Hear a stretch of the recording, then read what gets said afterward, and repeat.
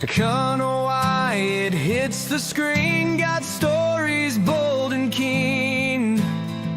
Old soldier, sharp and mean, tells truths they've never seen. Rugby lover with a roar, Africa flowing in his core. YouTube rants they can't ignore, his passion makes his heart soar. Colonel Wyatt, hear his call, shining light through it all. Trolls may rise, but he'll stand tall. Subscribe now, don't miss the brawl.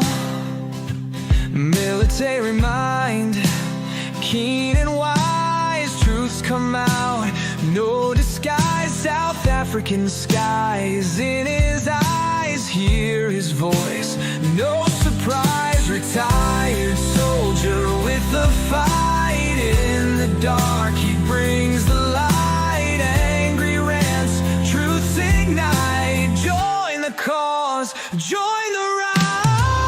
Colonel Wyatt, hear his call, shining light through it all. Trolls may rise, but he'll stand tall. Subscribe now, don't miss the brawl. Enemies knocked on his door, trolls attack, but he's more with each click. Watch him soar on the truth waves, he explodes. Colonel Wyatt, hear his call, shining light through it all. Trolls may rise, but he'll stand tall. Subscribe now, don't miss the brawl. Right now, don't miss the brawl.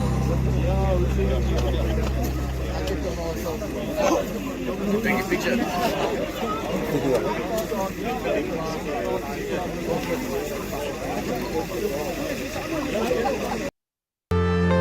I'm saying bye to all the lies and all the times you cried, saying that I wasn't right, yet I was right by your side. You manipulator, playing games, your friends commentators, and I don't know what you say about our private conversations, but it's got them hating. Thanks to all the rumors you be claiming, it's cool, I'm done with you, so they can throw you a celebration. You gon' hate it when you see me with somebody living better. I'm trying to tell you that me just doing me gon' have you jealous.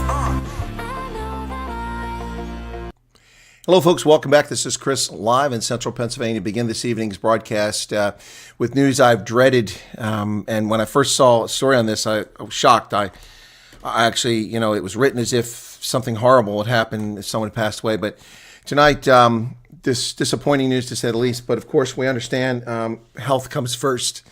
The horrific news that Stephen Kitsoff has put up his cleats. When I read the article in the news, it almost sounded like he passed away the way they wrote this. And after his horrific neck injury, who knows what could have happened. But Stephen Kitsoff has decided to end his rugby career after 83 tests for the Springboks. Could have been the second prop ever to get to 100 following 10-day Mtawarira the Beast. But Stephen Kitsoff.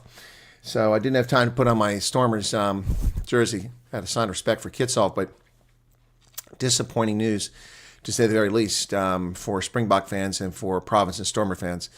Yeah, it's really, it sucks. Well, now that he's no longer playing for the Springboks, since I can't seem to get active Springboks, perhaps I can get an interview with him. If anybody's got contact with him, I'd love to interview Stephen Kitsoff. Difficult time for him, no doubt, but we're glad that he's able to walk and not paralyzed. But if you saw the scar from that horrific neck surgery that they did on it. So, yeah. Very disappointing, very disappointing news, folks. Wow, I mean, do you get in tears about rugby? I don't know. Do you get in tears about rugby?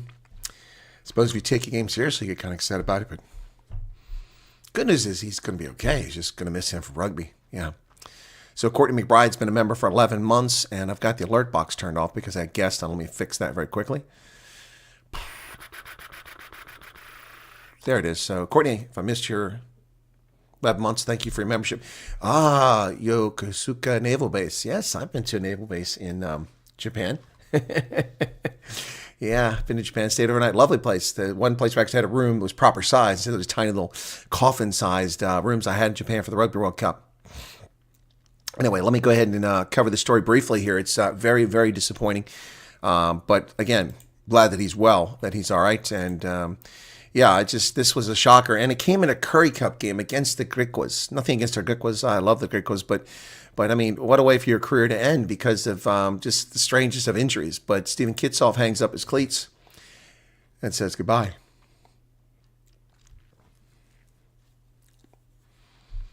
Stormers legend Stephen Kitsoff has been forced to call it time on his illustrious career due to the serious neck injury following specialist medical advice. 33-year-old ends his career with 138 caps for the Stormers, and he's also represented the Springboks at 83 occasions, winning 2 World Cups and a British and Irish Lions series along the way. Sustained neck injury in a Currie Cup game for Western Province in Kimberley last year, and after undergoing initial conservative therapy, the decision was taken to have stabilizing surgery. Following an extensive rehabilitation process, being left with significantly reduced rotation on his neck, and the advice from a specialist neurosurgeon was there would be a high risk of another injury should he continue playing. First called to Stormer squad when he was 18 years old. He needed special permission to train with the seniors at such a young age. Made his Stormers debut in 2011, established himself as a considerable force up front, going on to his first Springbok cap in 2016. And John Rivers just subscribed. Thank you for subscribing, John. Kitsoff said the last 6 months have been incredibly tough.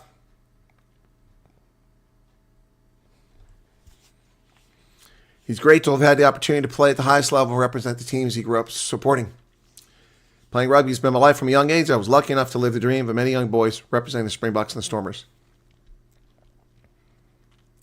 It's obviously incredibly disappointing for my career to end this way, but unfortunately the risk of my well-being was simply too high. And it goes on. Wow.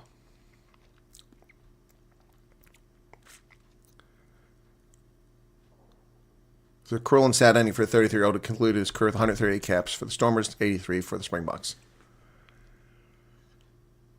When asked if he had into a coaching career, Spicy Plum said he wants to inspire the next generation of rugby players. At the moment, there's nothing concrete. I'd like to stay involved with rugby as much as I can. Sports give me so much, it's time for me to give a little back. Whether it's youth development, consulting, or whatever form, just to stay involved as long as I can.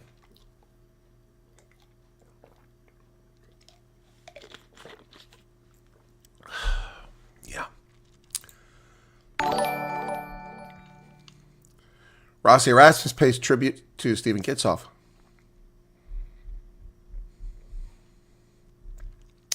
Said Kitsoff made a massive contribution as leader and a key member of the Springboks team in the last few years. Extremely sad that Stephen's career had to end this way. I'd like to extend our gratitude to him for his hard work and sacrifices he's made over the years to become such a vital cog.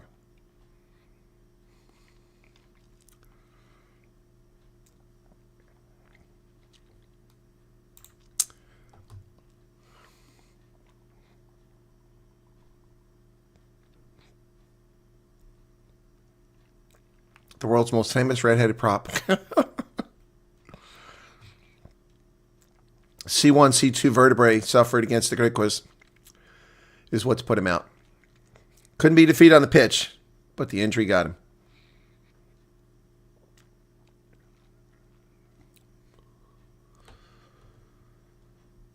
Well, Stephen Kitsoff is done with rugby, playing that is. But I'm sure he'll make contributions in other aspects of the game. But I really hope to see him get to that 100 test. That's not going to happen now. And that's unfortunate. But your health comes first. You can't play if you can't walk. So, smart move. Smart move. All right, let me get to the chat and say hello to everybody here before I get too far behind. Jacques Durand, thank you for your membership. Chris Ehlers had no lights for hours now. Sorry to hear that, Chris. Michael Neustadt. SCOM's push-up says no lead shedding. I haven't checked mine to see if there's any updates on it. Giddy Maloney, Fred Barrage, Dardy, excuse me. Gordon Forbes, welcome to you.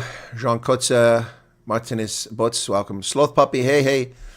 Thomas Holmes, Nick Groves, Oromagan, Karen Bops, welcome to you. Chris Ehlers, I think I said hello to already. Heidi Kruger, Jean Spence, Claudio, loves the anthem, thank you. Rolinda Engelbrecht, Nick Joubert from the Free State, hey, welcome to you. Odin's Vikings, Cynthia van der Merwe, Ulrich Venta, Barry Steerley, you have become a much needed part of my day. Will not know what to do. Jeez, Barry. Well, thanks, very kind of you. A lot of people found out the hard way, including me, a few years ago when YouTube removed my channel overnight over a bogus claim that I committed a community violation, which I never did. It took me 23 months to get that channel restored, and it remains. And if you'd like to help me out, Barry, you can go to @real, R-E-A-L, @real Chris Wyatt, and you'll find me over there. It's America's Pulse with Chris Wyatt. Hit the subscription button on that one, if you don't mind, and help me grow that channel. I've been neglecting it while events are unfolding over South Africa, but I will be putting more content on there. Trump is signing executive orders every day. I've been busy prepping for this broadcast, and the news of Stephen Kitsoff hit me kind of hard. So I haven't looked. Let's go see what Trump has signed for executive orders today. Let's see. Making America Healthy Again, fact sheet, suspension of security clearances, fact sheet addressing action on relief for Kentucky, new polls, massive support. Okay, that's from yesterday. Nah, it's nothing. I mean, the same old, same old. Trump's busy. Courtney Yokosuka, how's it going there in Japan? Domo arigato. Let's see. Joe Niemann says, good morning, wonderful, from Champaign Valley in the Central Drakensberg. Welcome to you, Joe. How's it going? Boy, folks, let me show you this. Arctic sent this to me. I was aware of this, but I didn't have time to research it, so thank you to Arctic for getting this to me. But let me just, this is hectic. This happened today at Midway Airport. Chicago has a couple airports.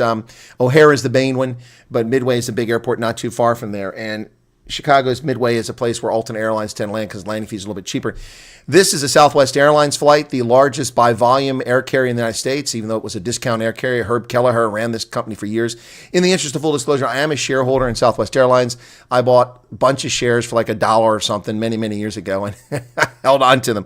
They went way up, they came back down. They went way up, they came back down. So it didn't make me a wealthy man, but it was a smart investment. Southwest Airlines, largest airline by volume, flights now all over the United States and the Caribbean. But Southwest flies exclusively 737s. Here's a Southwest Airlines flight on approach at Midway Airport. You will see a jet, a private jet, taxi across the runway as this aircraft with probably about 120 and 30 people on the flight is about to land.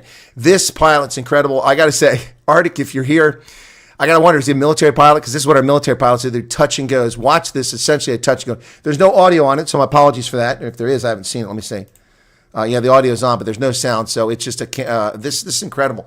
It looks like one of those videos one of those airport watchers makes. You know, those planes come in, land, they track tail numbers and record them. It's a hobby. Thousands of people do it around the world. Anyway, I remember one time when I was in Germany, we had these people from the Netherlands doing it at our airfield, and like they called me in because they thought they were spies. No, they're just. They could be spies, but they're not doing anything illegal. They're just civilians who do this. It's actually a hobby. And the boss was like, a hobby? I said, yes, sir, that's what people do. He says, well, they need to get a life. I said, well, you'll have to tell them that, but they're not breaking the law. Anyway, so I believe that's who probably filmed this, but you can see this. This was streamed live. And obviously they were following this plane coming in, and watch the plane cut in front of it. This is hectic. I mean, folks, this pilot just saved a lot of lives and saved yet another aviation accident. What the hell is going on with people? All right, this is only about 23 seconds long, so here it comes. There's the Southwest plane coming at Midway Airport. He's going to zoom in, and on the left-hand side, you're going to see way far off, but as he gets closer, you're going to see this jet taxiing across the runway. Here he comes. Watch him. Touch and go. There goes the Southwest flight, just like a military pilot, doing a touch and go. What an incredible job. Woo! Just saved a lot of lives. Unbelievable, folks. Can you believe what's happening? And look at that idiot. I don't think he realized what he did until right about now. Nearly had a horrific day there in Chicago. Chicago's Midway Airport. Wow, that's hectic, folks. That's crazy. I mean, that's insane. Wow, that's a close one. Mike, how's it going there in Pennsylvania? Brian Nichols, Necro Crux, welcome to you. Marius Fenta, J.C. Buta, Louise Rayner, Natasha Postumus, Moman, Rulinda, Julie Edwards, Bez Valley, you're back. I haven't seen you in days. Graham Kelly, Rion332, Loretta Fonsell, Philip Engelbrecht, Andre Nell, Terrence Lieper, Sonia Borain, Guillaume Fenta, Mark van der Linde, Jakub Basson. Moments. Did you all see the news on the ANC wanting to... Yes, Luke Google, yes. Not really making the news that... Not a big priority for the news, but it has been reporting. Good morning from Benoni. You know, wait, somebody mentioned me in Benoni this morning. Oh, my goodness, that's famous. What's that group guy? I can't remember. That was so funny. They did that on the COVID thing. Julie likes the opening song. Thank you. One of my viewers created that song, the lyrics and everything. I put the pictures to it. Just watched your summary of AfriForum Solidarity. Thanks for setting the record straight. Yeah, well, look, I'm not here to promote or slander AfriForum and Solidarity. I'm not here to do that to anybody. The only thing I promote is Stormers and Springboks, and America. That's it. But people have also been triggering a lot of things to Solidarity and AfriForum, and it's important to set the record straight. And you can be angry with them. You can cancel your membership. That's your business. I'm not telling you to be a member, not be a member. But you should be informed and not be acting on speculation and rumors. Too many people in South Africa jump on rumors.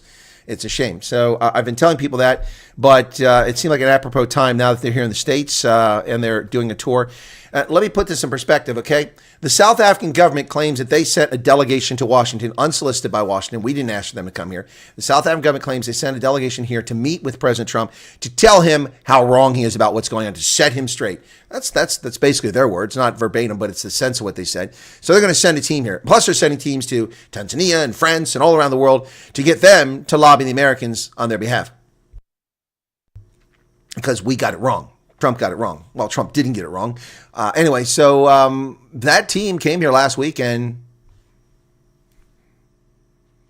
talked to the hand, not to the face. U.S. government has not even acknowledged them or even given them time of day. Yet, AfriForum and Solidarity, a private union and civil rights group, got an office call at the White House. Not with Trump, but at the White House. So that alone ought to tell the ANC to stop fucking around and finding out. Stop fucking around and finding out. Quit insulting America because your government matters so little to this administration that you didn't get an office call. Yet Solidarity and AfriForum did. Where does that put you in the scheme of things? Perhaps the ANC should start reading the handwriting on the wall and reading the room a little bit better. Well done, his great career. Yeah, fortunate. Yeah, exactly, Maurice. That's. I'd love to meet him one day. Hotspotting from my phone until Vodacom dies. Leslie, well, until somebody steals the batteries from the tower. Hang in there. Greetings from the Philippines via Alabama. Everyone is giving the ANC too much credit. They're merely being manipulated by somebody. I don't know if that's being manipulated by, but yeah, open your eyes.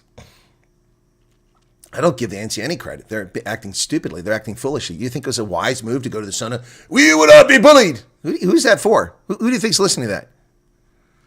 Yep. You're literally the only person that's ever pronounced my German surname correctly. Well, Karin Babs, das ist kein Problem, weil ich kann Deutsch, ich habe mich selbst gelehrt. Schon über 30, fast 40, 40? Nein, das kann nicht sein. 1984. Tja, es ist schon 40 Jahre. Wow, das ist ja kaum zu glauben. Also so lange. Wow. 4 decades I've been speaking German. Wow, I didn't realize it's been that long. Give the link, Colonel, please. Then we can all do the same thing on that channel. Well, yeah, I've done it. I just told you. It's at Real Chris Wyatt. Thank you. But I'll get it for you there. I have to look it up. I don't think I have it here. At REAL. That's not it. Real Chris Wyatt.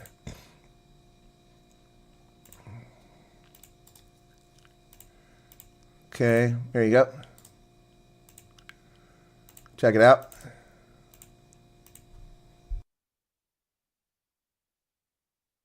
Peter John Vust, welcome back to you. Greetings, how are you today? I'm okay, Army 3275. Welcome to you. Third ID, is that third ID? All right, well, I was 8th ID and 3rd Armored and 1st Armored, and after that it was not tactical assignments. Those are my tactical assignments. But welcome to you, third ID. Nick says I'm putting discipline on him, getting up at 4:45 every day. Well, Nick, we'll see how long that lasts. I can't do this all the time. We'll see how it goes. Julie says, Edwards is my maiden name. My married surname is... Okay, I can't see that. I don't want to get it wrong. Grunenbaum. Grunenbaum. But it's not Grun, it's Grunbaum. Grunbaum. You've spelled it with the umlaut. Gone. Grunbaum. Yeah, can you imagine people trying to pronounce that? Well, I can, Julie. Grunbaum. If it didn't have the umlaut, it'd be Grunbaum. Grun, it would sound terrible. Grunbaum. Grunbaum. Yep, all right, thank you. Holden Caulfield, would you consider doing any coverage of the upcoming border conflict, America's Pulse channel? What border conflict, Holden? Yeah, I would. I would love to get some content on that channel. It's just this has been all-consuming. Look, I'm not trying to be a full-time YouTuber, but the events are unfolding and the coverage needs to be done and objectivity needs to be in play. Not to mention the snarky snide comments against the evil powers that may be, whether they be the SPD, Friedrich Merz of the CDU, or it's Keir Starmer or Emmanuel Macron. You know, they've come and go. Dan Andrews and Scott Morrison, gone. Jacinda Ardern, gone. Joe Biden, gone. Yeah, we're knocking them down one by one. Putin will be gone soon enough, and Zelensky will be gone soon enough. Just knock them down as much as we can.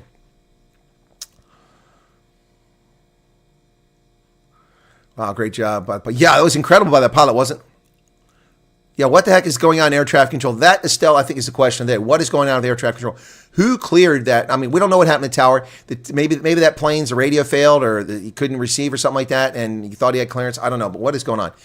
Well, I think they're being highlighted them. I think these things happen far more often than you know. It's just that because Trump is president, they want to give the impression that the Trump administration is failing. When they already blamed the Trump administration. We saw on here last night was Amia coming on here saying look, Trump's privatizing FAA. No, he's not. No, he's not. That's an effort that's been underway for decades. Nothing to do with Trump. Trump fired all the air traffic controls. Not true. Not true. A lie. The aviation mid-air collision at D.C. occurred within 18 hours of Sean Duffy becoming transportation secretary. And they actually had the audacity to say Sean Duffy, transportation secretary, failed. Failed at what? The guy hasn't even freaking walking in his office yet. He got sworn in. He hasn't even been in his office yet. How could he possibly be responsible for what happened out there? It's stupidity. And they're highlighting this stuff because they're trying to destroy Trump. That's what it's all about. These things happen all the time, unfortunately. Heinrich Schoenfeld, welcome to you. There you go. There's another German name. Excuse me.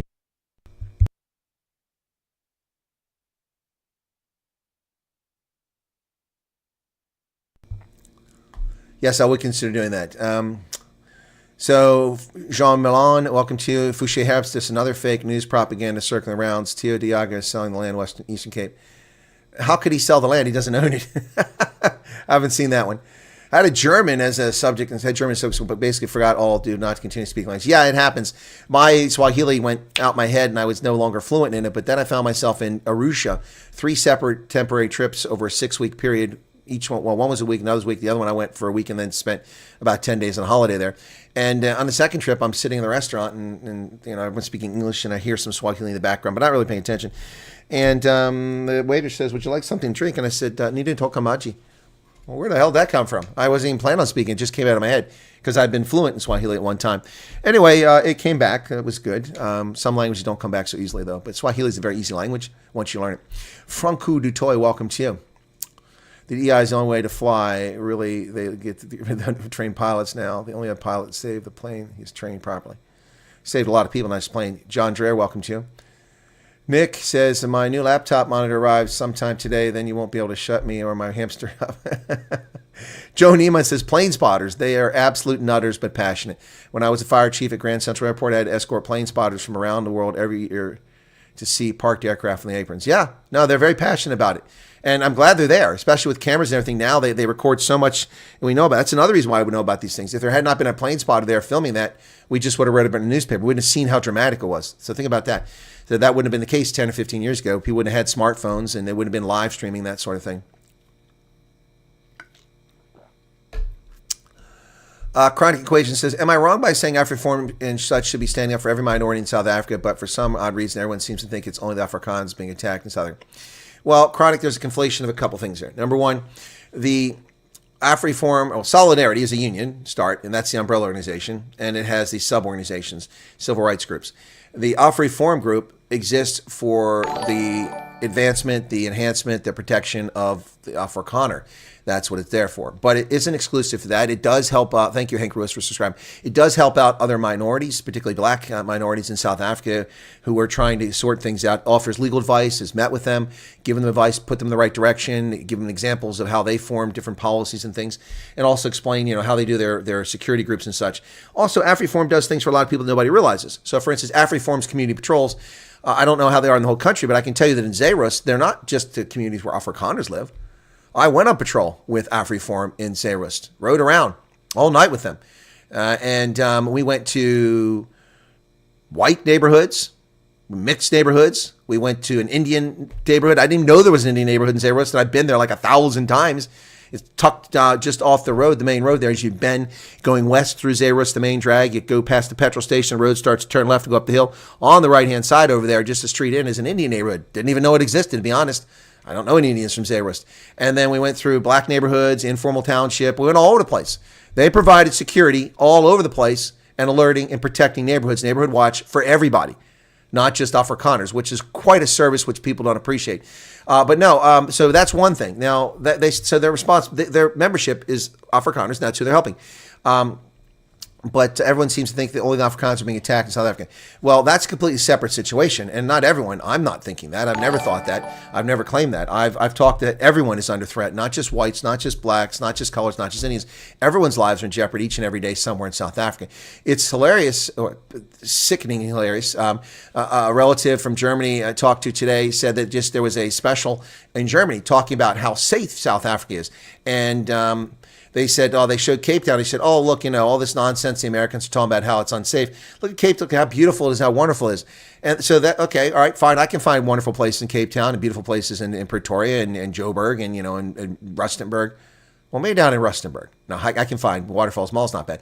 Anyway, the point is you can find lovely places everywhere, but that doesn't explain what happens after dark in neighborhoods, even in upscale neighborhoods these days. And then, so they took that, they told a false story there. They didn't tell the truth about how dangerous it can be, including the German tourist who was stabbed in the back and she was robbed and left for dead, bleeding on the sidewalk just below Signal Hill just a couple years ago. They don't tell you that. Or the German murdered on Table Mountain last year. They don't tell you that. Or the German went missing on Table Mountain. They don't share those things with you. They lie to the Germans so that people think, it's just a bunch of racists talking and squawking because the white people are being attacked. No, everybody's being attacked. And then they complicate the story, making it even worse because they did They went to Kailicha, and they said, and look at Kailicha. Unfortunately, this place is like that because the white people are rich and evil, and they make the black people live here. Now, I'm paraphrasing, but that's essentially what the special said in German.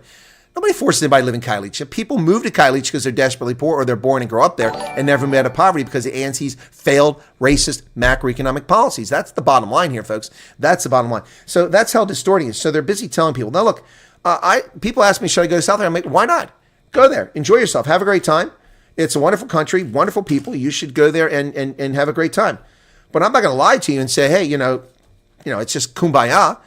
Everywhere you go, there's always risk. And in South Africa, the risk is elevated, especially for a tourist. Look at the British surgeon who was murdered by missing the airport turnoff, Airport Junction in Cape Town.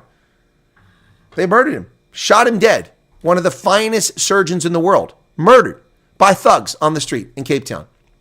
And what about the American who was nearly murdered when the Google directed him through Mitchell's Plains or somewhere, Mitchell's Plains or Kylie, somewhere like that, and he was nearly murdered, shot. So, look, people need to be honest, and that's what I am with you. I'm honest. All that I just told you. If you want to go to South Africa, I can recommend some great places to visit. But no, it's not just Afrikaners that are being attacked. It's everybody. And I never said it was. You didn't attribute that to me. I'm just saying I never said it. Tunes Haynes, welcome to you. I'm going to jump ahead a little bit. Solomon Crocodile, John Dreher. Plane spotting identification, great hobby. I still have a substantial database. There's one. We found one of them. Joe, there's one of your nutters. What's your opinion on the memo having the audacity to ask the US for money and make their own recommendations on what the US should do? No, you didn't read it wrong, Karen. You didn't read it wrong. That's what they did. If you think that's cheeky, okay, I won't disagree with that. I thought it was interesting because basically and they've asked for the U.S. to give aid to Afrikaners. That's fascinating. I mean, that's a new one. That's a breaking story. If I don't get 150,000 views out of this video, then people are hiding my stuff for sure.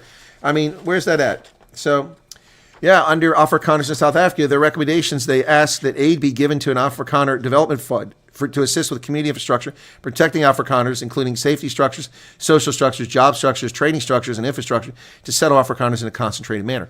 What do I think of it? I think that it's not going to happen. First off, aid has been suspended in South Africa. If it were to happen, the ANC, out of spite, would do things intentionally, like pull all police from any so-called Afrikaner neighborhood, as if such a thing existed, and they would do many things to discriminate against Afrikaners in South Africa as a consequence of that. I know that's illegal. It violates the South African Constitution, but the ANC does things every day that violates the Constitution. So why would they change just because that? They would be very spiteful.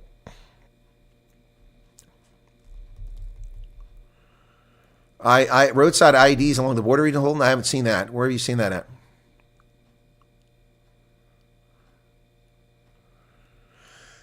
But like if the option to take the refugee status is only for Afrikaans, then that's racist, and I'll lose respect for Donald Trump. It's not racist. Why is it racist, Chronic? Why is it racist? It's not racist. Afrikaners aren't white. Oh, no, Chris, you don't know what you're talking about. They're only white. No, you don't. That's the Boers. What are you talking about? No, then you can lose all respect for Donald Trump, Chronic. That's your opinion. But that just sounds like you're coming off bum angry because it doesn't include you, presumably. I presume that it doesn't include you. That's why you're bung hurt. But again, I said this many, many times since February 7th. There's a super chat of 14 Rand. Thank you. Now we got a super chat finally. It's unfortunate they said Afrikaners because it allows opponents to distract the argument, make it a white argument. It's not a white argument. It's about the failure of the South African government to protect its population. The prima facie purpose of the government, the raison d'etre for being, is to protect the common good, the common interest, the common community safety and national defense. That's the purpose of government. All the rest of the stuff is just window dressing. And so if you lose respect for Donald Trump, Chronic, that's your prerogative. You're half Afrikaans. What about the others? Well, okay, Chronic. What about the 7.6? Okay, let me throw this back at you, Chronic. What about the 7.6 million Africans currently sitting in refugee camps who are registered and have been patiently waiting to come somewhere, including the United States, for years, living in tents in Chad? You're better than they are? It's more fair to bring you? I mean, I think people need a little, not attitude adjustment, a little aperture. Open the aperture up here. This is an incredibly generous offer, and all we're getting is crap over it. People complaining about stuff, this, that, and the other. No one's entitled to anything. I'm not entitled to anything. You're not entitled to anything. And I'm not lecturing my viewer. I'm just sharing this with the audience. The bottom line is there's 7.6 million people in front of you. And now we're getting complaints that it's only this group of people. We don't know who it's going to be. The embassy modified Trump's statement. They don't have the authority to do that, but they gave the indication that this program will be larger than just. But so let's say it is. Okay, Chronic, let's go with it. Let's say it's ethnic minorities, okay? Or let's just go with whites. It's all whites, okay? Let's take the whites. Okay, what if it's whites and colors, okay? And Indians. All right, there's 13 million people. Boom. What about all the blacks who are being oppressed in South Africa by the government? And I don't want to hear from people, blacks are not oppressed, all the rules for them. That's bullshit. They're also oppressed by this nonsense, just not in the same fashion in many respects. So look, I mean, Chronic, if you want to get upset with Donald Trump, that's fine. Donald Trump didn't have to do anything. He just ignored you all and let you all die there. I mean, at least he's making an effort here. No one else made an effort. Not a single person on the planet. You're going to lose respect for the one guy on the planet that actually has power. Did you hear this from Emmanuel Macron, from Vladimir Putin, from President Xi, from Olaf Scholz, Keir Starmer? No. That conservative Meloni, Italian, fake conservative prime minister in Italy. Not a damn person has offered this to anybody. Not a country. Justin Trudeau, nobody. But you're going to be upset at Donald Trump because you weren't included. But you are included. You're upset other people aren't included. I appreciate your concern for other people, but I think people just need to wait and quit, making fantasy worlds about what might be, what is, what isn't. We don't know, guys. We don't know. We don't know. I just urge caution and patience. But thank you for raising the question, Chronic. Gave me about a minute to talk about something interesting there. So Jack says, I worked alongside AfriForum for 2 years as a director of 2 nonprofit organizations that were focused on improving and uplifting our environment and surroundings. Salt of the earth people. Good morning, Willem Diager, excuse me. Light rain. Further reports seem to clarify that it was an IED 100 miles south of Mexico. Thank you. Thank you. Yeah, it's not on the border. I know about this. It's been going on in Mexico for years. It's not a new thing. So Chronic, I think I understood what you're saying there. If I got it wrong, tell me, okay? John's lives in Cape Town. Wife was held at gunpoint. That's not normal, folks. We did a poll the other day. 868 people, and 79% of the people have been victims of violent crime. And I specify what violent crime. Thanks for the help. The actual question is, what about English speakers who face the same race discrimination threats? Okay, again, Maddie asked and answered hundreds of times over and over again. I've directed you to the State Department's website. The president said Afrikaners. That's not defined. The State Department, in a subsequent release right after that, said ethnic minorities. That's not defined. So you have to wait.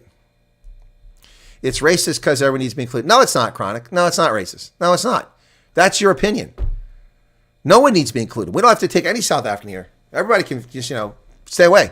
We have no obligation to take any South African, and we have been taking South Africans. We haven't taken them as refugees. No obligation to that. Sovereign nation. This is generous. It's not racist. It's not racist. No, that's your view. Horacio Lopez Pena killed in a blast in Mexico, which is south of Brownsville. Okay, I just recently found your channel, sir. Where are you broadcasting from? It's okay to... you can ask. Fine, Army.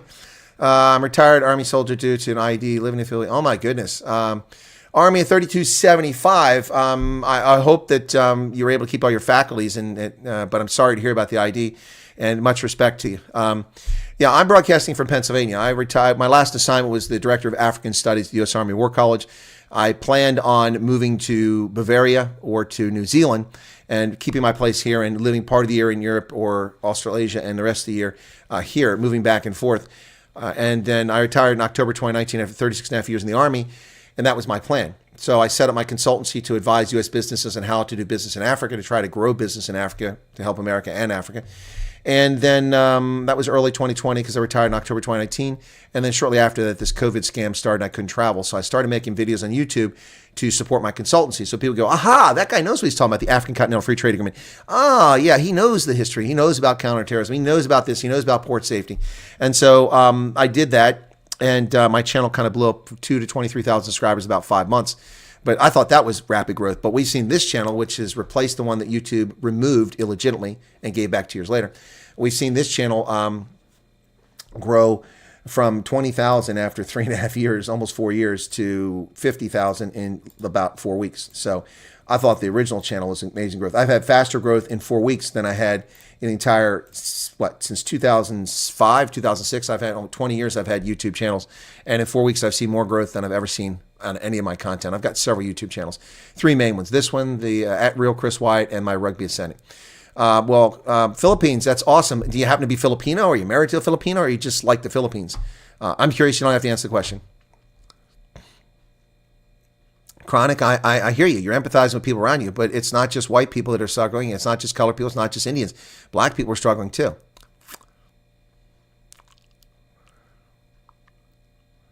Police lose dockets when a white person. Yes, I'm aware of that. Hotful bikers. The American killed by an ID. Is the guy Pena, is he an American? Okay, look, this country just makes you so mad. I got you, Chronic. That's why I said this is not directed at you. I'm just trying to answer the question. Okay. Still feel, thank you for subscription. I still feel that only a few Afrikaners will benefit from what Off Reform wants to do. Well, I don't agree, Loretta. I don't understand why do you think only a few are going to benefit? They're asking for the president to put pressure on the leaders, Nancy. That's the effective stuff. Look, if you don't take away Harrods, if you don't take away Bloomingdale's, if you don't take away New York and London from the crooked, evil people that run countries, then you aren't going to have any effect on them. If you don't silence their bank accounts, making it possible for them to move money around the world and to enjoy the benefits of life, then you're not going to have any impact on them. They're going to enjoy the riches that they've accumulated, and they're going to enjoy their freedom of movement. So that's what you do. But you don't punish the people of the country. That's really horrible.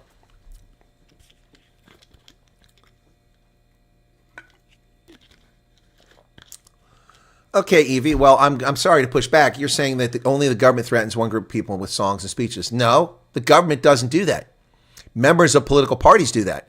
The government may not prosecute them, like the Malema case, Kill the Boer, but the government doesn't do that. No, political parties do that. You have to make a distinction here. And black South Africans aren't running around singing that for the most part, just idiots that are caters for these parties. Training says everyone is oppressed except the comrades. There you go, Training VAM. Correct. The caters are the ones who are doing fine. All of us are suffering in South Africa under the cancer regime. Whites are taking the brunt for now. Only exactly, Gordon. They're coming. It's just like Germany. When they came for the communists, I said nothing. When they came for the socialists, I said nothing. When they came for the aristocracy, I said nothing. When they came for the Jews, I said nothing. When they came for the gypsies, and I said nothing. When they came for the Sinti, I said nothing. When they came for the gays, I did nothing. Then they came for me, and there was no one left to do anything for me. Yeah, that's how it's working. Chronic says, fair enough. No, I got you. Don't get mad at Trump, okay? And relax. Wait. People, if you want to say that, then wait. If it comes out and he says only white Afrikaners of this descent and only this or only far, it's a whole thing like Trump. A friend of mine, a very smart guy, a business guy, very talented. I've stayed at his home. His wife are wonderful people. Lives in Centurion. And my friend, I contacted him, asked a few weeks ago, or about a week ago, I said, what do you think of all this stuff? He goes, oh, you mean the Trump offering the farmers asylum? I said, well, no, Trump didn't offer farmers anything, and he didn't offer asylum to anybody. Trump offered refugee status to South Africans or Afrikaners who are being racially oppressed. He's like, oh, it's for Afrikaners because he's an Afrikaner. He's a city guy. But I mean, the media have done such a snow job on people that they believe that. Like this whole thing that Trump is only for whites. We don't know that. It says Afrikaners. Again, I get a lot of flack for saying that there are people who aren't white who are Afrikaners, but fine, that's my definition. And I'll tell you what, if I was the official writing a policy and send it for Trump, it would include people who culturally align. But I would have changed it to ethnic minorities. That's what I've done. But that opens up a whole range of stuff. Tawana could say, well, I'm an ethnic minority. We're not a majority in this country. We're being oppressed. And on a case by case. So we'll see what happens. Edward Dos Santos.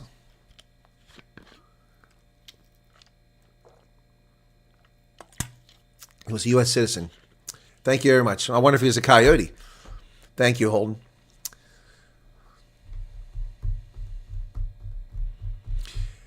Reform, stand up for the community at large. Not all members are white Afrikaner-speaking citizens. Military retirement goes further in my wife's home country, and it's your wife is Filipino. There you go. Well, that's what I was asking. Yeah, no. I mean, I could live like a king in South Africa if I'd live, but I need a cruise-serve weapon in my front yard. I need towers manned, and I need flames coming out of the side of my SUV. Irene Bice just joined. Thank you, Irene. Appreciate it. While watching the Senate hearing for Stephen Feinberg, I realized how many opportunities there is USA. We have been missing so much, and our talents are being wasted. Well, that's probably true. New Zealand invented woke, and New Zealand are hell-bent on creating the same. Well, yeah, Solomon Crocodile, but the lefties are gone. The conservatives run New Zealand for now, so hopefully they can rein it back in. I reposted what I asked in the super chat just with the normal chat, and he did answer me, so it's okay that the super chat didn't go through. Well, I didn't see any super chat. Only one super chat came through. Let me take a look and see. My apologies for that. I only saw one super chat, and I think it was a gentleman. If I missed one, my apologies. Let me take a look. It's possible I missed it. Oh, wow. There's been several super chats. I'll be darned. Look at this. Okay. All right. So, yeah. Wow. Look at this. I didn't even see these super chats. Well, see, this is YouTube suppressing these, or have I been that busy chatting? Okay. So, who asked that question was Karen. Karen, your super chat didn't go through. But there are several others. The first one's here. Bushfelt Boot says, hey, Colonel, according to business, South Africa wants to tax Google a ton of money to keep information fair. Yeah, good luck with that. They'll simply destroy South Africa's economy. That's not going to happen. What do you think about small business owners boycott? They tried it in Australia. It didn't work. Small business owners boycotting by BEE, moving to Mauritius, who also want hard workers, investors, a country. USA refugee seems like a much better offer. You're asking me 100 questions there, Reno, for the 70 rands. I'm trying to figure out what you're asking there. What do I think of small business owners boycotting BE? I don't know how you boycott it. Small business owners aren't affected by it. If you have less than 50 employees, you don't fall under BE. They're trying to change that, so I'm not sure the question. Moving to Mauritius, Mauritius is a tiny market. It works great for financial services and tourism, things like that. But for industry, it's not such a great option. But it's a great place. USA refugee seems like a much better offer. Well, it depends. You're starting all over, so you got to keep that in mind. Unless you're incredibly wealthy and able to move your wealth independently of the refugee program, then it's fantastic. Why did Chris say we will most likely fly to Atlanta? Wait, is that yesterday or today? Colette, that's yesterday's chat. Why am I showing me yesterday's super chats and not today's? I'm sorry. Those are yesterday's super chats. The only one from today is the 14 rand from Veritas. Will Trump put Malema on the terrorist list? No, he's not. By definition, he's not a terrorist. Yeah, see, your chat didn't show up here. There's only one super chat that's coming in this one. So my apologies. I misread that. Yeah, there's only been one super chat that's coming. That's Veritas's, and I addressed that one. So, no, he's not going to put Millennium on the terror watch list because he doesn't qualify as a terrorist. That's just Elon Musk being using hyperbole. Most of my family's confused about the Trump thing. Ranges from farmers to one has to pay a fortune to go. Just smile at them, but the confusion is concerning me. Well, Willem, I don't know what to tell them. I appreciate that maybe a lot of your family, and I'm not picking your family, but I appreciate that you said this, but maybe people are either just too lazy or they don't understand English. I mean, it's pretty clear. I know, Willem, you're not going to go tell your family to watch my channel because you don't want to get involved in that, but I don't blame you. But I mean, this is pretty simple. I don't know what people are confused about. There's no mention of farmers anywhere in these 2 pages, section 1 through 5. Doesn't say anything. Oh, thank you for all the memberships coming in from M5 Gifted. Thank you, M. There's no mention of whites. There's no mention of farmers. All it says is that the programs for Afrikaners in South Africa were victims of unjust racial discrimination. That can be a whole lot of people. And then explains why we did it, what we're not going to do. So it's not hard. It's freely available on whitehouse.gov. It's not hard to figure out. I've told people where to find it over and over again. If people choose to remain ignorant and listen to what other people tell me in South Africa and listening to people who are mamparas, then that's on them. I don't know what to tell them. It's frustrating. I got you, Willem, and you're right to be frustrated. But look, South Africans would rather listen to some mampara that doesn't know their bum hole from a borehole, and that's what they get for listening to that sort of thing.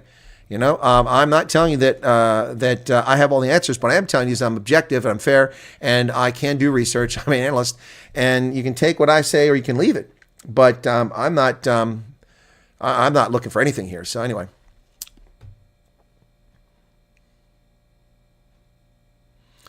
Switch in your super chat, Bill Tongue. What does that mean? Karen says, it showed my payment was successful, but it's okay. It was answered in normal chat anyway, so it's worth. Well, okay, Karen. Well, unless you have a different name, is your name registered different? Because there was a 35 Rand super chat there. But I answered it. That's the key thing. All right, cool beans. Well, technically we're not required to answer super chats. It's strongly recommended. Otherwise, people won't super chat. It's good advice, actually. And it's a fair expectation if you super chat that you will get their attention. Fair enough. Whole thinks the situation is only going to escalate the border. I know. It's just a couple crew serve weapons. That'll end pretty fast. What is going on with Simon? I don't even see this person on here, and you're saying, oh, there it is. It's happening already. Just praying for South Africans don't become the new stats in history full of, okay. All business is capped by E because you can't do business with BE company. Well, not legally, but they get away with it. There's nothing, anyway, so we're not going to get into BE laws right now. And all the folks who just got gifted a membership from M, welcome aboard. A lot of people watch this and they're not subscribed, and they're like, how can I help? But I don't have any money. Folks, you don't have to have any money to subscribe. Just push the subscription button. It's free. You do have to have a YouTube account, though, and that's free. Doesn't cost anything. YouTube wants to make money off the advertising by you watching it. I don't get any money if you watch it and you're not subscribed. If you're subscribed to YouTube and you watch my content, whether you're subscribed to my channel or not, I get like a fraction of a cent for you watching the ads. But yeah, please become a subscriber. Help us get over that 50,000 mark. Army 3274. What's your knowledge on Rwanda, M23, and the Congo conflict? Well, I've been reporting on it for decades. Very familiar with the situation. I've done several videos on South Africa's role there recently. Malema is funded by Afrikaans guys. Yeah, that's the rumor, but we have no proof of it. Willie Smith, although I'll be on the first plane, I'm grateful for Agri and all the others to bring focus on this mess. Yeah, well, you should be grateful Trump brought focus on it. Everyone else has been bringing focus for years and nothing's come of it. There's a super chat that showed up from Inked. I own a company in South Africa. If my refugee application is rejected, might the U.S. relax immigration rules by allowing company transfer given the 800,000 investment is too high? I don't know, Inked. That's a fair question, and maybe that's something that somebody should lobby on behalf of, but it won't be the South African Chamber of Commerce. They're not trying to get businesses to leave South Africa. It won't be AfriForum or Solidarity. That's not their role to get business to leave South Africa. They're supposed to support people who are there. Maybe another advocacy group would have to step forward and lobby the U.S. government for that. So, yeah, that's a good question there. Thank you for the super chat there, Inked. Yeah, it's a very good question, but you're right. The immigration, the 800,000 investment is actually pretty low. I mean, I know it's a lot of money to you and me, but it's low in the scheme of things. $800,000 is nothing to found a business. That's incredibly generous. You can't found a factory for that price. All you can do is start something small. But the real purpose for that is not so much investment, is to make sure we don't get economic refugees. Tax benefits, do your research, don't listen to people making out so great. Yeah. No, right, Yuri. Mauritius is a lovely place, but it's not ideal for a lot of people. It's also small. Hey, Marissa, how's it going? B needs to be removed. No kidding. We agree 100% there.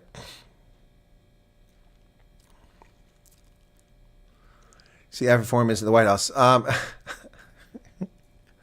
Did I see that AfriForum is in the White House? No, I didn't see that, Ormagon. I didn't know that. I wish somebody had told me AfriForum was at the White House. I mean, gosh, and that's interesting. I mean, AfriForum is at the White House. Who knew? I wish I'd just known about that. That would have been nice to know. AfriForum at the White House.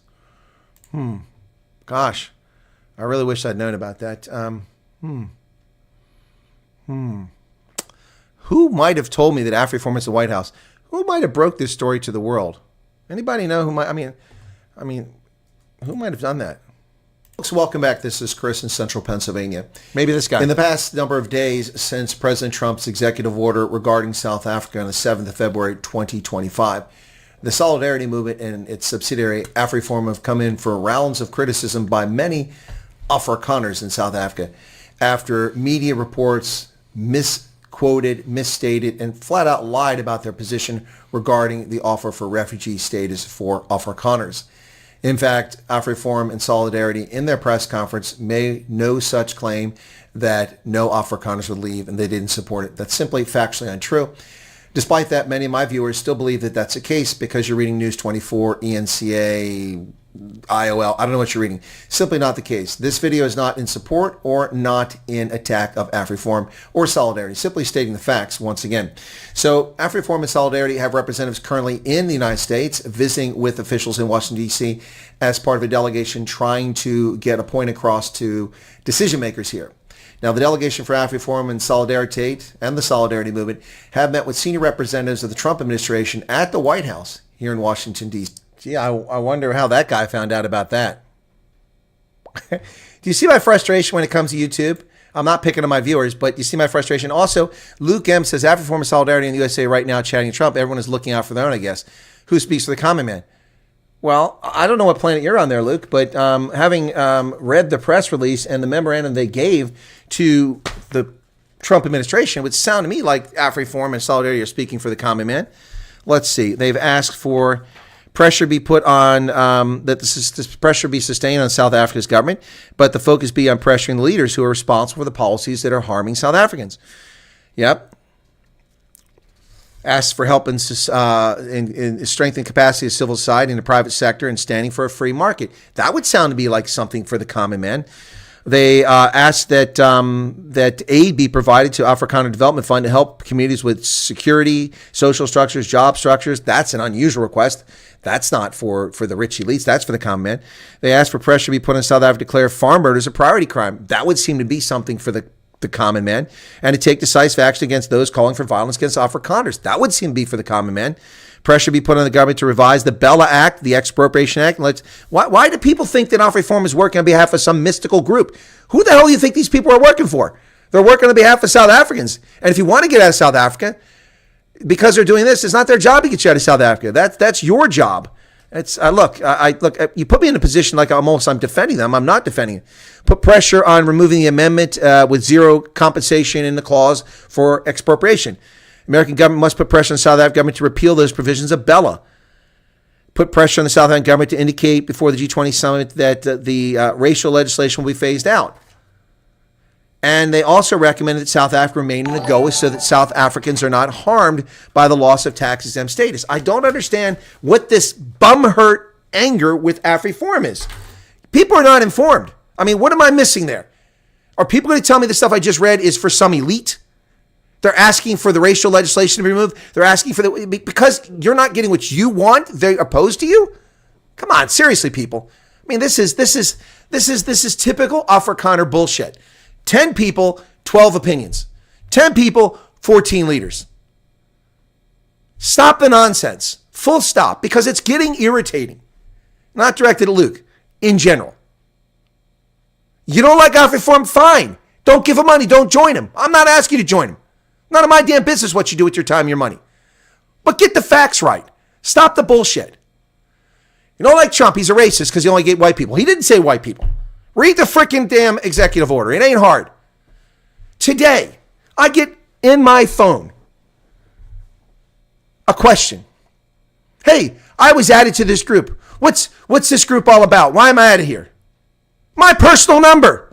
I wrote back polite. I said, this isn't a group. It's my personal number. How can I help you? Well, it's about refugees. I said, well, this isn't a refugee group. The WhatsApp groups are full. I suggest you try the Telegram group. Well, yeah, tell me about this group. I'm like, seriously? You're demanding my attention? Are you that? Ugh. Anyway. It's insane.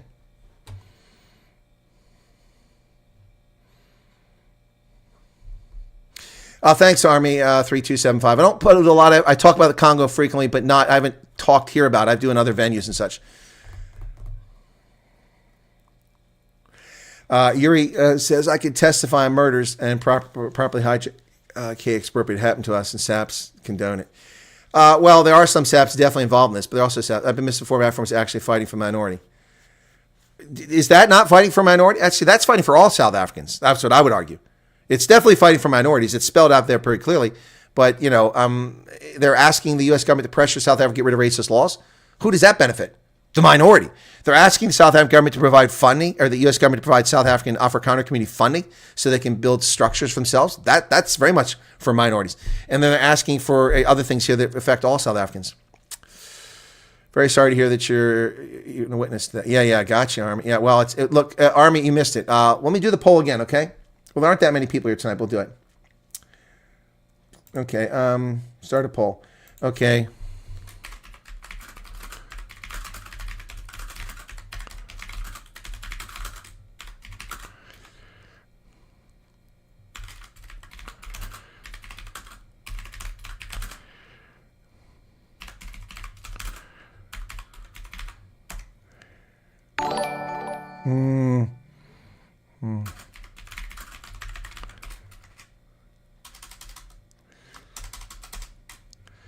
Okay, so if it includes murder, so I'm not saying attempted murder. When it says murder, if you have a family member, have you? Okay, I'll change this a little bit. Have you or a family? And I don't have enough space to put because you only get so many characters. Family. So I don't have time to put family members. So have you been a victim of violent crime? Let's see how many people answer this. It was 79% the last time I did this poll. So Army, that's just to let you know that. No, it's not Luke's fault, Chronic, and it's not your fault either. And I'm not blaming either one of you, and I'm not attacking either one. No one should infer that at all. If you're inferring that I'm attacking them, then you're off base. I'm saying for emphasis, it's the media's fault. It's the media's fault for lying to people. The information's there. The information's there, guys. It's there. All you have to do is let it in. There's a famous line from a Jesse Stone movie. The information's there. You just got to let it in. Yep. Luke says, better not be direct to me. I don't give a frig. I'm staying south to the last round. Well, cool beans, Luke. Awesome. Awesome.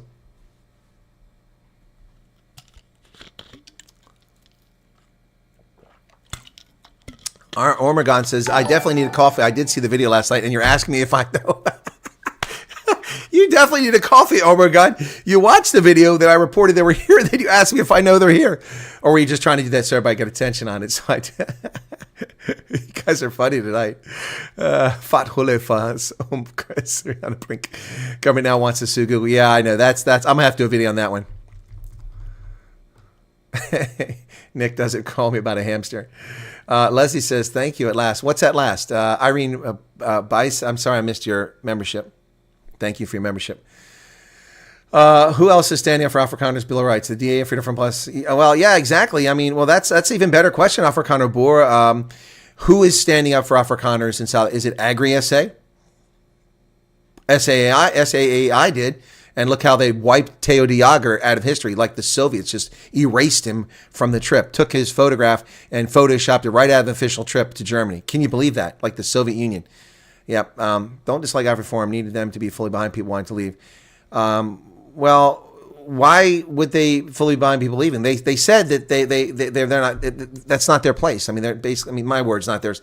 They're not objecting. They're not trying to stop people. But it's not their job to encourage people to abandon the country. That's Sadly, our media here caused a lot of people to believe the false narrative is they're misinformed. They are very misinformed. Colette Oosthuizen. Yep. No, Holden, I'm not going to redirect them there because they're not going to know what to look for. I'd like to say that I put things in clear, plain, understandable English, and I bring personal experience, having dealt with these systems and knowledge of it and decades of experience to it. And I would like to think that brings a degree of credibility and honesty to it. It doesn't mean I have the right answers because it could all change like that with additions to the program. Sending somebody to the Customs Border Patrol website, it's a clusterfuck. And that's not going to help most people. Some people understand it, most people won't. But thank you for that suggestion, Holden. Highest trees catches the most wind. People are desperate and your name is spreading. I apologize for the... No reason to apologize, Willem. Yeah. But it's a little bit... I mean, do people not know how WhatsApp works? I mean, I don't know how you wind up with my phone number and tell me you're put in this group. You're not in this group. When you respond to the group, it doesn't come to me. It goes in the group. When you write to my phone number, you know you're writing to my phone number. So how can you call it a group? It's not a group. It would have been identified as a group. So, I mean, it's someone just, look, I don't mean to pick on the person, but and they didn't even have the courtesy to introduce themselves. I mean, most people go, hello, I'm Willem Janssen van Rensburg. Your number was in the group and people said, you're the one who knows everything. I'm sorry to bother you. Could you answer a question? That's nice and polite. And you have no idea the dozens of hours I spent responding to people in email and text messages, yada, yada, yada, trying to do all this stuff, on top of coordinating everything. And then, for people not even have the courtesy to tell me who they are, I mean, it's almost like they're like telling me, like I work for them. And it gets tiring at some point. Well, Google is not anti-competitive towards South African media, so they're going to have a hard time proving that. If you do a search on Google and you do news, IOL and News 24 show up all the time on Google. Bram, what's going on? Brum. Oh, Chronic says I'm not, thanks, respect, Chronic. I appreciate that. Because some people come on here like the first few nights, oh my gosh, he just asked a question. People are afraid to ask you questions. You're going to go off. Oh my, are you afraid of me 6,000 miles away, raising my voice to make a point, to emphasize something? Man, that's you sound like a lefty. You sound not you, Chronic. These people sound like lefties, man. Oh, did I hurt your feelings? I hurt your feelings 6,000 miles away. I'm so sorry. Maybe you should go out with Joe and get a chocolate chip ice cream. Come on, man. It's for emphasis to make the point. Yeah. And I know people are like, man, he's mad. Ask the OGs, ask the original gangsters that have been with this channel from the very beginning. You haven't seen me mad. You haven't seen me mad. Oh, ooh, boy. I lost a couple of subscribers a few years ago when I went off when that black woman was butchered, murdered in the streets of Chicago while protecting her infant. Shot her in the back, just killed her, shot her in the head, sick stuff. And it really torqued me off because it was during the height of the Black Lives Movement BS. Oh, Black Lives Matter.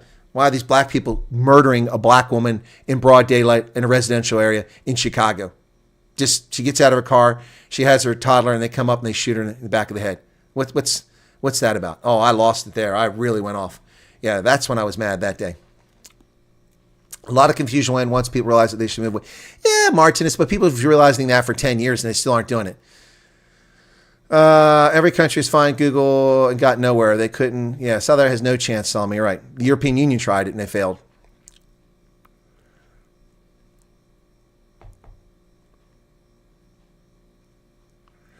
Not sure if being mugged at knife point at the age of 14. Yeah, that's a violent crime. That's a violent crime, Karen. Put it down. Dad was hijacked, had a gun pressed against his forehead. The other guy threatened to beat him to death with a cricket bat. Jeez. Tagged in a post an X from colleague Creole post 9 hours ago. That's fine if it's an Afrikaans, Fred. No problem with that. Thanks. Just want to... I don't know what pale means. I don't know that word, bro. I definitely need the coffee.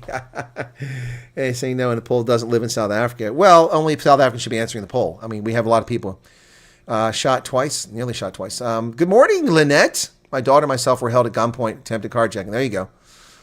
Yeah, no contact with authorities. I'm good, Mr. Chris, and I hope it's good. My side, Bram. It was a long, busy day. I've got a busy day tomorrow. I've got something going on in the afternoon I really can't discuss right now, but we've got in the morning my news program, early edition at 10:30, at 4:30, South Africa time, because at noon, 7 p.m., I'm on with Ronaldo, so we do a little bit earlier on Wednesdays. And then I've got events in the afternoon. Then my radio show's tomorrow night on WSMN, and that's a 7 to 9. I'm going to be late for that show, coming back from my trip. Transvaal Landboer is preferred. There you go. I forgot to mention them. Yeah, they broke away a long time ago. Probably because most... have been mugged. Yeah, so, okay. Daniel Borga, thanks for trying to inform my Folka. You must please excuse us. We're being bombarded with misinformation. No, Daniel, I understand. Look at the receipts. I've been doing this every night. This is a huge commitment on my part and very little reward other than, I get more subscribers coming, people learning about me, and I suppose that's a reward. It's about getting the information out there. I've been doing this every night since I first announced this. I was the first one to announce this. Someone else told me that another podcast, another content creator was the first, and I said, okay, maybe they were. And then they told me the time I did it, and I went back and looked at when I broadcast, and I actually beat them. So, but it really isn't a matter of that. But ever since that night, I've been doing this every night. I've made videos explaining the process as best we can in a generic sense because we don't have a program for South Africa yet. I've gone over and over and over this. It's just frustrating that people are watching News 24, they're watching SABC, and they're believing the nonsense. I mean, people I know who are educated, talented, successful people are believing the BS that they're seeing. And that same BS is being spread in Germany, in the United States, by the New York Times, the Washington Post, all over the world, and people believe it. They don't believe the facts. But again, not a single person has come here, although, I'm sorry, we had 2 people come here and try to refute my facts the past few days. But in every time, 2 people who said something that I had to clarify more, to clarify my position.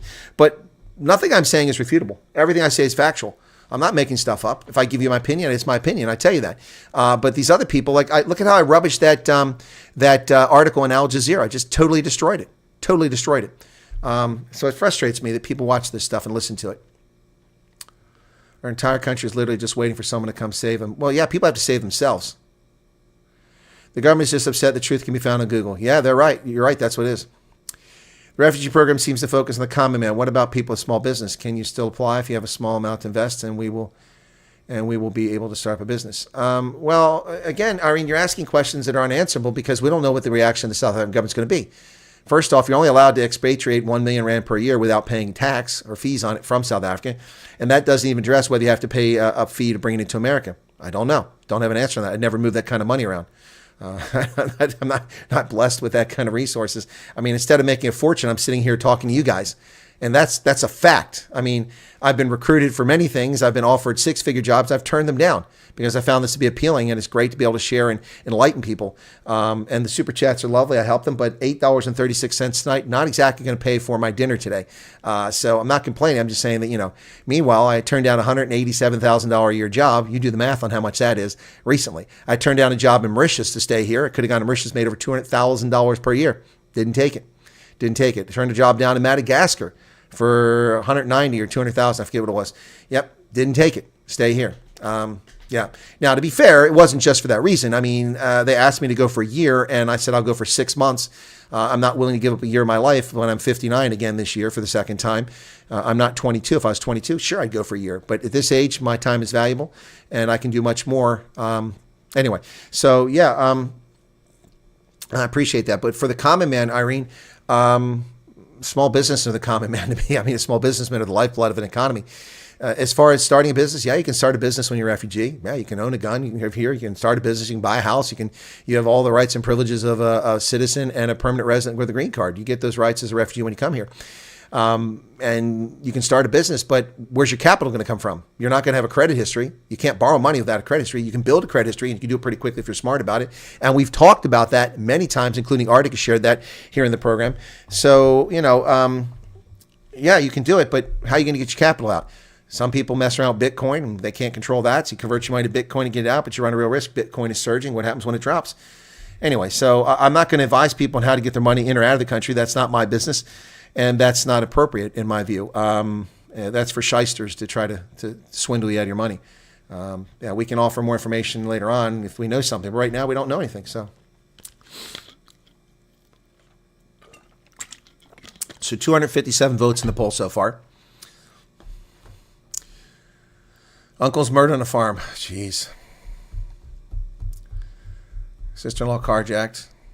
On her honeymoon. Daughter's laptop stolen on the Hell train. You were stabbed with a knife on the beach. Jeez.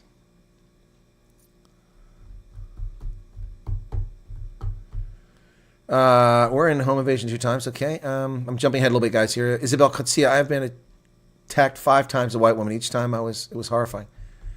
Well, good for you fighting them off, Isabel. I hope nothing bad happened to you. Yeah, 90% of the people in the poll this time. Madagascar's a crap hole.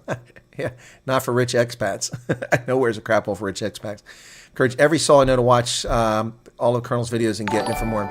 Thank you for that, Rihanna. Appreciate it. There's a super chat coming in. And this tab is so frustrating, YouTube. The tabs keep crashing. It just crashed again. So let me get this. By the way, the video I did yesterday about AfriForum, because it was in the afternoon, it was 10 o'clock at night when it came out in South Africa. Now it's morning. That video is getting some more views now. Let me see. It's currently up to, hang on a second here, 32,000 views. It's been viewed 4,800 times in the last 60 minutes. That's a video that's going somewhere. So hopefully it'll keep going, and we'll see what people have to say. So cool beans. All right, that super chat was thank you for everything, Colonel Wyatt says. Zedma Volmans. Thank you, Zedma. It's better to be free and do what you're passionate about. Exactly, Michelle. Hey, Michelle. How you doing? How you doing? I know Michelle. Michelle helped me. I was an undesirable immigrant in South Africa. Long story. We're not going to get into that tonight. Where do you stay when you come to the USA? Erica, I'm in the USA. I live in Pennsylvania. Is that an Afrikaans? Are you asking where I stay when I go to South Africa? Or are you asking where do I live in America? I'm not sure. I think you're asking where I live in America. I live in Pennsylvania. My last assignment was the Army War College, just located just a few kilometers down the road in Carlisle, Pennsylvania. Moved from Centurion to Mossel Bay due to almost being killed, got tired of all the crime. Yeah, Mossel Bay's nice.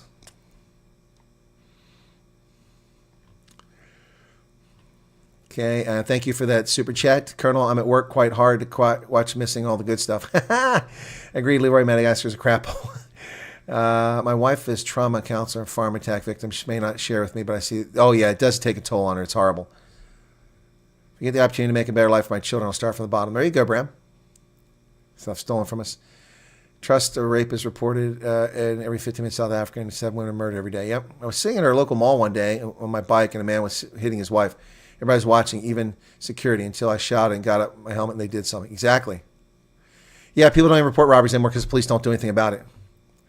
I've been referring everyone who tells me that a refugee won't be allowed to work and will live in a camp. Rather. Oh, exactly, Colette. What a bunch. There's another super chat. What a bunch of nonsense. I mean, who comes up with that horse shit? You live in a camp. And people go, well, I imagine that they'll put the refugees into FEMA camps. Okay, first off, FEMA is the Federal Emergency Management Agency. It's responsible for natural disasters in America. Refugees come in are not a natural disaster. The government has over 300 non-governmental organizations in every state, except Hawaii apparently, that handles refugees. It gets sponsors refugees. They spend hundreds of millions of dollars resettling refugees in this country every year. The whole thing is unbelievably generous. These people don't know their ass from a hole in the ground, and you can tell them that. And if they're going to be dumb enough and stubborn enough to listen to the rumors, seriously, good God. It's, thank you for sharing that, Colette. Yeah, it's annoying as all get out. Another super chat. El Marie Mayer gave a super sticker. Thank you for that. And it's her third super chat. Christian says, cancer, fuck around and find out, is going to find out. Yeah, they are going to find out the hard way. And all the people who run their mouth and say that you're going to be in camps, you're going to be living in tents, and you're not going to be money, and you're going to be treated like bad because you're from Africa and Americans are evil, and they're all full of shit. I'll tell you right now, they're all full of shit. They don't know what they're talking about. How the frick do we take in 30 to 150,000 refugees every single year for the past 50 years without incident? And none of them go home. They're all still here. People know what they're talking about. Lazy, arrogant, cheeky asses. Or just stupid. People believe anything. She's a witch. Bad hair. I'm not a witch. She's a witch. How do you know that she's a witch? Look at her nose. It's not my nose. They put it on me. Did you put the nose on her? Well, we did the nose. Good God.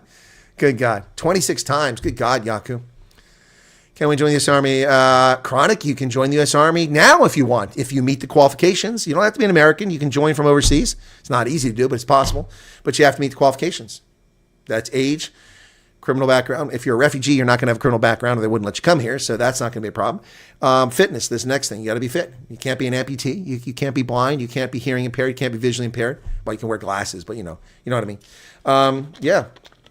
You can't have a crime. You can't be HIV positive to join the military. I'm telling you that now. Erica says, I mean the refugees. What did you say previously? What did I miss?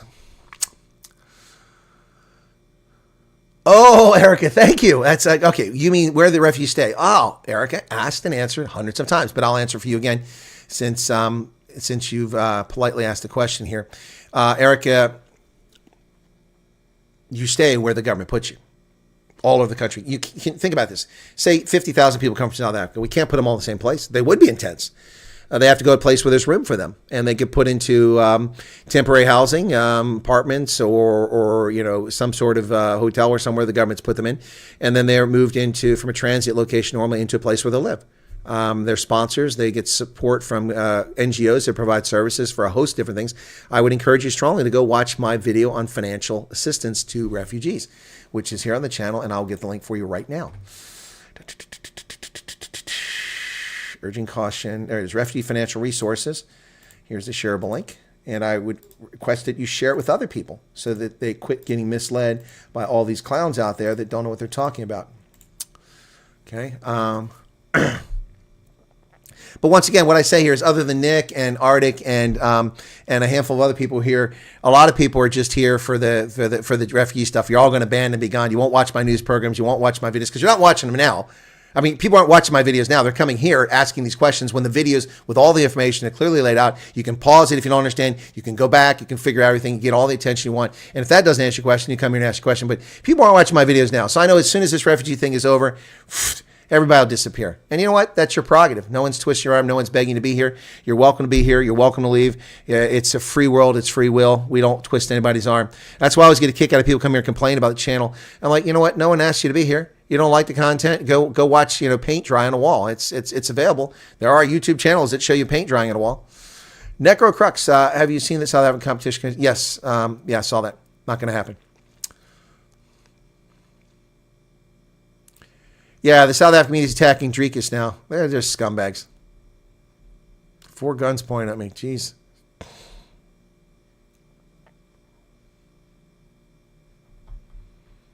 All I need is a farmer in the USA to give me an opportunity to work. And well, Bram, you don't need to. Oh, you mean if you want to resettle, but you don't need that now. You can get an H-2A visa and come to America and work as a migrant worker for a period of time. Michelle, you have to read.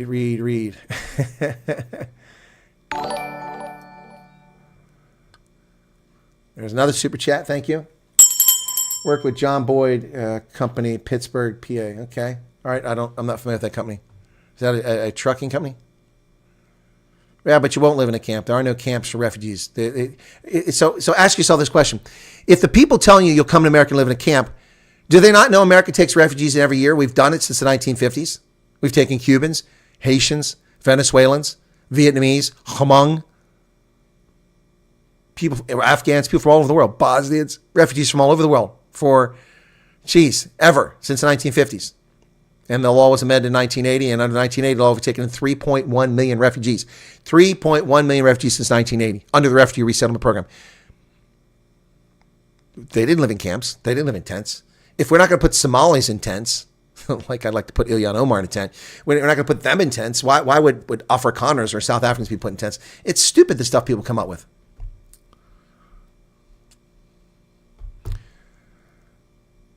Doing an audit, was laid off and somehow stayed alive. Yep. AJ Quinn says you're worth your weight in gold 100 times over. Well, AJ, I might be, but that gold, it's not at Fort Knox. That's funny. Love watching videos. I'll watch it till you don't make them anymore. Okay, Erica, thank you for that. Every time I watch our intro songs, I get tears. Oh, thanks. That's very kind of you. If everyone abandons the ship, I'll stay and we can talk about Obama's. Yes, Holden, we can talk about Obama's first term. Yeah, there you go. That's good. I like that. Let me catch up a little bit here. I got to skip some stuff. MMM says it'd be interesting to do a poll. MMM's take up. MMM, I've done that poll almost every night. It's never been less than 67%. It's been as high as 79% said they would take up the offer. The biggest poll result we had was over 1,000 people saying they would take it up. So that was attacking us. Yeah, okay, got that. Marty, good morning to you. I'm jumping way ahead here, folks. There are so many housing options, different states. Yep.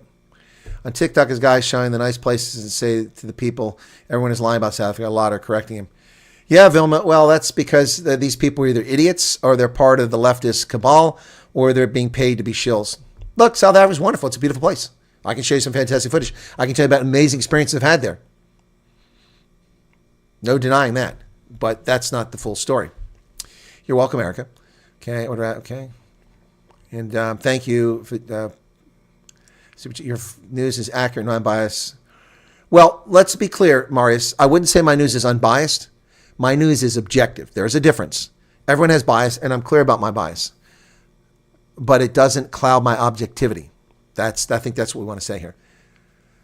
H-2A visas are snake in the grass that requires the shady, and I can't leave my wife and children on the farm by themselves. I don't think they're snake in the grass. I think it's a very generous opportunity. Of course, we get a lot of benefit from it, but it doesn't suit everybody. So I got you, bro. Worst fear is that I apply and get refused refugee status due not to being Afrikaner enough or being victimized enough. Why would that be a fear, Heidi?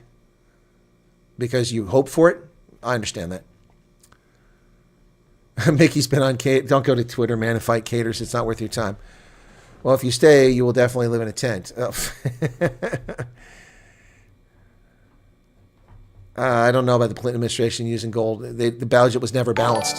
The budget was never balanced. I'm not sure what you're talking about. It was never balanced. The false claim by Newt Gingrich and Bill Clinton, they balanced the budget in 2000 is pure fiction. They stole $387 or $78 billion from the Social Security Fund, transferred it into the General Welfare Fund, General Treasury, and then they kept $34 billion and called that a surplus. That's nonsense. That's not a balanced budget. That's a lie. It was in better shape than it is now, but it wasn't a balanced budget. We haven't had a balanced budget in America since 1972 under Nixon. What's your national law regarding refugees and does it impact Trump's decision about Afghanistan? Well, there's international norms. I mean, law. There's no such thing in law unless people sign up to treaties. Then it in fact becomes law. There's international norms for refugees, but none of that applies here. It doesn't apply. This is an international event. This is the United States. So, for instance, the reason people are telling you this is because they're morons about the camps, because they don't know anything about refugee program. First off, you can't be a refugee in your country. That's not the definition of refugee. A refugee is someone who flees a country and crosses an international border. Then you're a refugee in another country. You are an internally displaced person if you're forced to flee inside your country. Let's say in July 2021, you were forced to flee KwaZulu-Natal and go to the Eastern Cape or go to the Free State to get away from the violence in KZN. That would make you an internally displaced person or an IDP. They're all over the world. You got them in Sudan, you got them in Congo, you got them in South Sudan, you got them everywhere. That's an internally displaced person. You're not even that. The U.S. has a program for people we consider to be refugees. It's a status. I've talked about this many, many times. You have 4 different types of people, at least, to come here. I'm not a lawyer. I just know what the law says. You have migrants, which are legal people who come here for a purpose to labor normally. That would be like the H-2A who come here for agricultural stuff. Those are migrants. They're legal. Not the people cross our border and drop their documents and slip in our country. Those are criminals.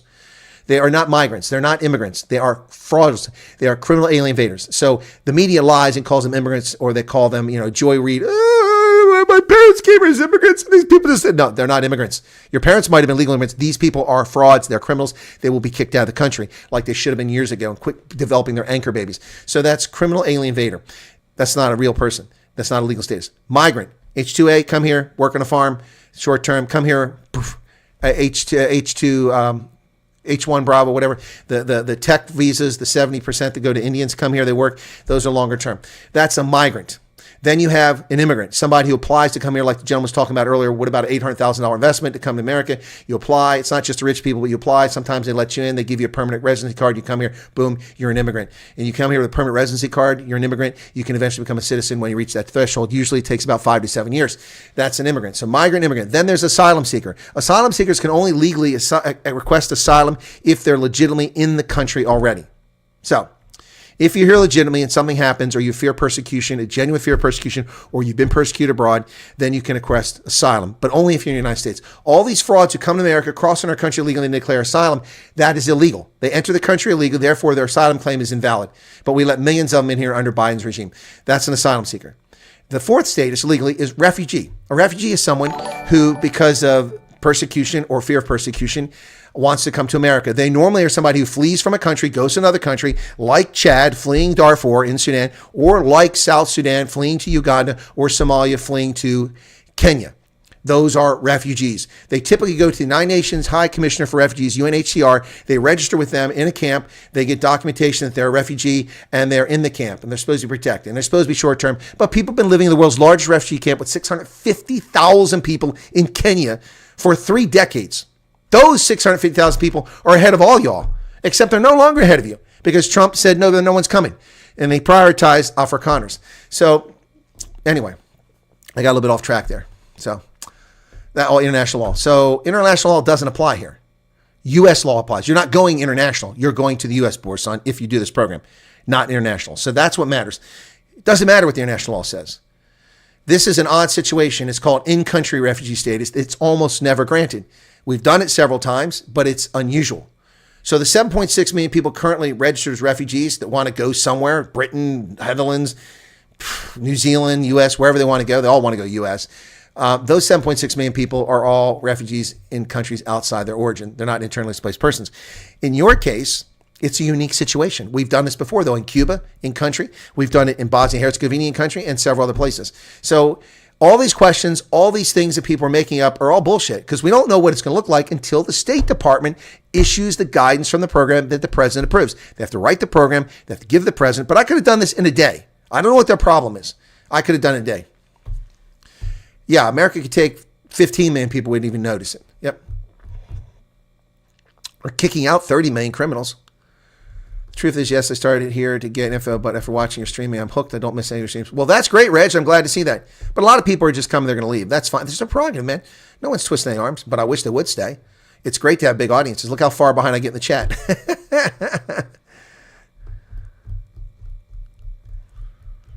Bram loves South Africa. Well, I think South Africa's an amazing place, too. But your government's not helping.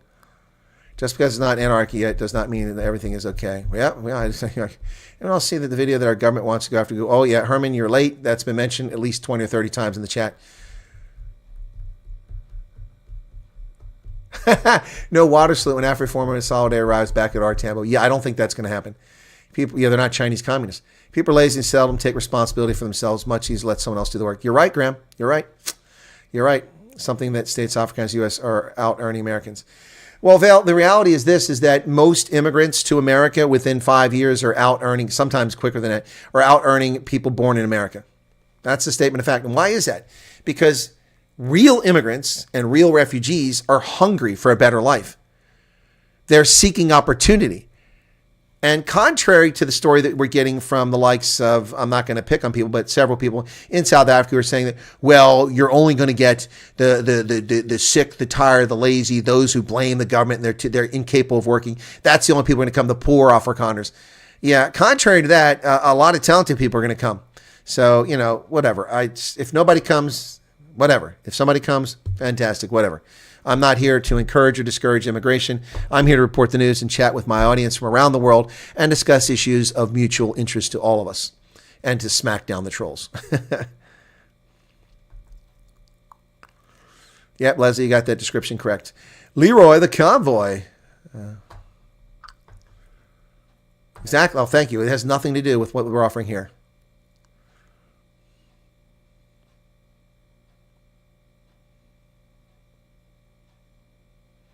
You should put the links in the top you spoke about in the description of your live. No, I do, Chronic. I put them in all the time. But no, I shouldn't have to. People should have the courtesy to go look at my channel simply and pop on the live stream and demand attention. That's what they should do. But yeah, I put them in all the time. But thank you for the suggestion. For the immigrants coming and out army, nearing retirement. See, Beauregard's got vision. Beauregard Quitman says, I'm all for people coming here and working, out earning me. Because somebody's got to pay for my retirement. Beauregard! Smart man. when you settle in the U.S., you can buy yourself a farm in Florida. Good luck with a farm in Florida. You're not putting any kudo on that. Oh, my goodness. Yeah, most Indian Americans out earn those born in America. Yep. 45, currently still in the farm. Okay. Good day, Francois. On the news, it says Trump's suspension of refugee program has blocked by a judge 6 hours. I didn't see that. Well, the judge has no authority to do that. The law allows the president to do it, so judge can try that, but it's not going to happen. Judge blocks Trump.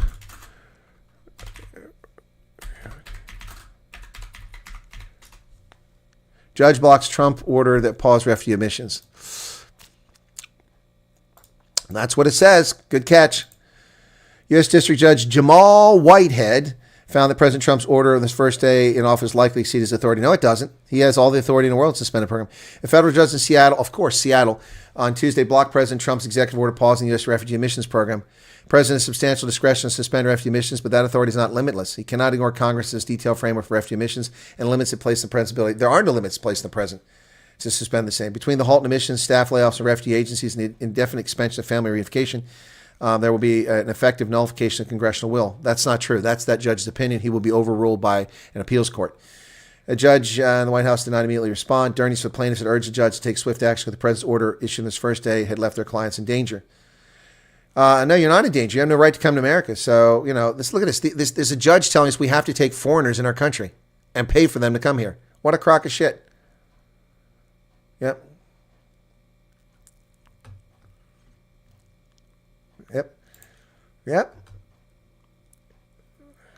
Oh, thank you. Yeah. Well, there you go. So we'll see what happens. There'll be an immediate appeal from the Trump administration to a higher court, and there'll likely be an injunction which will prevent the president from unfreezing the order. That's probably what's going to happen tomorrow. So, yeah, these are evil people that hate America. Yep.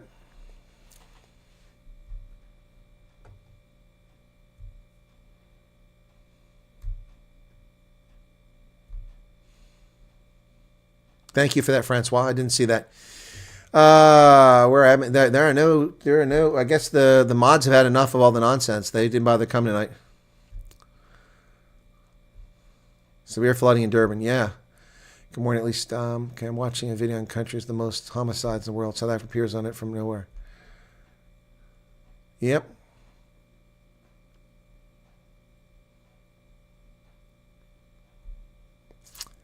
Nice, Colonel. Check that like to watch ratio. Oh, yeah, it's about the same. Yeah, but you got to look at the total views. It's almost 2,000 views. I want a job at Hell's Kitchen, Gordon Ramsay.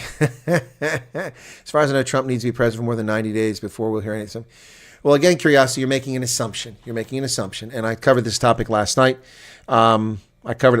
So, that's an assumption people are making. And again, I don't think it's applicable.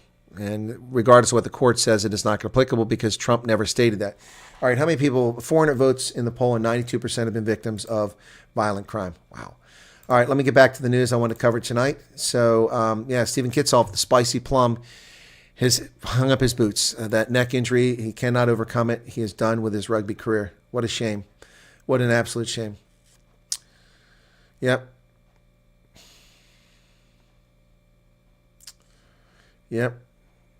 Part of the bomb squad. Load shedding is suspended this morning. Wow. Exciting news for South Africa. I wonder how long that'll last. The decision follows successful recovery of generation capacity and significant progress in replenishing emergency reserves. Although overnight replenishment is still needed, these developments will result in a stable power system. For the folks curious about AfriForum, here is the Washington memorandum that they put out there. I also put the link in my video. If you haven't watched the video, you can find it there. But the Washington memorandum is what they delivered to the White House, and others are trying to get things to the White House. Everybody wants to get their letter. Willem Petzer wanted his letter to get to the White House. And people have contacted me asking me to get stuff to the White House. I don't have access to the White House. If I did, I would be the ambassador in South Africa or the deputy undersecretary of defense for African affairs right now. That's what I would be doing. I wouldn't be doing this if I had influence in the White House. Anyway, but so here is that memorandum, and it has a link. These are the things they're asking for. And there's the actual memorandum right there, but you can download it by clicking down here at the bottom where it says download the memorandum. See where it goes green there? Okay, so you can check that if you want to deal with the Washington memorandum. Well, Angie Mocheka says that the veterans portion of her ministry is all cocked up.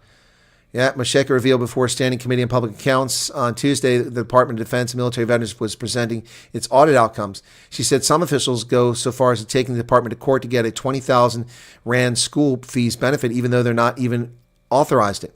The main problem is within the department itself, its ability to manage itself. If you look at the structure of the Department of Military Veterans, you have 193 posts, 163 which are occupied, but even within that, the people occupying the positions are not necessarily aligned with the job descriptions they're supposed to fulfill. For example, the internal auditor is a person who does not even have the qualifications to be there. Well, that's because they're patronage hires by your party there, Angie. You shouldn't be surprised. And then they're suing. They're suing to get 20,000. We have cases left, right, and center of millionaires who are military veterans. They stay in the city, yet they take the department to court because they're receiving benefits that should not apply to them, like paying $20,000 for school fees for children who don't even attend the schools we're supposed to be covering. And now you wonder why South Africa's in a crapper. You need Doge. Instead of attacking Elon Musk, the ANC should be begging for him to come clean up their mess. Wow, look at that. 20,000 Rand school fees. And they're forcing poor black people to live off of 354 Rand a month SASA payments. And these corrupt members of the Department of Military Veterans, not even filling jobs they're qualified for, getting 20,000 Rand school fees for kids not even going to school. This is the scandal. Instead of attacking Afrikaners, instead of attacking Afroreform, instead of attacking Solidarity, instead of attacking other people, how about the ANC do a little introspection and see how corrupt they are? Wow. Well, I have an email subscription to Afroreform in English and Afrikaans just so I keep up on their news, and I have not received anything on that from them. The DA wants the public protector to probe Paul Mashatile and Barbara Creasy for their interference in the South African Airways CEO selection. Willie Okamp, the national spokesman for the DA, they want the public protector to investigate whether Deputy President Paul Mashatile and Transport Minister Barbara Creasy had undue political interference in the appointment process for the new CEO. I'm sure they did. I'd be surprised if they didn't. Yep. According to the report, interviews were held at his official residence at the R. Tambo House at the Bryn Turian estate in Pretoria months after the board had indicated its preferred candidate. So they changed their preference. The decision to sideline Kilavuka, along with the highest scoring candidate, Philip Saunders, that's because he's white, right, in favor of Lamola, who ranked the lowest in independent competency assessments, raises serious concerns about the integrity and transparency of the process. Just another cater hire. They reformed South African Airways and they picked the dumbest applicant. Why? Because he's a cater. He's connecting because he's black. So he got the job. We shouldn't be surprised. Barbara Creasy and Paul Mashatile, commies, corrupt. What are you going to say?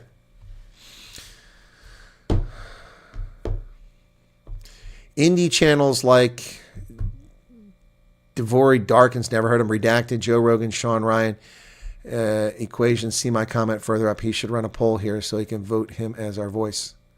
I don't understand your question there, Copy. You're saying something. Heard on the news this morning, 2 years ago, they already knew that at least 10% of the ghost employees in government. Probably. Parks Tao. See, this is the danger with South Africa being involved with the G20. Parks Tao. I got to grab a drink here real quick, folks. Hang on.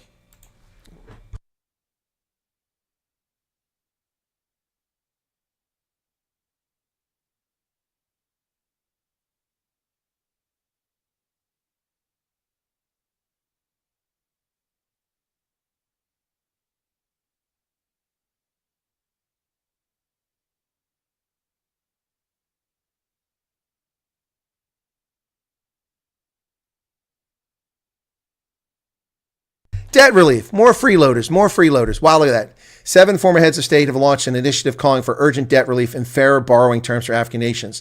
Trades, Industry, and Competition Minister Parks Tao, the black tax man, wants the group of 20 to establish a commission on the cost of capital, the high cost of which hinders the growth of African businesses. No. This is not the United Nations General Assembly. This is the stupidity of increasing the G7 to the G20. Now you have an unmanageable body that's being hijacked by third world nations who are demanding that the G20 do things that are detrimental to the global economy. You deadbeats in Africa need to start paying your debts. We've forgiven your debt in the 70s. We forgave your debt in the 80s. We forgave your debt in the 90s with the heavily indebted poor country initiative. And in 2000 with the enhanced HIPAA. Every time we turn around, we forgive your debt. You borrow the money, you waste it, you squander it, and then you scream racism. Enough. Stop giving money to these corrupt governments. Unbelievable. And this is what happens when you let countries like South Africa get involved in the G20. A tiny little rounding error of an economy. $400 billion a year. Nothing. And it's not really $400 billion. That's an overestimate. Asking the public protector is like asking Kamala Harris to run Doge. Good point.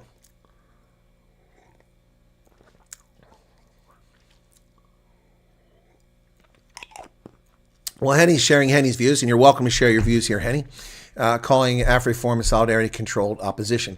Have you attended academia? Have you been to academia? Have you been to Soltech, Henny? I'm asking. Have you been to either one of those? I have. I can tell you what they're doing there. It was on UGraphs. They did it on a graph. Most murderous country in the world.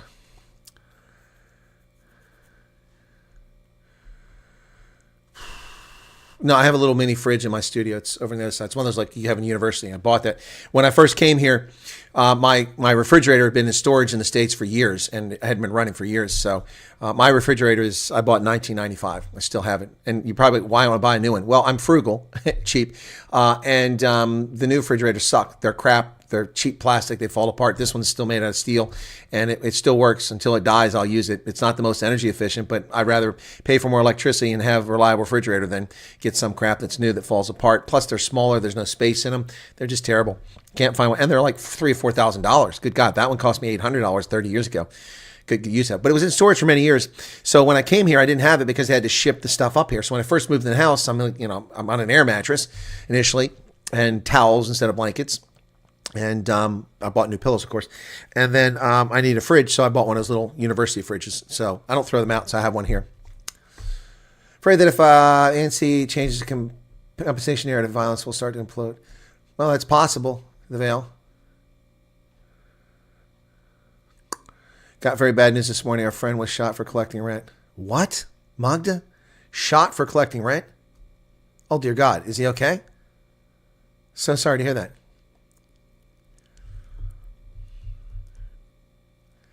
Henny says, yes, I have, but they have a vested interest in keeping us here. No, they don't. No, they don't. They have 600,000 members. How many of their members do you think are going to leave? By the way, they get money from people overseas. There's no reason you can't contribute to AfriForum from overseas. If I was a member, which I'm not, I can't be a member to be objective reporting on them. If I were a member, I could contribute to AfriForum and Solidarity. Just a monthly debit, that's all. So, I mean, what's the vested interest? There's 2.8 million Afrikaners. White, plus others who identify as Afrikaner. So let's say over 3 million people. What's the vested interest in keeping me there? You aren't going to have 3 million people leave the country. So they have a vested interest in looking out for Afrikaners, but it's fine. Thank you for sharing your view, Henny. You and I disagree on that. Yeah, we're getting close to 50,000. We're not there yet, guys. It's been a struggle for 4 or 5 days now trying to get over that hump because the zest is wearing off. So we're still 165 away from 50,000. It's just like 4 days now. We hit 48,000 like 4 or 5 days ago, and we were getting 1,000 a day, and then suddenly get 48,000, and we dropped down to 300 or 400 a day or less. Lloyd, well, that's on time. Rayno Lloyd just subscribed. Thank you for that. Sedgefield's in from shot as in killed. Is that a statement or question? Ananda always asking if she missed anything. No, you didn't miss anything. You're just in time. We're just getting started. We've been waiting for you. What is 132 legs and 8 teeth? The front row of Julius Malema Rally. Oh, that's mean. I'm going to live on Uncle Ramaphosa's farm. Yes, I saw that. I'm going to talk about that. I'll make a video about that tomorrow if I have time, about the World Economic Forum saying South Africa is perfectly poised. What a joke that is. Trump has announced a gold card to wealthy immigrants to invest $5 million. Did he do that? I didn't see that. It's not listed on the White House website. That's not listed there. So, by the way, that video that I talked about that I made about solidarity, since I was first on the scene with that one, which is very fortunate. Let's see how it's doing. 35,000 views now. It's running about 5,000 views per hour, which is good. Let's hope that keeps up all day. Let me see if that's actually fresh. Let me refresh the page and see if that's current. 35,100 views. Yeah, 35,100 views. So that's cool. That's good to see a video do well. What's going on in the White House? What right now? What do you mean? I don't. What kind of question is that, Andre? I don't understand that. What's your take? Seen a video where all government annual reports are broken down by race, but not criminal. Well, what report did you see? Did you watch Ronaldo Kho's video? I haven't seen any report. I saw Ronaldo Kho's video. I assume that he's the one that did research on that. Maybe I'm wrong. Yeah, no, it's a fact. We knew that already. That's not news. They intentionally don't break down tax payments or criminal statistics because they broke down criminal statistics. They find that overwhelmingly almost all criminals are black. They are. 90% of criminals probably are black. And then taxes, they'll see that the percentage of white South Africans and Indians paying taxes far exceeds the rest of the population. And they don't want to be embarrassed by that. All they'll want to do is take a stat and lie about it, like the land issue. And I've proved this, folks. Let me find that slide. I know I made that slide. Come on. I did a video on this refuting the Kanana Hunter thing. So here it is. Yeah, here you go. This is the slide I put together for that video. So, okay, here you go. So let me be very clear about this. Let's just go back to land. South Africa has 114 million plus hectares of surface area. Of that, 93 million hectares is privately held. And this is 2017. The data is way out of date now. The government refused to do another study.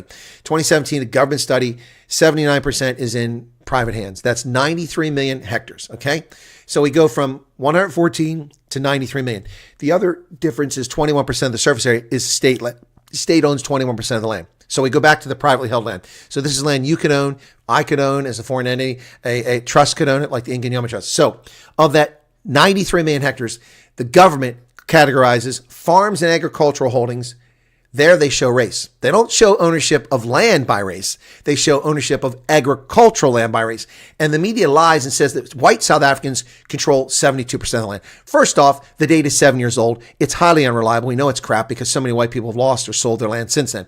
So that's the first problem. Second problem is they lie and say that whites own 72% of the land. It's factually untrue. Factually untrue.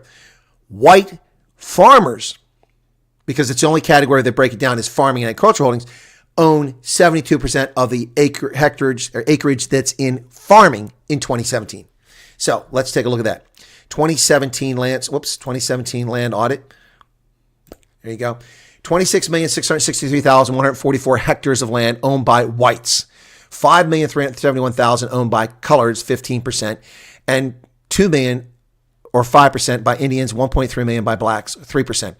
That's agricultural holdings, which is 40% of the privately held land. So less than half the land in private hands is agriculture. White South Africans as a group owned 29% of the privately held land, not 72%. And the total surface area of South Africa, they own just 23%. Also, folks, that figure is in doubt because that was 7 years ago. There's no way that whites control 72% of commercial farmland in South Africa today. It's simply a lie. So this is a lie meant to undermine the argument and to racially divide people in South Africa. ANC now taking on all U.S. social media companies. Well, good luck with that. They're going to lose big time.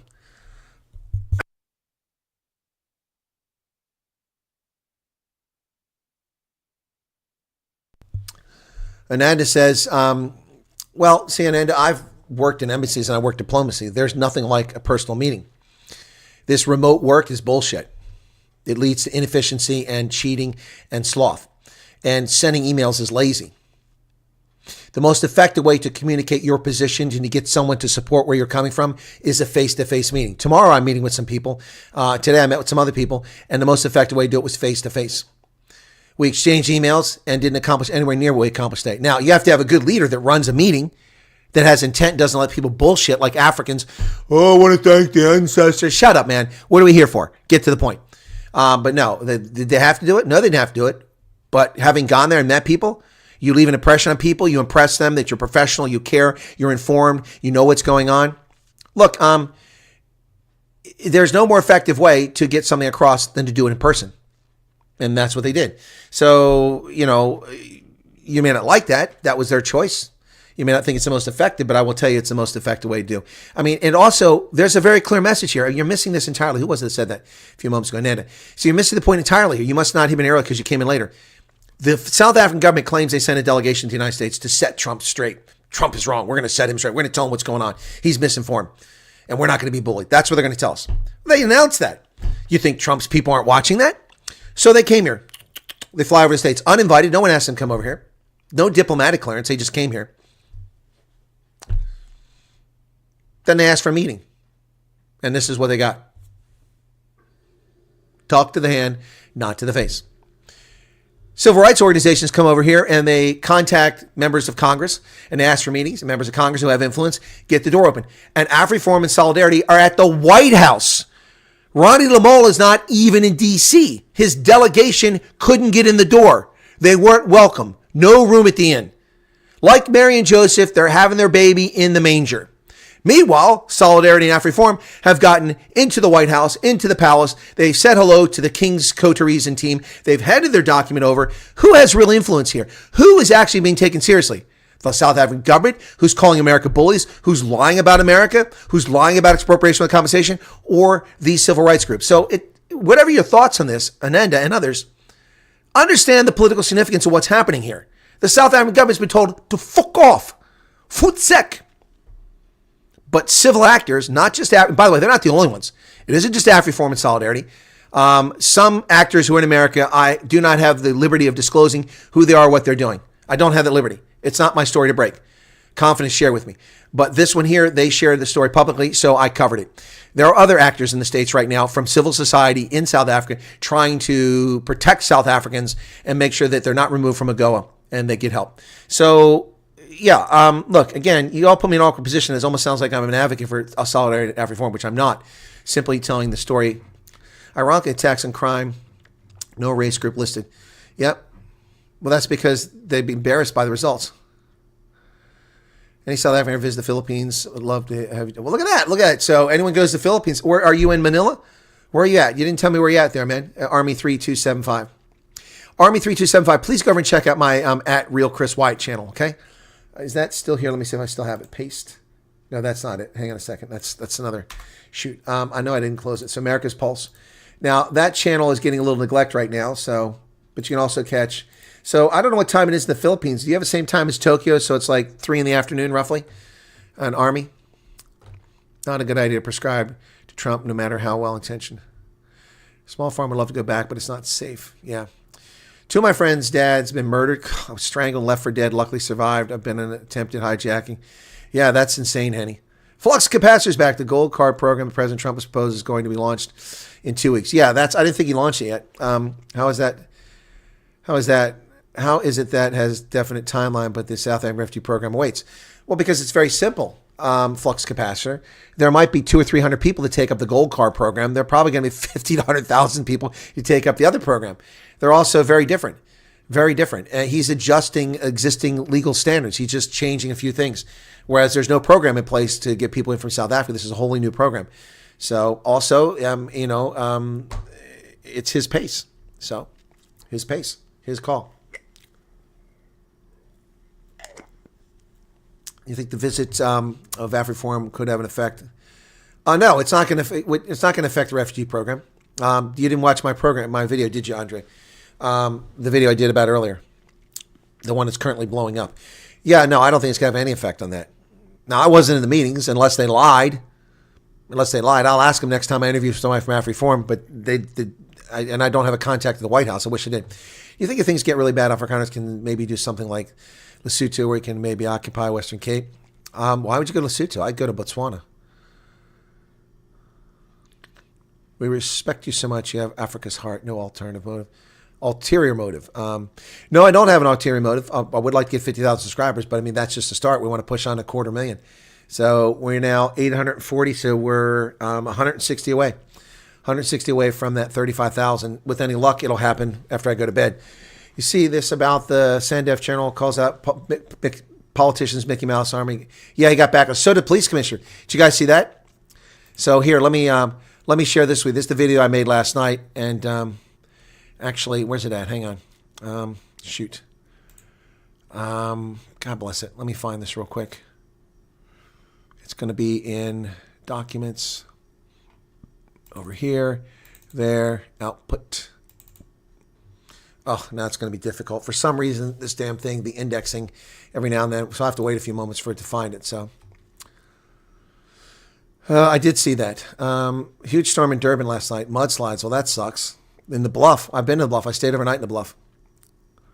Yeah, ANC be like, well, actually, Neil doesn't actually mean nothing, and thinking that makes you a racist. Exactly, Solomon. Garrett Gillichin, one of the OGs. How's it going, old man? Why no banks saying anything about expropriation compensation? Because they're complicit in the whole process. They think they'll be protected just like they were in Zimbabwe, but they weren't. Erica says, hard to get work here in South Africa. I've been without work for 10 years now. I'm baking just to have it. Yeah, I'm sorry to hear about that, Erica. I know it's been a real issue for a long time for a lot of folks. Wonder without USA, John Deere gone case. What's this? John Deere's around. They haven't gone anywhere. What are you talking about? Good morning, Ranger Jakes. Logan, good morning. I see your poll. Do you guys remember Casper de Vries? Okay. We do feel like hostages. Yep. I don't know why you feel you're between off reform. You need to let go of that. Off reform has nothing to do with the refugee program. They're not advocating for it. They're not opposing it. Just get it out of your mind. I don't know why people are freaking out. Stop. This is what Afrikaners do. You quibble. You fight amongst each other. Af reform and solidarity are not opposing anyone going. You're believing bullshit, and I can't. You're brainwashed. And you got to get that out of your head. I don't know why. I don't know why people like that. Copy says, if you up for it, you can run a poll here so we can vote you as our voice. We can go out and punch you on various independent channels. Well, I mean, you can do that now. You don't need a poll for that, but I can ask. Okay. Big party broadcast with 50,000 members. I don't know what that means, Loretta. I don't have 50,000 members. I have 50,000 subscribers. I've been shot at a few times, says Janus. Colonel Wyatt, how can our voices be heard, not that of the Afroform in the media? It seems we're disappearing. How are you disappearing, and I don't understand. What voice did you have before this refugee program was there? Now you have a voice. You have people speaking up for you in the United States, which you didn't have before, other than me and a couple other people.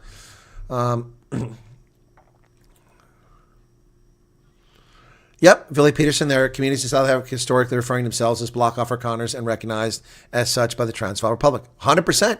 And there are coloreds, especially coloreds, who consider themselves Afrikaners. And besides, look, a lot of you are Afrikaners and consider yourselves white. Those of us from Scandinavia would look at some people and go, really? You think you're white? Anyway, it's just a state of mind. It's DNA, folks. John Deere's reputation with farmers is in the gutter. People are calling for boycott company. Why? Beauregard? What's wrong with John Deere? I'm missing this. I missed this entirely. What happened with John Deere? Did they have DEI? What's going on? Boss told me lately clients come to office and look at employees and cancel their contracts with their company because we don't have enough black people employed. You need to get into a White House press conference. Well, the whole thing was a scam. The whole thing was a scam. I've never heard from the White House. Yeah, let me go in my mail. Before I state unequivocally, let me go check my mail, make sure I never got anything. They've never contacted me. I've never heard from them. I was one of the very first people to submit something. Let me see. Where the hell am I? I hate this. They changed this mail. Where's my sent folder? God bless it. This stupid system they've set up now is dumb. Where is my sent folder? There's sent. I got to go all the way down here. It used to be up the top. So now I need to look for White House.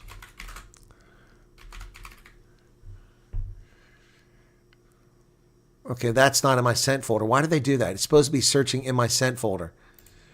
That's very annoying. And it's only showing me a couple. I hate this. I can only see like 5 or 6. What the hell is this crap? I hate this. They've screwed up my mail. I can't even go back more than... What is this? 2015? The hell is this? Folders sent. This is messed up. Oh, there's sent. Okay, there we go. All right. So now let me look here and see if I can't find White House. When I said that was the day she announced that, I did that right away, and they screwed me over.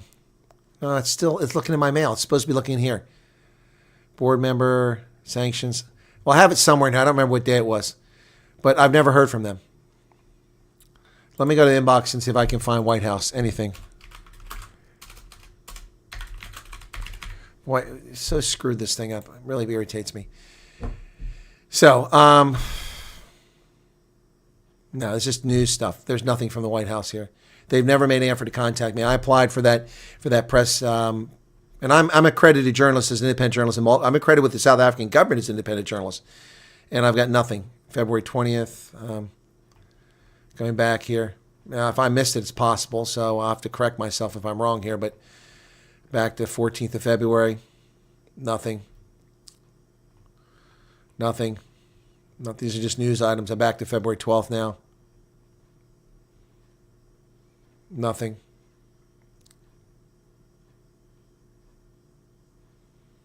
February 11th. Just double check and make sure I didn't miss it here. Sean Hannity. That's just it's a email spam there. February 3rd.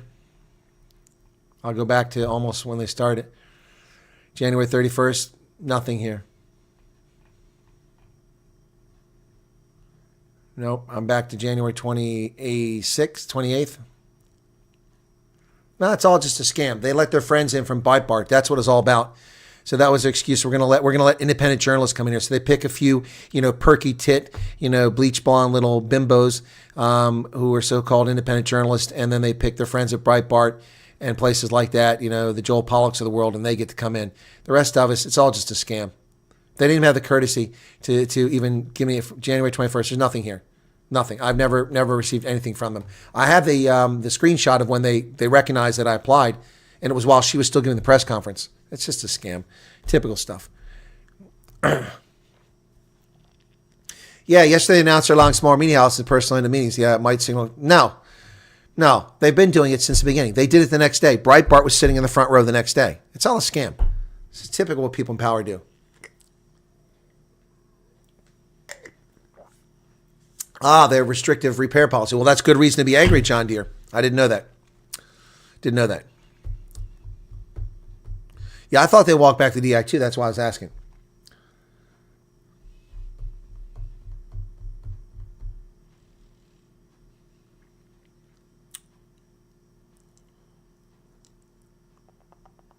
Yeah, that's news to me. I didn't know. Okay, let me see how the poll's doing. 552 votes. Wow. Look at it, 552 votes. 2,300 people been here. Okay, so we've gone 2 hours. I'll go a little bit longer. I thought I was going to wrap it up 2 hours tonight, but so an acre is definitely a better deal than a hectare. Yeah, it's bigger. A lot of people say the refugee offer would not happen, so then I refer them to your channel. Well, hunt full bikers, I can't say that's going to happen too, but it's an executive order. There's direction to do it, so there's no reason to doubt it's going to happen. But people are just expressing their opinion. So thank you for referring to my channel. I appreciate that. LSR says, well done. Thank you for trying. Well, yeah, I did it. Before she even finished the damn sentence, I was already looking up the website. I found it, put my name in, put my information in there, gave me URL to my channel. And having. By the way, the time I did that, I had 20,000 subscribers. Now I'm at almost 50,000. So, officially they claim that you're an influencer if you have 10,000. I don't buy that. I said 25,000. Maybe I'll accept I'm an influencer, but 50,000, I'll accept I'm an influencer. Shot, left to die in ATM bombings. Oh, good Lord. Disability to go to operation. Oh, my God, Sean. That's so horrible. I'm so hard to hear that. Government is going to cap social media. No, they're not. They're going to try. Good luck with that. It didn't work for the European Union. They have a lot more power and they're a lot more influential than South Africa. Reno Lloyd says, are you an ex-South African or what are your ties to South Africa? Reno, thank you for asking. Do I sound like a South African? That's the first question. No, I'm an American, born and bred, best country in the world. I'm an Army veteran, 36 and a half years in the Army. Spent 23 years overseas, 3 tours in Germany, 1 in Italy, stationed in Tunisia, Liberia, Botswana, Malawi, Niger, Mauritania, Uganda, and Ethiopia. I've run HIV programs, tuberculosis programs, built schools, clinics, lectured at the G5 Sahel Defense College, a graduate of l'École d'État-Major in Tunis, Tunisia. I'm an Army War College graduate, Combined Armed Services Staff School, multiple I get undergraduate degrees from Maryland, from Ohio University, postgraduate degrees from Army War College, Troy University, and I did graduate studies at Iowa State University as well. I speak 6 languages to varying degrees of proficiency. I was an intelligence officer in the Army, signal soldier when I was enlisted. I've served in multiple combat tours, including the Gulf War and the Balkans, and also in Africa, which I can't talk about. And I'm a published author in academic circles and in popular press. I'm a radio personality. I have a radio show every Wednesday night. Retired from the Army in 2019 and started a consultancy, which was got nowhere because of the COVID nonsense. And so I started making videos and it kind of caught on. My ties to South Africa, I own no property in South Africa. I have no bank accounts in South Africa. I have no family in South Africa. I've never lived in South Africa. I've been there hundreds of times and spent a fair amount of time in South Africa. So I don't have any dog in the fight when it comes to South Africa. So if you're looking for someone who's objective, whose farm isn't going to be expropriated, or whose business and profit is not tied to South Africa, well, then you've come to the right place. So, like, for instance, AfriForum, I found them interesting years ago and considered joining them. But then I started doing journalism. I said, I can't join this organization and be objective about it, so I'm not a member of it. But I can be on a mailing list like I am for everybody else and all these outlets and all these news outlets. So that's my tie. I'm an Africanist. I'm a historian, a political scientist. I've lectured undergraduate at Iowa State University. I've been a professor at postgraduate for strategic studies and African studies and macroeconomics at the Army War College, among other places. And I've been all over Africa. I've worked in about 38 countries. And so that's the ties I have to Africa. But my interest isn't solely Africa. It's a little frustrating because before COVID hit, or before the Russian invasion in 2022, I got a lot of consulting work, teaching for the Department of Commerce, teaching through Berlitz for the National Geospatial Intelligence Agency about Africa. And I also have almost as much experience in Europe in the Cold War and with Europe as I do with Africa in my life. But because I'm identified as an African guy, when Russia happened, all the funding for, training and teaching on Africa just went away in the government, and they no longer needed people to teach that stuff. So all that money disappeared, and they hired people to do stuff for Russia who had no experience or had little experience or didn't know what the hell they're talking about. And I know more about Russia than these people do, but because the label is I'm the Africa guy, they forget the other stuff. So in the military, it's always, what are you doing for me now? And what's your rank now? Not how did you get here and what you're all about. So that's a little bit about me, Reno. Does that help? Case, we had a Minneapolis Moline tractor when I was a kid. I trust Trump. He doesn't go back on his word. If anything, it would be most likely double down. Yeah, the way that the South African government keeps pissing him off, he's probably going to double down on the refugee program. There needs to be an objective voice to represent those who want to take up the executive order when the category has been claimed, verified by POTUS. Well, copy. I'm not sure that I want to step forward and say I'm that voice. I mean, that's that would make me not objective. We can revisit this at some point, but yeah. Tabo says, I hear Jack's sister and brother-in-law attacked on farm. They broke your sister's leg and arm. She has metal pin. Oh, this is horrible, Tabo. Tabo, I'm guessing, given your given name, you're probably not an Afrikaner, or you're not a white Afrikaner anyway. Tabo, would you mind sharing ethnicity if you don't mind? I'd appreciate it. Just to show you the point that I'm making, that everyone suffers from this. It's not just white folks. AfriForum members went to a conservative conference in Hungary and said they will soon control South Africa. Oh my God. Okay, I mean, you come in here and start with your nonsense already. Welcome to the program, Mia. I wonder where you're at. When did you say that? At 1:03. Why is it not showing up over here? Did you delete it? That's interesting. It shows up here, but not over here. YouTube is funny.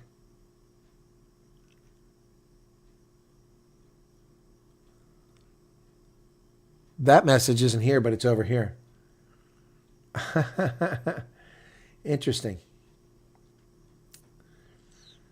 Huh. Interesting. No, I'm not aware. You're talking about the CPAC conference. They're going to control Africa. What a horse shit. Where would they get that from? That's nonsense. What else we got here?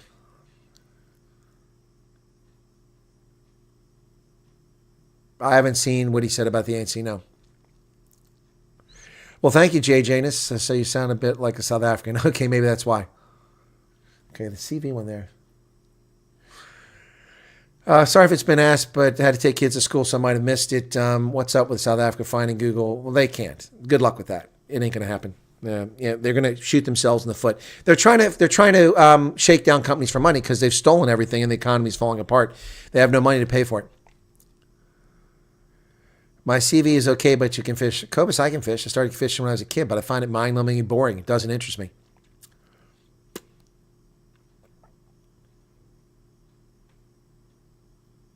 Oh, picking on Case. Decided I'm going to apply for the program just because my baby girl needs a future, says Andre. Okay. Pronounce you an honorary African American.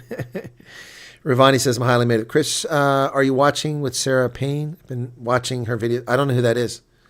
Who is Sarah Payne? No idea. Never heard of her. I'll look her up. I assume you're talking about on YouTube. Oh my God, YouTube. What's going on here? YouTube has got some serious problems here.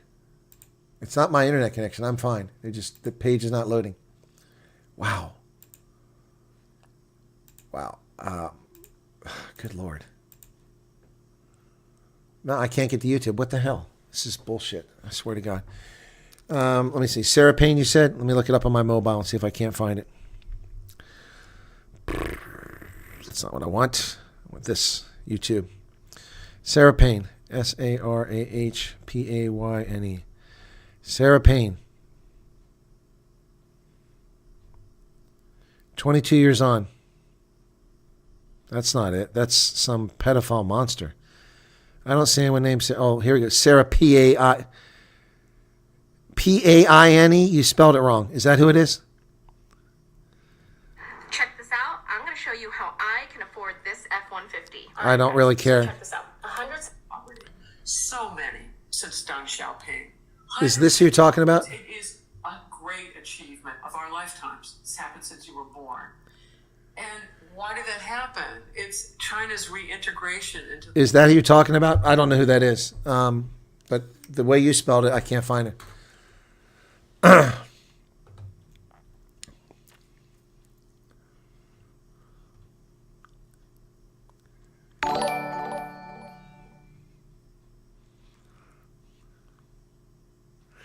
John Rudock says, I think you guys from South, there's that thing for script, have just become so used to violence that you don't realize you're victims. Yeah.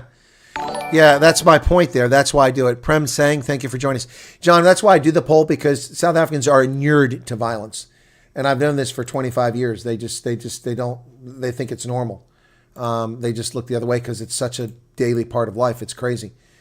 But it's not how life is supposed to be. It's not how the real world works. Pretty scary.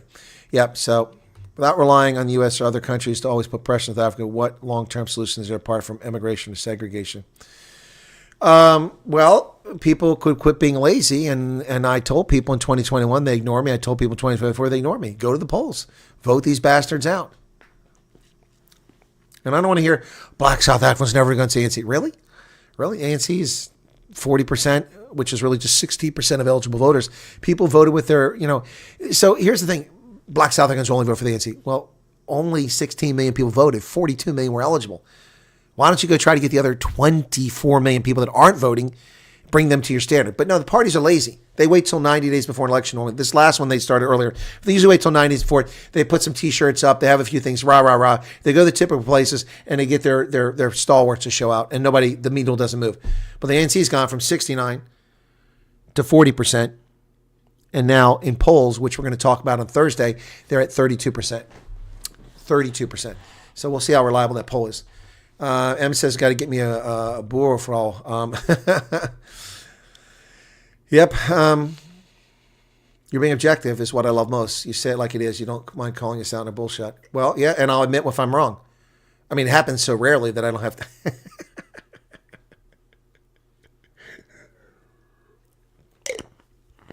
I'll admit when I'm wrong.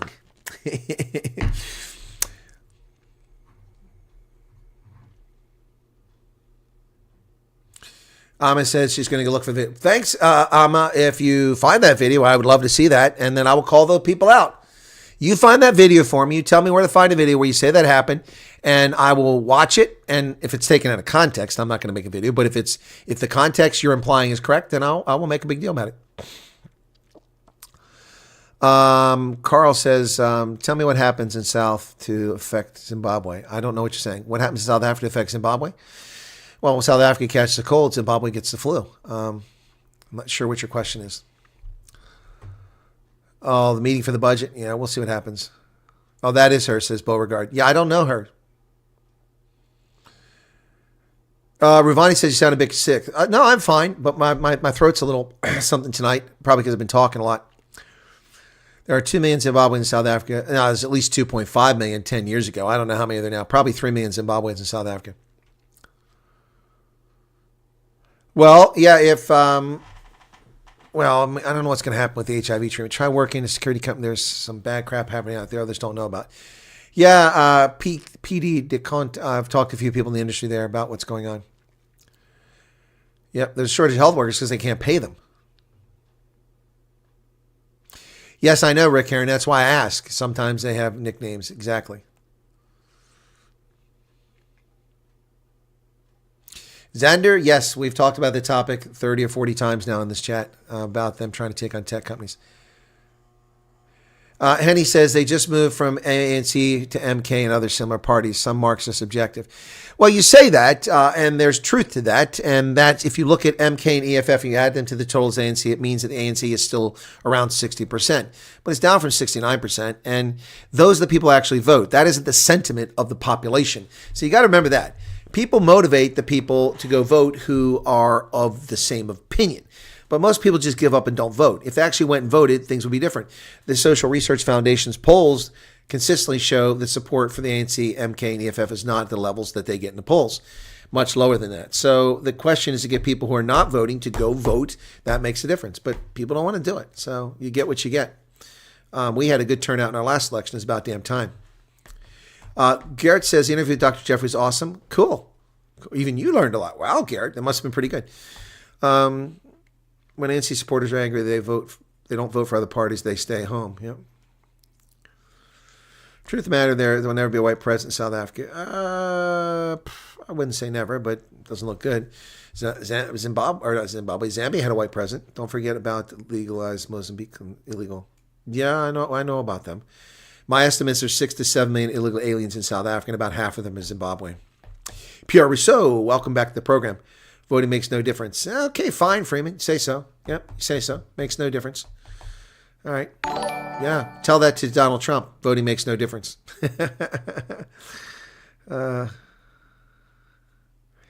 Yeah, okay, that's it. Yeah, keep telling people it doesn't hurt. Yeah, you guys didn't, yeah, fine. Can't sell that pharmaceutical, just steal the patents, produce their antivirals. Well, you'd think so, Ahmed. That's actually a good question rather than your typical trolling. Yeah, well, Indian companies do it.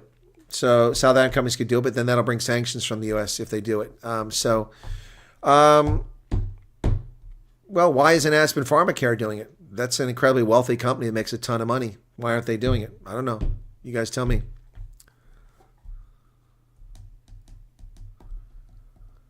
Just learned that South Africa is fixed on finding Google. It's not going to happen.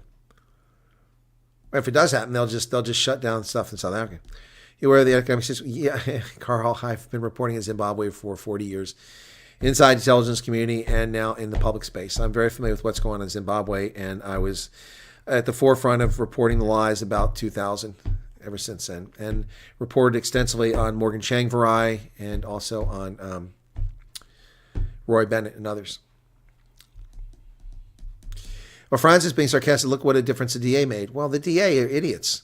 They entered this discussion with all the power, and they behaved like little wimpy bitches and got nothing out of it, and happy they got their insignificant ministries and walked away. Well, the DA got what they deserved, and those who voted for the DA got what they deserved, the DA, a party that lies to you and says they did well. Where are the elections at? I mean, that's last year now. I've got those slides somewhere. A party that lies to you and tells you they did well when they barely tread water and they lost 500,000 voters. I mean, that's the comical thing. The DA is such full of propaganda. If they'd just been honest, in the 2019 election, they had 4,004,000 votes, or was the one before that. Anyway, they lost 500,000 votes. They only got 3.5 million. And they said, we are the only party that gained. You didn't gain, you lost. You gained a slight percentage in the totals because the number of voters was lower. And so you slightly went up a percentage, but you still 20. You should be a 35% party by now. The DA has committed one own goal after another. The Musi Maimani debacle, the debacle now we're seeing with John Steenhuisen, and the pig-headedness of this current leadership of the DA. They just make mistake after mistake, and they're stubborn. I mean, they had this brilliant song. Remember that a couple years ago for the municipal elections? Tired of excuses. Yep, but nothing there. Anyway, why not? Sure, if you answered this before, but if you were to be in South Africa's shoes, would Now, some experience, I was asked that question. It's not a question I can answer because I'm not. I mean, and not every South African's the same. A lot of South Africans have no desire to leave. Why would they want to leave?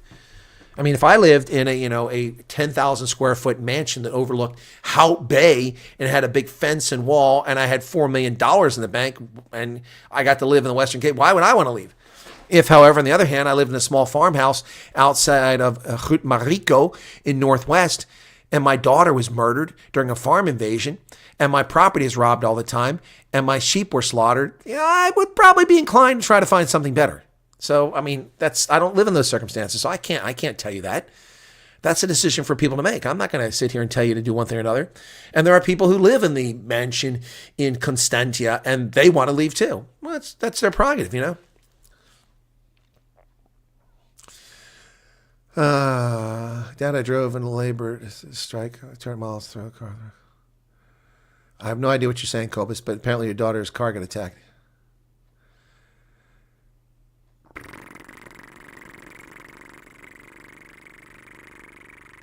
No one should be nationalized. Your leftist worldview is broken, Amma. You can bring your turdball leftist philosophy here, but it ain't going to float. You can't show me one place where that's ever worked. Look at Venezuela. I mean, how stupid are people? This is just idiocy. Who pays you to come here, Amma? Really, I mean, they don't pay you enough because your stuff is funny half the time. Can Trump administration make it cheaper for South Africans to immigrate? Well, you don't emigrate to the United States. You immigrate. You emigrate from South Africa. You immigrate to the United States. What do you mean make it cheaper? What, for people who just want to immigrate, not for the refugee program? I'm asking, Leon. Is that what you're saying, Leon Stamen? Anita Corbetta, not Hout Bay anymore. Yeah, I know. Hout Bay has become crap. I know, Anita. It's just 25 years ago it was the joint. I almost bought a house there 25 years ago. I support all the one world order strategies. Yep, I live in Hout Bay and I'm out, says Sander. Of course I know Groot Mariko, Melissa. I've been there a zillion times. I also know Swartrugens. I wouldn't live there. Lovely church, though. Yeah, no, I used to live in Habaroni. I know the whole area. I know Zeerust. I know that whole area. Yep. So, Melissa, are you surprised I know Groot Mariko? Of course I know Groot Mariko. An attempted house. Okay, I've always loved my country. I'm a first generation born here, Spanish and Portuguese parents. I don't see myself as European. I'm African through and through, but I'm losing hope. Yeah, I can see why you would be losing hope. So we got 652 votes, and it's staying pretty consistent at about 91%. Wow, that's crazy. Had a shootout in your lounge. Good God. Suzanne Sten says, I live in Swartrugens. Well, I guess I should be pooing all over Swartrugens then. You have a lovely church, by the way. I love the church. It's gorgeous. At least on the outside. But that intersection, that one-stop intersection when you come into town, it's kind of a one-horse pony sort of town, Swartrugens. Whoops. Whoa, Zeerust is a crappy place. What? You live in Zeerust? I'm so sorry. No, I'm just kidding. Just kidding. It's about all that's beautiful. Yeah, well, Suzanne, I mean, I'm not picking on Swartrugens, but yeah. Groot Mariko is all right, although that informal settlement that's built up on that hillside, that's pretty rough, and that bus stop is pretty desolate and boring, the one that's on the hilltop there, the petrol station and the bus stop. Whew, man. I think that's the inner whatever they call it, the Cape route or something like that. They run through there, if I'm not mistaken. Hey, Transvaal. Yeah, no, I know Northwest. Yeah. I've never been to Dispatch, Herman Volka. The farthest I've been in the Eastern Cape is Port Elizabeth, Nelson Mandela Bay. That's as far as I've gone. I have been up to Uitenhage, been there, but I went there to watch a DA parade, a march. Yeah, no, it's a good drinking place. Yeah, I got you on that one. Yep. Too much contact crime, been mugged. Yeah, in fact, so let me just look at a map here real quick. So if you go from Tolkwang, the border crossing. Let me just go to that and just look at some of the places where I know there. So just to prompt my memory here. Buret Groenewald, welcome to you. Okay. By the way, I'm going to have an interview with Dr. Peter Groenewald. I've got one in for Corné Mulder, but he hasn't responded. He's pretty busy taking over. But Groenewald, we're going to talk about a lot of stuff. So, all right. So let me see. So if I go, I get the floods on here. So Ramotswa, That's inside Botswana. That's not what we're looking for. Oh, here we go. So you got Madikwe Game Reserve. I've been to Madikwe. If you watch my video, one of my videos, you see lions chewing on a carcass there. That's in, it's from a Gemsbach, I think they were eating. I'm trying to remember. But that's in Madikwe. And then go down to Zeerust and then across the Swat ruins. But I've also been in the back country that goes to Kofikal, back in that area. And I've driven down those places because I know someone has a farm back up in there. That's a brutal ride in a rental car. A brutal ride, yep. I've also been up there to the reservoir. What's the name of that reservoir? It's I remember it begins with an M. Motalady Dam. Yeah, I've been there. I went out and did anti-poaching operations with local community, not with AfriForum there. So I've been up to there. So yeah, been up to that place. And that's below Madikwe. I didn't realize it was that close to the boundary of Madikwe, the backside of it. Yep, been all through there. And then down to Grootmariko and Swartrugens. Yep. And then across the Bakwena Highway to Rustenburg. Yep. And then I've been down into the Mahalisburg. I've gone zip lining in Mahalisburg. Yep. I've been quad bike riding in the Mahalisburg. And then over to Brits. I've been to the Cradle of Humankind, to the Hartbeest Port, and all that area. Brits, yeah, I know a tobacco farmer up around Brits. Yes, I've been all those places. Just watch your video. What's this? Kariga used to be Uitenhage. Well, it's still Uitenhage to me. Just watch your video of yesterday. I agree. Most Afrikaners probably won't go, but yeah, Crystal. I mean, that's probably be a lot go. But 2.8 million plus whatever other Afrikaners that aren't white, we'll see. Raina Fletch, how you doing there? Often farmer tax, nothing is stolen. So what is that called? Oh, it's called terrorism. It's called domestic terrorism, domestic terrorism. When farm attacks occur and the assailants have body armor and cell phone jammers and police issued service weapons in a holster on the side. Hey, Ravani. Thank you for your membership. That is not a crime of opportunity. That is an organized terroristic effort to frighten people off or to eliminate them from farms. Pretty simple. Pretty simple. Does that answer your question?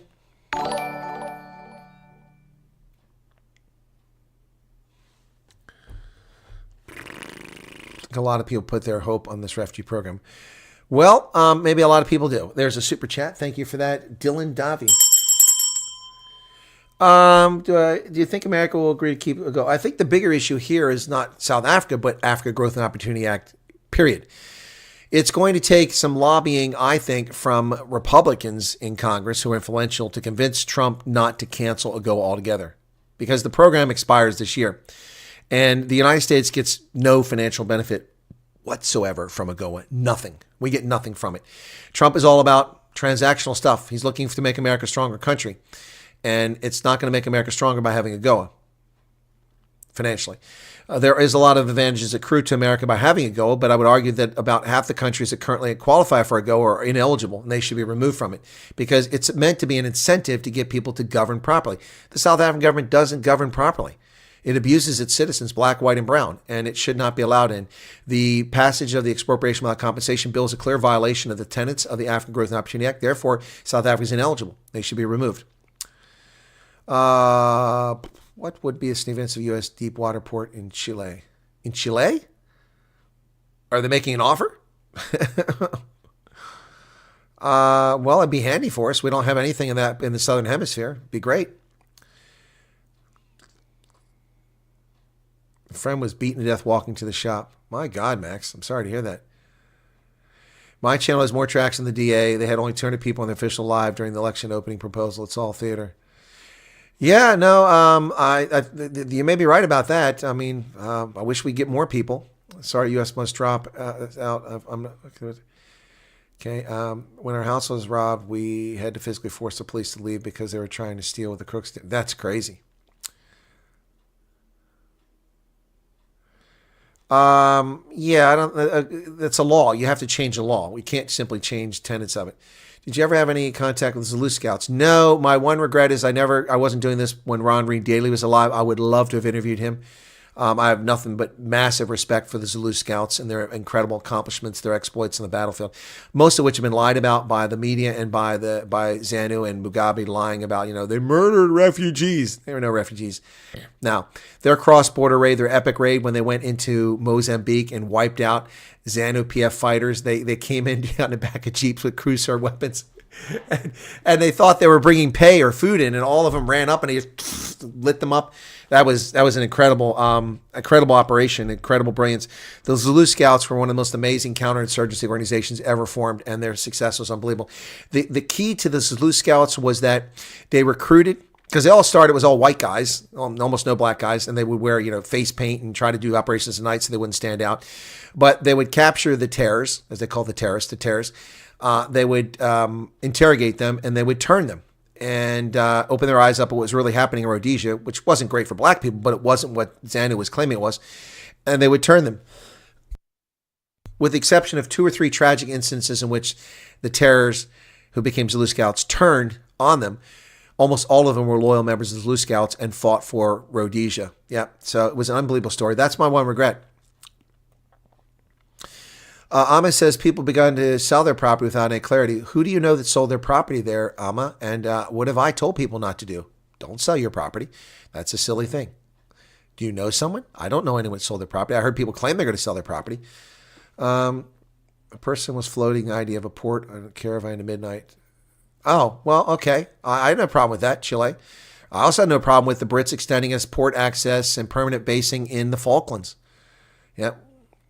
Oh, that's not Yoo-Hoo. I have Yoo-Hoo.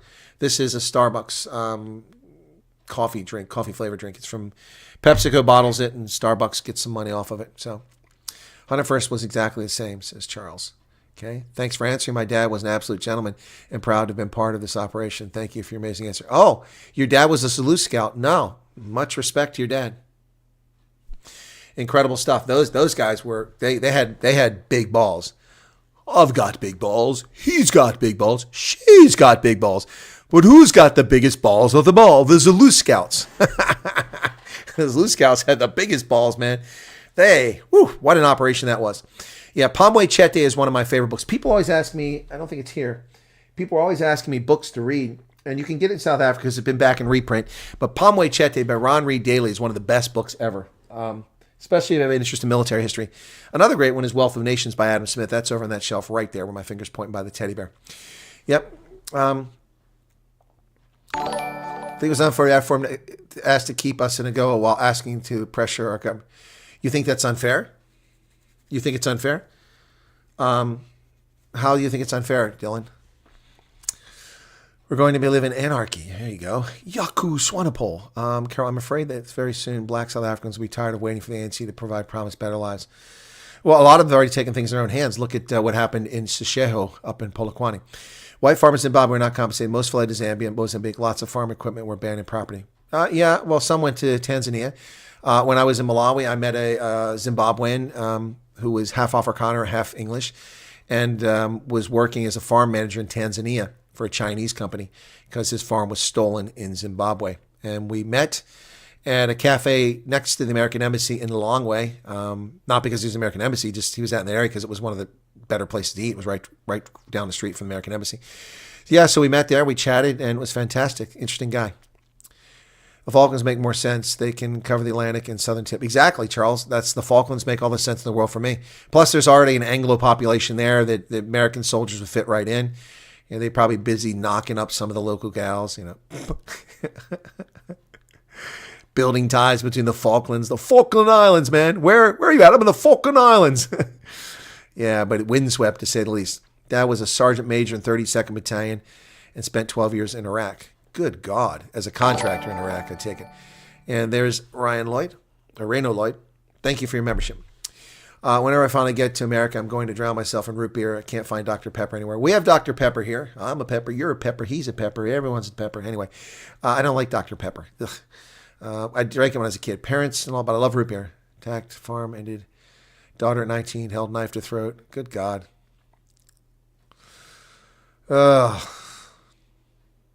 Starting work now. You may enjoy it. Okay, Kathleen, have a good one. Thank you, Rando, for your membership. I know a few people who plan on leaving. They have put their home on the market to see how much they can get. They say they need the money for USA high cost of living when they go. Well, that's a stupid argument. High cost of living. What's a high cost of living? Zurich is a high cost of living. Harrisburg, not a high cost of living. Charleston, not a high cost of living. Plano, Texas, not a high cost of living. Manhattan, high cost of living. That's a stupid argument. If people are telling you that, then they don't really know what they're talking about. And how do they exactly imagine getting that money out of South Africa? Ask them that question, Amma, if this is true, if you're not just making stuff up. Ask them, how do they plan on getting the money out of South Africa? And oh, by the way, where do they live? They live in Johannesburg. Good luck putting your house in the market. Nobody's going to buy it.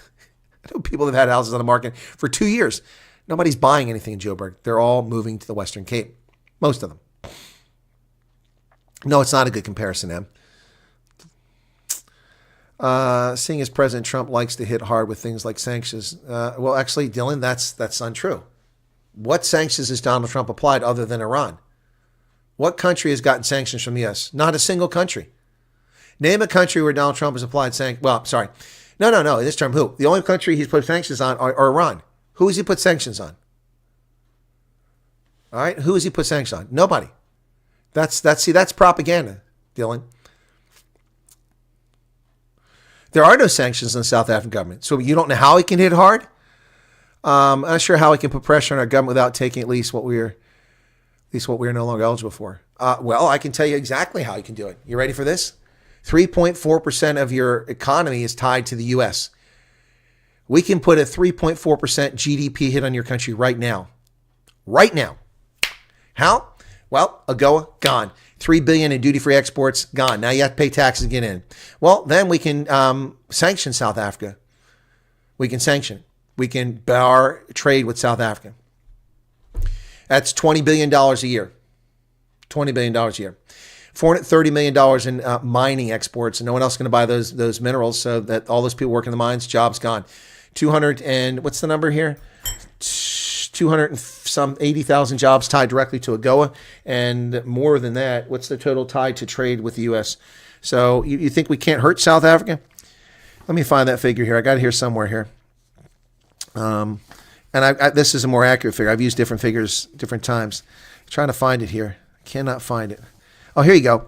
U.S. provides approximately 576,000 jobs in South Africa because of trade with the U.S. and U.S. companies operating in South Africa, and those employing South Africans remotely from America. And 250,000 of them are directly or indirectly linked to AGOA. So if you can afford 576,000 jobs, and if you can afford the loss of $20 billion in trade, you've already lost $500 million in aid. Okay, do you think that the U.S. can't hurt South Africa? Never mind the fact that South Africa, because it doesn't have money to pay for its welfare program, wants $1.5 billion from World Bank. Who do you think the largest vote share owner in the World Bank is? Where is the World Bank headquartered? Washington, D.C., within eyesight of the White House. Who do you think holds the most weight in the World Bank? That's why the developing world's always whining. Do you think the South African government, when it insults the United States and lies about us, is going to get the U.S. support for $1.5 billion loan to pay for welfare? It's not even investment into a power station. Now, my friend, South Africa is in a world of hurt. There's a lot of stuff that the U.S. could do to South Africa to hurt it. Absolutely. Absolutely. And you think the Europeans are going to rescue South Africa? Pfft. You think China and the BRICS are going to do it? They haven't stepped forward now. They've left that to us. We're the ones. We're the largest donor in Africa. We're the largest donor in Zimbabwe, the largest donor in South Africa. No one else steps up. Oh, yeah, you should look for that book. You can get it in South Africa. Great book. Pamwe Chete. In fact, let me see if it's on Amazon. Here it'll be expensive because it's not printed here. Pamwe Chete. Okay. Oh, it's on Amazon. It's at Abe Books. I'm looking to see if it's South. This doesn't search exclusive, unfortunately. So Amazon, yeah, it's used. Yeah, so I'll show you what the cover looks like. Amazon, someone's selling it for $329 used, which is comical. So here it is. This is what the more recent cover looks like. You can see that one's been worn a bit there. They want $329 for that copy, but you should be able to find it in South Africa. I have that copy of it. One of the best books I've ever read. Really fantastic. Pamwe Chete, the legend of the Zulu Scouts. Ron Reed Daly died a few years ago, unfortunately, and so I didn't get a chance to interview him. I don't own a house. Okay, what's this? Do people know they will be earning dollars in ZAR? Exactly. Okay. Yeah, a Go agreement is broken by ANC. Yep. They've been disrespecting, therefore the agreement is canceled by proxy. Yep. Oh, tariffs. Okay, see, Dylan, you see, language matters. It's like the people running around saying that, take 3 to 4 years to get asylum. This isn't an asylum offer. It's refugee. Very different. It's important to use the right language. Words mean something. Words matter. Word lives matter. Sorry, meant tariffs. Yeah, well, tariffs. But we have no tariffs on South Africa. We have no tariffs. You have duty-free access to our marketplace. We can put tariffs. We can do reciprocity. You put 75% on our poultry. We can put 75% on your products. That'll destroy South Africa. Or we can put a trade embargo. We can ban U.S. companies from doing business in South Africa. Yeah, absolutely. We can ban South Africa from financial transactions. All kinds of things can be done.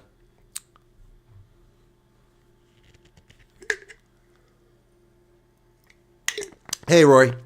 You've done some looking into costs. USA in general is cheaper than South Africa. Yep.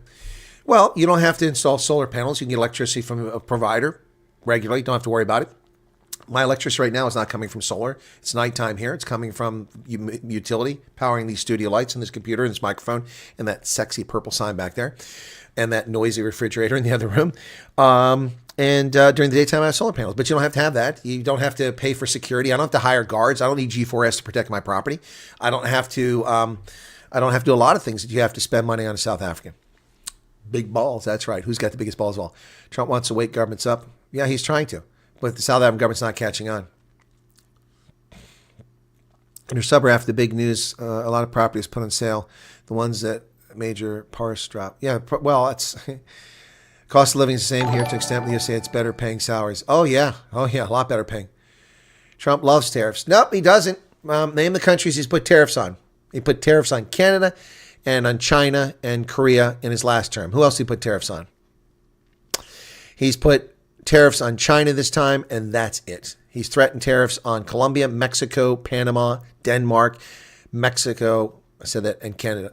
Yeah, that's who he's threatened. But none of them have got tariffs placed on them. Only China's had tariffs placed on it. The Canada and Mexico ones have been held in abeyance, but he's going to go forward with them. Yep. It's a lot of macadamia nuts. It is a lot of macadamia nuts. Currently renting, so we'll not lose anything, says Eric. Well, there you go, Eric. You don't have to worry about that. No equity loss. America's not expensive to live in. As soon as you earn dollars, you'll be okay. Exactly, Ravani. People keep making the wrong comparisons. Trump said reciprocal tariffs. Well, good. That means AGOA is going to go away, not just for South Africa. They get the money in the USA through Bitcoin. Crystal Stamen, it's a method. If you're going to do that. That's going to be the way, great equalizer for some people. My sister lives in New Zealand. She says if you move to another country, you should not think in rands. Yeah, exactly. How does property tax influence cost of living? It's like our municipal taxes, the upkeep of infrastructure. If it's different everywhere. That's a good question, Luke Rout. Maybe Luke Rautenbach, maybe is your name. I don't know. But Luke, I'll go with Luke. Luke, that's a good question. One of my people worked when I was at the War College. She was a secretary. She lives in a county, 2 counties away from here.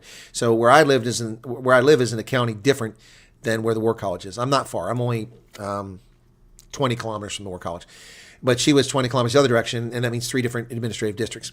She lives in a very depressed county that's very low population and very low income compared to the rest of the area. It's in the mountains just north of Carlisle.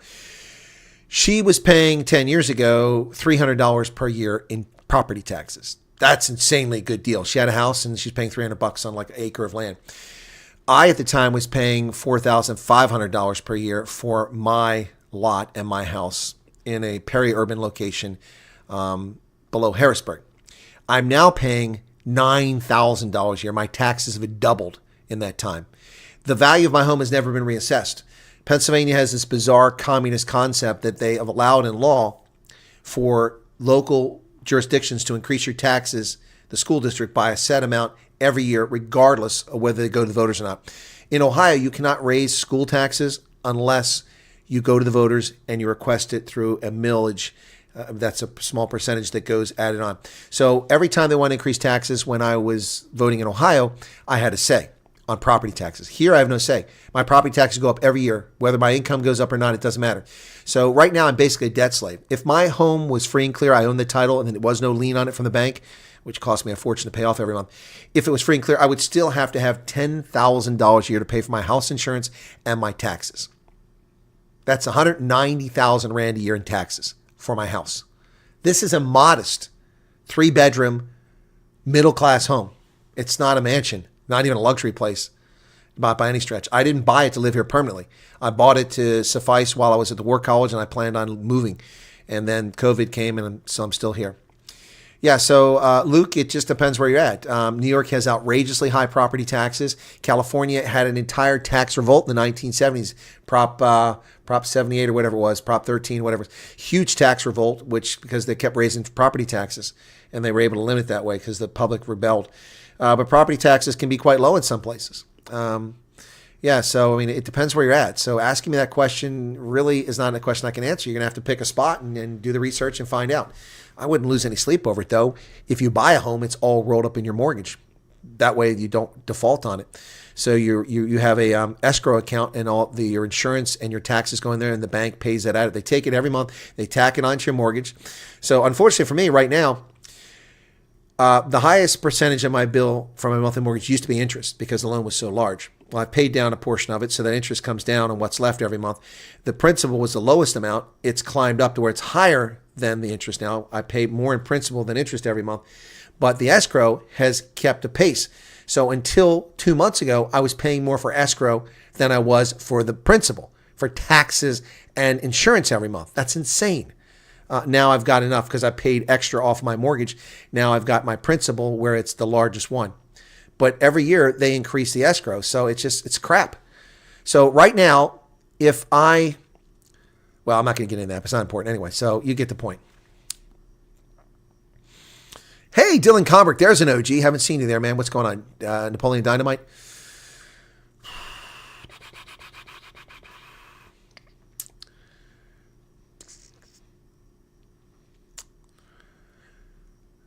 Well, no, you can be at a good school district, Scooby, and not pay anything. It's on the value of your home. So you can live in a trailer and it's only worth $10,000. You're not going to pay $10,000 in taxes. If you live in a $3 million home, you're going to pay taxes on a $3 million home value. That's going to kill you. Your candle burning at all ends. That's right, Dylan. U.S. broke the national party. Nope, that's a fairy tale. Starmer has announced the UK are cutting some aid to Africa. Yeah, they're going to use it for defense spending, and they're finally going to achieve the 2.5% they promised 14 years ago. Of course, they're lying because much of that is paying for veterans' pensions, and they include that in there. The U.S. isn't some promised land of milk and honey, but it's better than here, and it comes to security and opportunities. Scooby News. I mean, yeah, every country's got its problems, but this place is awesome. Time to ignore contentious. Well, Alma's trolling, so just ignore her. Refugees get aid. It's not like you'll be pushed out the door of the airport to fend for yourselves. There are all sorts of opportunities. Yeah, watch my video. I mean, how many times I got to say it? Watch my video. It's there. What's the laws of states South Africa should not get caught on that some South Africans do openly do? Don't bribe cops. Don't do U-turns. Don't drive through red lights. We don't have a TV license. We're not a communist country. You don't pay for a TV license here. That's bullshit. We're not European socialist, namby-pamby, nappy-wearing wusses. We don't have TV licenses. That's bullshit. Unbelievable. They charge you a license. You have to pay for public broadcasting, so propaganda is fed down your throat. We don't do that. Drive on the correct side of the road, not the left side.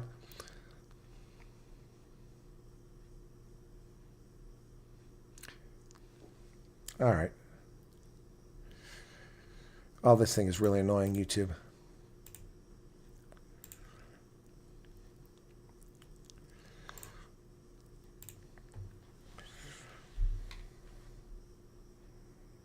What the hell?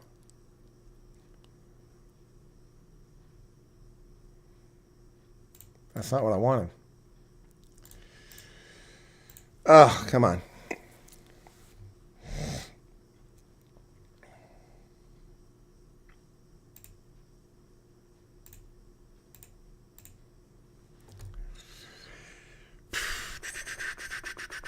I was parked having coffee. Indigenous gentleman jumped my car. We had a knife and tried to take my phone. Jumped out with a broken nose and jaw. There you go. All right. You're welcome. Lou Rocker Bait, I have a record for assault and malicious damage to property, which happened when I was 19 years old. I'm now 59 and have kept my nose clean. So how will this affect my chances? I don't know, Lou. It's up to the officials how they view that. It is a violent offense. So I can't answer that question. That's a long time ago. I think it's a fair question to ask, but that's going to be up to adjudication authorities. Typically, so what I can tell you is the following. God bless it. Damn it. Cooking. It got hot in here. I don't know why. That temperature didn't go up. Just me talking too much, I guess. So, and I'll be cold in 5 minutes. Watch me freeze in here in a couple minutes. This, by the way, is a Woolies t-shirt from Woolworths in the Victorian Alfred Waterfront Woolies. These were like, I think I got these like 49 Rand. It was dirt cheap. So I don't know the answer on that, but I can tell you this. When it comes to security clearances, the adjudication process, and I know this because I've dealt with security clearances, if you have an offense and it's when you're young and it's foolhardy and it's youth related, and poor judgment because you made bad decisions. When it comes to clearance, they make a whole person judgment. They don't necessarily kick you to the curb because of a transgression. That's a violent one, but I mean, I don't know. If I was adjudicator, to have to look at it, do a whole person concept and look at you. So I wouldn't worry about it kicking you out. If you want to do it, I'd apply for it.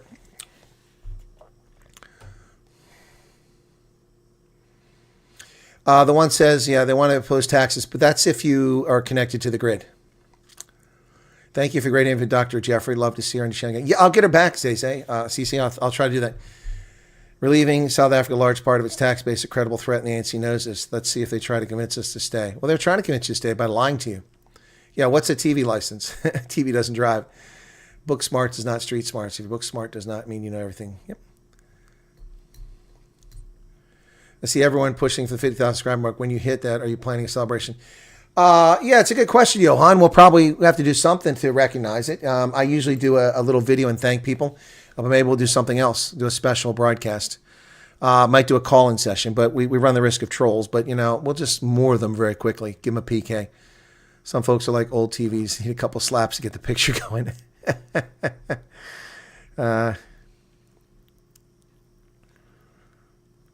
No stripper chats. Okay. Yeah, Lou. So I don't know the answer, but I wouldn't. If I were you, if you want refugee status, then I would apply for it anyway. Just be honest. I'm gonna tell you that right now. When you're interviewed for a refugee program, be honest. Answer the question to the best of your knowledge. Don't mislead. Don't omit things, because if you do so, that'll be considered fraud, and you can be stripped of your refugee status later on. And even if you become an American citizen, you'll be stripped of your citizenship for defrauding America. So just be honest, folks. Yeah, Charlotte, Sharzan, I was nearly in tears earlier. I reported in the beginning of this broadcast that Spicy Plum is done. I'm glad that he's okay. I really love to interview him. If anybody's got contact with one of my viewers, said they know his sister or something like that earlier. But I'm kind of heartbroken. I'm a huge Stephen Kitsoff fan, and I'm going to miss him. Of course, he's a Stormer and a Province guy and a Springbok.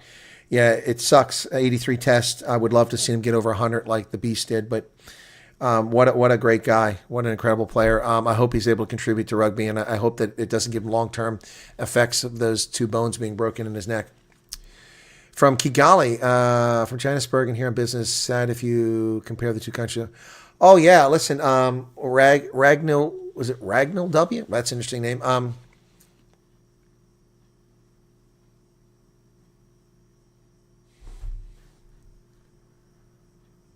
What the hell?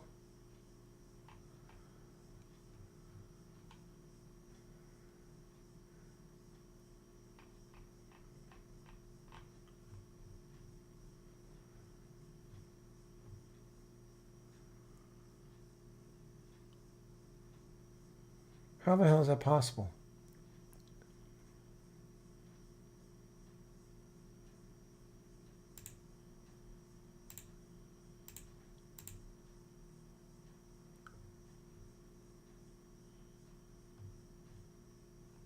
Huh.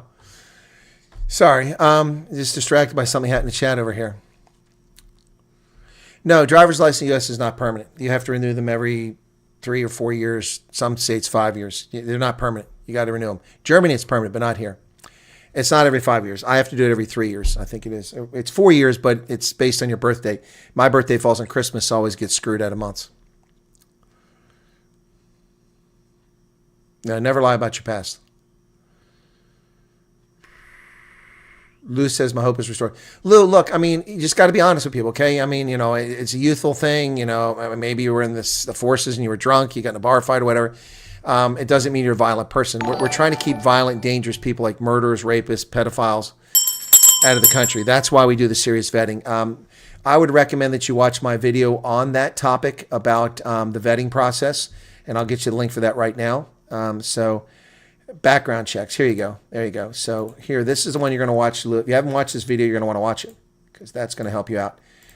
It's not the total answer, but my videos explaining the process are generic videos about what happens in general. Okay. Henko Bernard, having been in the United States in 2019, one may have 2 unsettled hospital bills in places such as Illinois. Should that negatively affect chances of immigration? Well, that's a good question, Henko. So you're a deadbeat? Is that what you're saying? Sorry.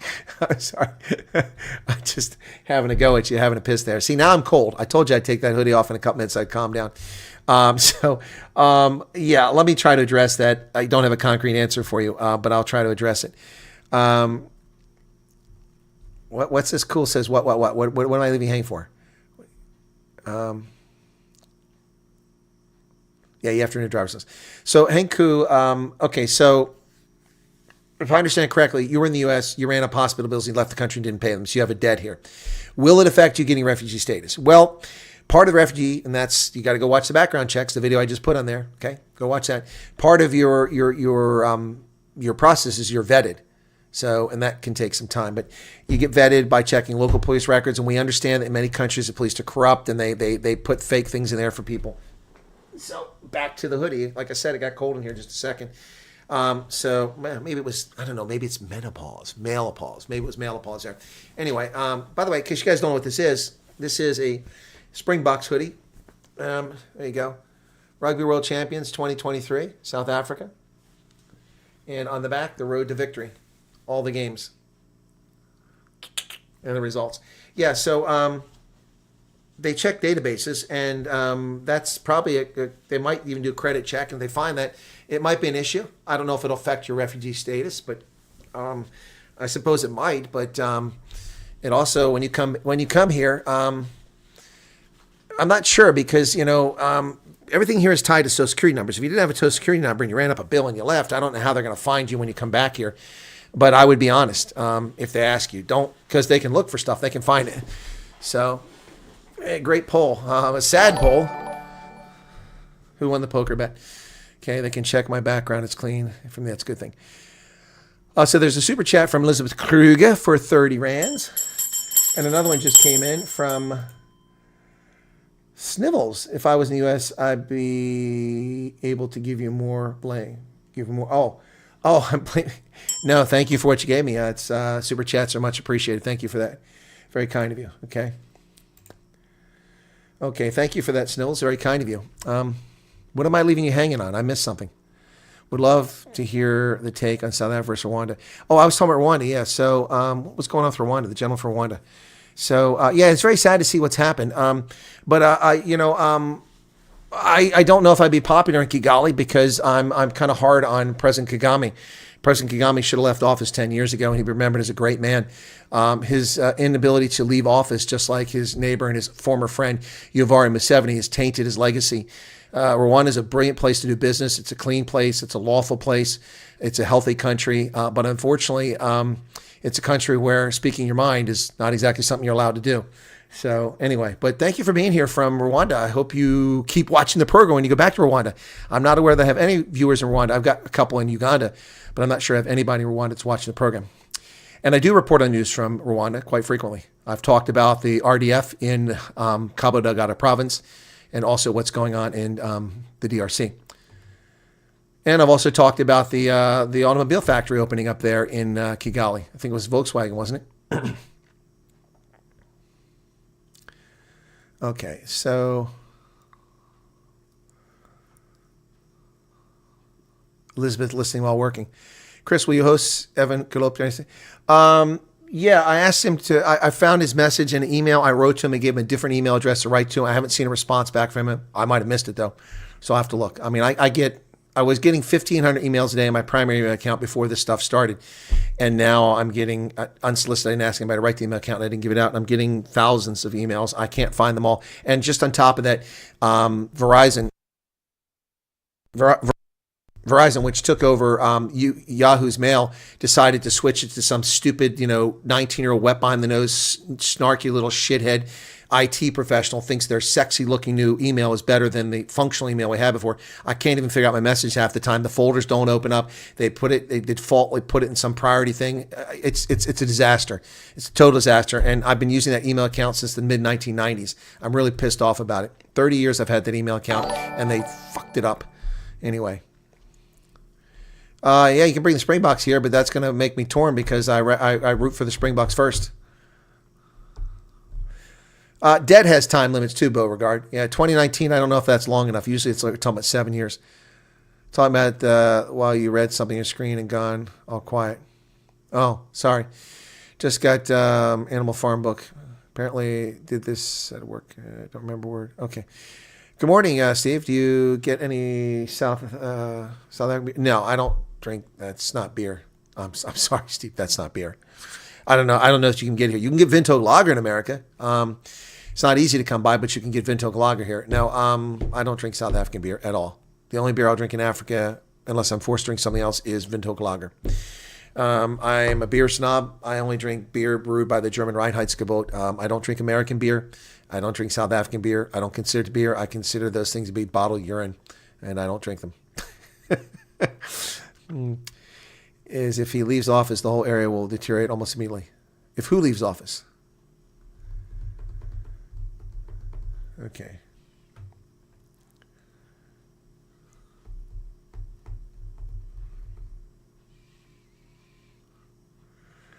Watch the video from Evan. He is a Democrat from New York who fights for minorities. He's currently learning Afrikaans. No, he's not from New York. Not if we're talking about that guy, because he reached out to me and I confirmed his bona fides. He sent them to me. He's a practicing attorney elsewhere, not in New York. Please, I assume that means call Neil de Beer to go to the USA and tell him what's going on. Neil is coming here. I'm in coordination with Neil, and we got people in my chat saying Neil's not coming. He's undergoing cancer treatment. He canceled his trip. Not true. Neil wrote back to me and said, he's coming. In fact, when he wrote to me, he said, I'm enjoying a whiskey right now. Funny what people say. So, yeah, Neil is still coming to America, and if it's next week, I won't be able to link up with him because I've got War College, but if it's a week after, I'll be able to do it. So, I think getting married before after you ever knew would be seen as bad. No, I don't think so. But it does have effect whether you're married or you're single, because if you're cohabitating, that's not a marriage, so you can't bring that person over on your application. They've got to apply separately, and they might not get it. I hate beer. I cannot stand the taste of anything. I drink whiskey, hands down. Suzanne says, gotta love you and leave you. Okay, well, that's fine. Take care of your errands. I should probably get going, me too. Saw South Africans living in the USA selling boerewors for $13 was like over 200 rands. Oh, yeah. Oh, yeah, SVN. Listen, yeah. Look, I mean, I don't know. People, there's all kinds of nonsense going on. I don't know why people just latch on to stupidity. Look, if you feel compelled to leave the country and the refugee status applies to you and you want to do it, then apply for it. If you want to stay in South Africa and make a go of it and it's your country you love and you can't part with it, then stay there. Yeah, there you go. Yeah, that's it. That's the advice. Black Label matters. Carling Black Label. He's from New York, yes, but he's not practicing law in New York. He lives elsewhere. So, yeah, someone said he was in New York. He's not in New York. One concern for me is making a living and surviving in the U.S. It's not a concern. You're in forestry and a small macadamia nut farmer. Can I, with that, make it work? Why can't you? We have macadamia nuts. We're the world's largest producer of macadamia nuts until Australia surpassed us 10 years ago. And then in the last 5 years, South Africa surpassed Australia. So we have macadamia nuts. We're now the largest importer of macadamia nuts. I don't know why. They taste like cock. Ugh, they're disgusting. Ugh, cannot eat macadamia nuts. But people love them. Yes, so why can't you make it? Forestry, what do you mean forestry? Forestry management or timber? Timber, you can make a great living. Forest strangers don't make a lot of money. That's what I want to do. The only word I remember from studying Latin in high school is silva, which means forest, because I want to be a forest ranger. Hence, in English, we say Sylvian, a Sylvian background, which would be a forested background. Yep. Yeah, so why can't you make that? You can make a living here. Oh, DRC is out of control. What's happening is absolutely inhumane. I saw a disgusting video yesterday of people who were purportedly Christians, I don't know what they were, tied up their ankles, their wrists on the ground, and a guy walks by with a rocket launcher tube and beats them to death one by one over the head. It's just vile and disgusting. Yeah. But hey, Nota Boloye said that, his culture is far superior to that of white people. What are white people? They're just savages everywhere they go. That's what he said. He said white people are savages everywhere they go. I guess what happens in the DRC isn't savagery. I guess the butchering of 850,000 people with pangas in Rwanda isn't savagery. I guess is what's happening in Somalia isn't savagery. And I guess all those crimes are being perpetrated by white people, apparently, because the eminent authority on savagery and humanity, of course, he also said that white people aren't humans because they're a lower grade of human. He claimed that white people, because they made with Neanderthals, are less than black people. But the guy looks like he's just got a good tan. Is he even black? Saskia Langefeld. Yeah, so, I have a good authority from none other than music producer, professional asshole, Nota Boloye, that, white people just are savage. And apparently what we're seeing in the Congo, it must be all artificial intelligence. It's not real. They didn't hack people apart and put them in wheelie bins while they were alive in Cabo Delgado province and then burn the parts. That was all just artificial intelligence. It never happened. Africans didn't do that to one another. No. The savagery that we see is exclusively a white phenomenon, according to the eminent scholar and educated lunatic Nota Boloye. 350 Rand from Saskia.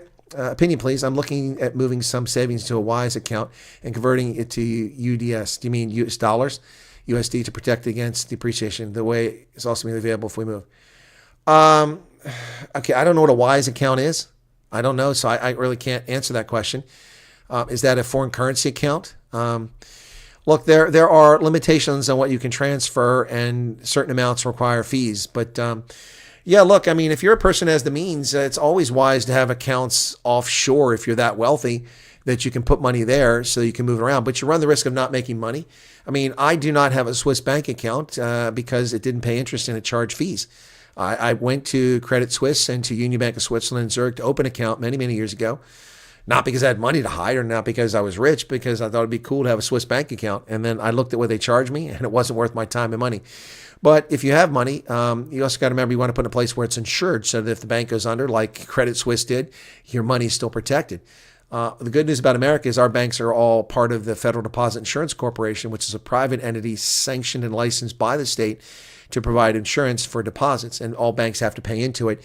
And that way, if a bank fails, they pay the depositors out of that, and your money's guaranteed up to a certain amount. I think the current amount is like $250,000 or $400,000. I forget how much it is, and that's for each account. So you can have multiple accounts. So yeah, it sounds like a smart move, Saskia, if you've got the resources. But I don't know what a WISE account is. That sounds familiar to me, but I don't know off the top of my head. Maybe it's just early morning. I'm tired.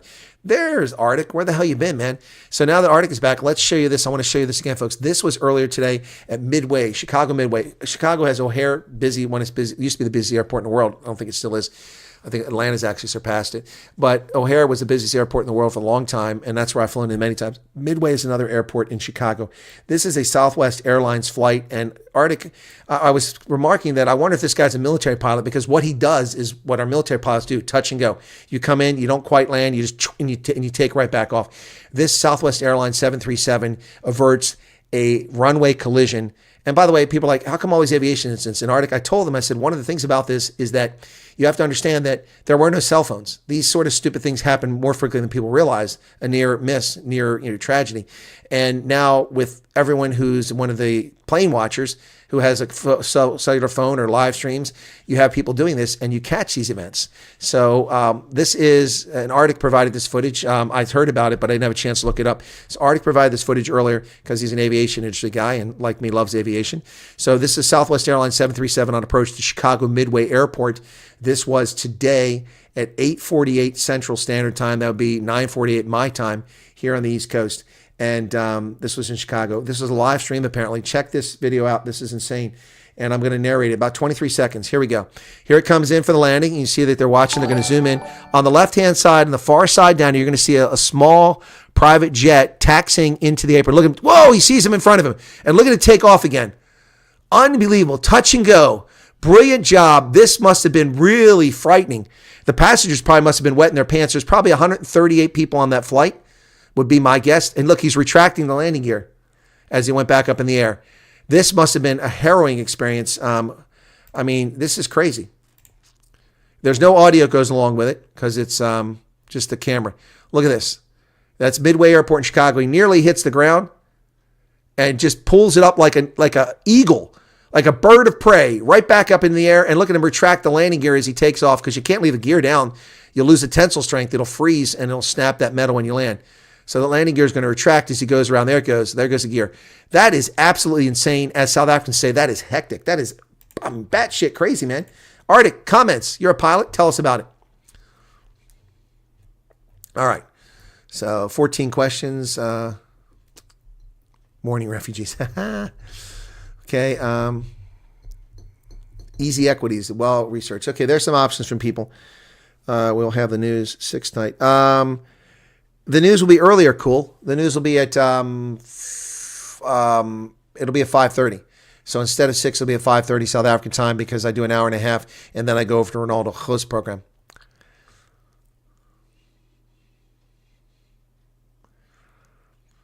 Wise was formerly TransferWise. Oh, okay, like Revolut. I have a Revolut account.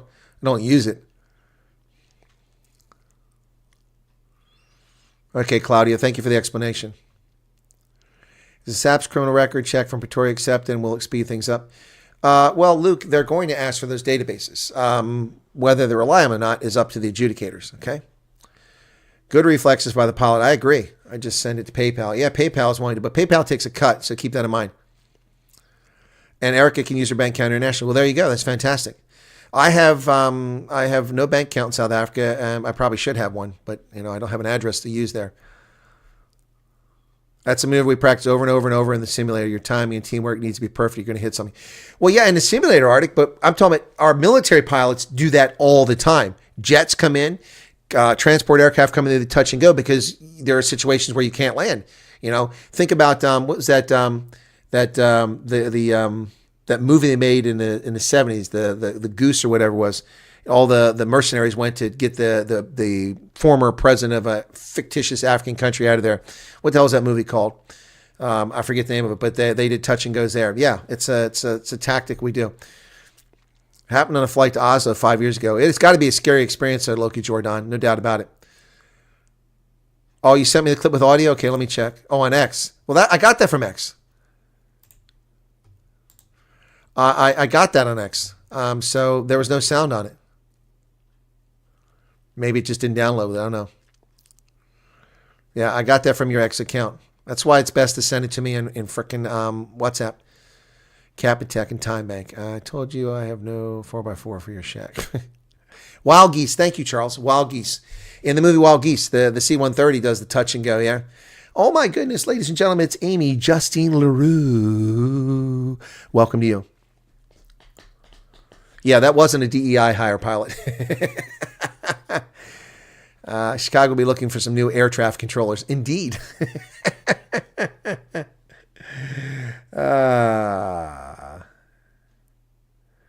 Somebody's taking container ship to America.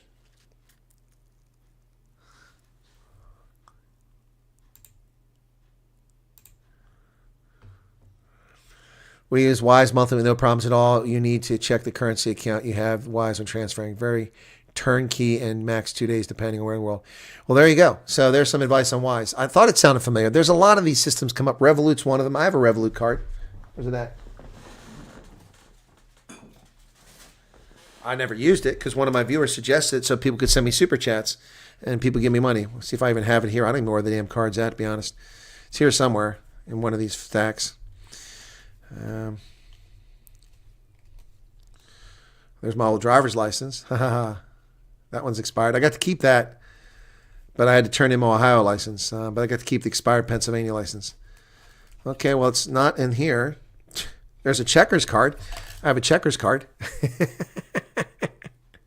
I need to remember to keep that out. I forgot I got the checkers card. Yep. I got that one in PE because my old one was gone. It was no good. Okay. Yep. So it's not here. It's in one of these other things. But anyway. Yep. Huh. Anyway. So, yeah. But I have a Revolut card here somewhere.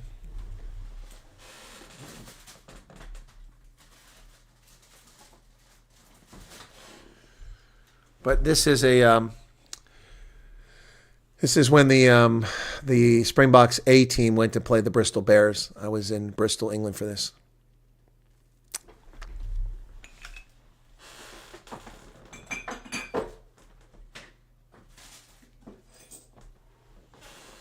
Not there, somewhere. Not important at this hour. Wild geese, yeah. Yeah, well, it was active in South Africa at one point. I guess it's not anymore. Okay. Okay. Difficult to open a proper international account. It's just for holding US dollars, then it should be fine. Yep. But hey, I don't know what this expropriation bill saying property is going to mean in the near future. Well, it could mean all kinds of things. Send Amy to clop me. Amy's not here. They changed that checkers card now. Really? So is this no longer valid? I didn't like this frickin', orange, man. This thing, it's very bright. So this isn't that old. So is this no good? I didn't know that. That's only a year old. Maybe 2 years. I'm trying to remember. Anyway. Quick thinking. Yep. News today, Neanderthals cuts aid to Zimbabwe. Seems we do not have vaccines for shingles. Really not in good mood. Guess who has shingles? Oh, Mary, I'm so sorry. Yeah, shingles. Okay, so my father, whom I didn't know for 30 years, thought he was dead, found out he's alive, but wound up having a relationship with my father in the last 20 years or so of his life. But in his 80s, got shingles. Oh my gosh. It was horrible. It was such a painful thing for him. I saw it. Now, when I came back to the States, they had just released a shingles vaccine. And the Army had available, if you were 50 or older, you could get it. They recommend it. Now, I had chicken pox as a kid, and so you're supposed to get it. So I took it, and they said the efficacy was very strong. Come to find out a few years later, it was all BS. The efficacy of that shingles vaccine was at best maybe 15%, so it was wasted. So they came out with another shingles vaccine, I think just before I retired, or it's been since I retired. It must have been just before I retired, because it was before COVID. And that one's supposed to have 85% efficacy. So I got that one, and I hope I never get shingles because it looks very painful. Yep. Yeah, that was great flying, Marissa. What did Amy say? So happy to hear what Amy says. I've been really good. Things are really good now. What about you? Okay, cool. Daniel McQueen, it's still valid. Oh, the checkers card. Thank you, Daniel. Appreciate that. They look different now. Okay. It's still good. The checkers card. Okay, you have one. Okay, cool. I had an older checkers card. Didn't look like that at all. I used to have an exclusive card. I don't bother exclusive. It doesn't give me any benefits. I never got the checks. I lived in Botswana, and they would mail me the checks in Rand, and it would come like almost never. I used to spend so much money on books, and I still do every time I go. I think Visa and MasterCard accounts can be used in America, but seeing this as a refugee program, you have to move your stuff.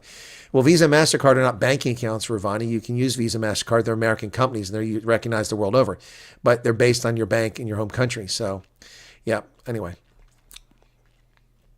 All right, where are we at? So the poll, let's see what's going on with the poll. We have 835 votes in the poll.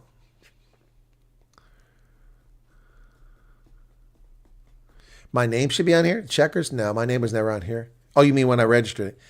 I don't know. I suppose I could check on it. Am I supposed to sign this thing? There's a little spot in the back. I never signed it. Yeah, authorized signature. I never signed it. Yeah, I just did this to get, they had a sale, and you had to have a checkers card to get the sale. So got it in PE. Not too far from where I was staying at. Chicken pox when pregnant. Oh my gosh, that's terrible. In utero. Oh, how did he get it in utero? That's scary. Now digital, you can scan it on your phone. Ugh, and then your phone gets stolen. Someone else can use your card. Pilot away. Could have been a catastrophe. Could have been a catastrophe. Okay. All right. So order online with checkers. Okay. Then you give a Visa or MasterCard when you open your account, debit card. Yeah, Arctic. Listen to Arctic when it comes to this, because he knows. You come here, you get a prepaid card from Walmart. Pick one of them. I have one of those cards, but I never used it. I just bought it to see what it works, and I get an email every month telling me I got $20 on it. I never used it. Shingles is painful. I have nerve damage from MS. Now nerve damage on top of that. That's horrible, Mary. I'm so sorry to hear that. Yeah, we have the shingles vaccine, the new one here in America, and you can get it. I got it from the military. It was free from the military. Some people might not feel the pressure of living in this country yet. Maybe rich, but even poor whites I know want to leave. Nothing left to lose. Call me on Patreon. I didn't call you anything, Carol. We won't be allowed to back South Africa once we go. America, guys, as refugees, you won't have South African citizenship. No, that's not true, Ravani. Okay, now you're spreading fake news. You'll still have South African citizenship, and you can't go to South Africa while you're a refugee. If, however, you come to America and you become an American after the 5-year period, then you can go to South Africa on your American passport. Yeah, time for a raise. I hear you, Arctic. You can always ask for a random stranger at the cashier if you can use their card. Yeah, that's a good idea. Oh, you're talking about for the Checkers card. Gotcha. I thought you were talking about credit cards. I thought he was talking about credit cards. He's talking about the Checkers card. Gotcha. Why? I've got my own Checkers card now. But that really, I mean, you could stop traffic with this. You're like a road crossing guard. Look at that orange thing. You can't miss that. Directing traffic. This is me in PE. Look, I've already fixed roads. I fixed potholes in PE. By the way, did you guys see that? So when I was there last year in PE, Ronaldo and the DA and I went out. He was a counselor there then. We went out and we fixed potholes on the main road that comes up from town, that 4-lane boulevard. And we're fixing the potholes. And so people took a picture of me fixing the potholes and banging the coal tar down. And I put that picture on my Twitter account saying, hey, fixing roads in South Africa. So Gareth Cliff saw that and he retweeted it. Of course, he has a big Twitter following. And so people responded. That drove, I had like 100 and some thousand views on my that's the most I ever had on my Twitter account for that. And people started making stupid comments about, colonizers and racist white supremacists. I'm like, what the fuck is your problem? I'm an American on holiday. Not on holiday. I was working. I come to South Africa and I fix your roads for free. And you're going to call me names? Piss off.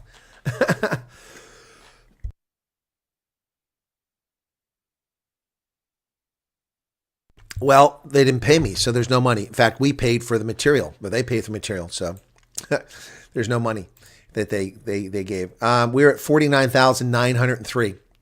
So we'll probably, if things go well, hit 50,000 while I'm asleep here. I was hoping to get it before I went to bed, but it doesn't look like it's going to be that way. So finally picking up a little pace here. But it's because that video that I did yesterday afternoon, that video is now up to 42,000 views. And I'm getting about 3,500 per hour. So yep, keep it going, folks. Get me up to 50,000 or more. That's reporting the news. I was fortunate to be the first one to report it. Off Reform posted, Aaron's Fun Sale, the Conscious Clerical posted, because he's with the media there, posted the fact that it happened, and I got that like right away and went there, downloaded the statement, the 5-page statement that they gave to the White House and the photograph, and I made a video and analyzed it. So, and that's what we started talking about this evening on here. Also, you can find my analysis on that video. Go check it out. A lot of people were falsely attributing things to Af Reform that simply aren't true. No, I'm here. Your screen went blank. It's just you, Ludwig Hoya. And we're here. Let's challenge Checkers. The Colonel must order something. Nope. The Americans come around and fix roads again. My 13-year-old daughter lives with her dad. We have shared custody. Will I be able to take her to the USA even if her father says no? Yeah, Karen, that's a problem. Okay. I don't know the result of that. I know that custody is an issue here. Yeah, that may be a challenge. That's going to be a problem, not unique. It's going to be for a lot of people. I don't know the answer on that one, and I'm not even going to try to mislead you on that, which some people do. I do know that custody is a real issue. So, for instance, we have major issues with Norway. Norway does not recognize U.S. court orders for custody. So you have Norwegians that produce a child with an American. They grow up in America. They're an American citizen. And then the Norwegian parents kidnap the child and go to Norway. The U.S. government issues an extradition order, and the Norwegians refuse it. They refuse to help. When the parent goes to Norway, in multiple cases, I've seen these stories and over and over again. I've seen videos of it. I've seen interviews of people. The Americans are treated like criminals by the Norwegian authorities because they think the child's Norwegian and the Americans have no claim to the child. It's heartbreaking. Kind of reminds me of Not Without My Daughter and Sally Field in Iran back in the day. So I don't know the answer there, Karen. I'm sorry about that. It is definitely something that might be a concern. Yeah. I don't even know if you have his permission if you can take her. I mean, I'm not sure how that works, but I imagine if you have his permission, then and they interview him and he says yes, then you probably would be able to. But I don't know. I don't know. I wish I had an answer for you on that one. Why would you want to come back to South Africa when you have an opportunity to try for American citizenship? Well, Quids, because a lot of people seem to think this is a free ticket to get out of South Africa and go back at will. It's not immigration. This is what's in a lot of people's heads. You think you're getting a free immigration in America. You're not getting immigration. You're getting refugee status if you come here. And it's not the same. You can't go back to the country where you've been persecuted and your life's in peril. We've talked about this endlessly. And that's the problem. South Africans aren't listening. They are not listening. They think they've been given a golden ticket and they are free to go over the world and live off America. And then also, well, no, I'll work hard. It isn't really about that. No one cares about that. And we ultimately care about it. We don't care about getting you here. Whether you work hard or not, whether you're disabled or able, isn't really germane. It's the fact your life is in peril, and we're very generous and we're letting you come here. And oh, by the way, you're jumping the queue of 7.6 million people in Africa alone and 35 million people around the world who are registered refugees. You're jumping the queue. So anyway, yeah.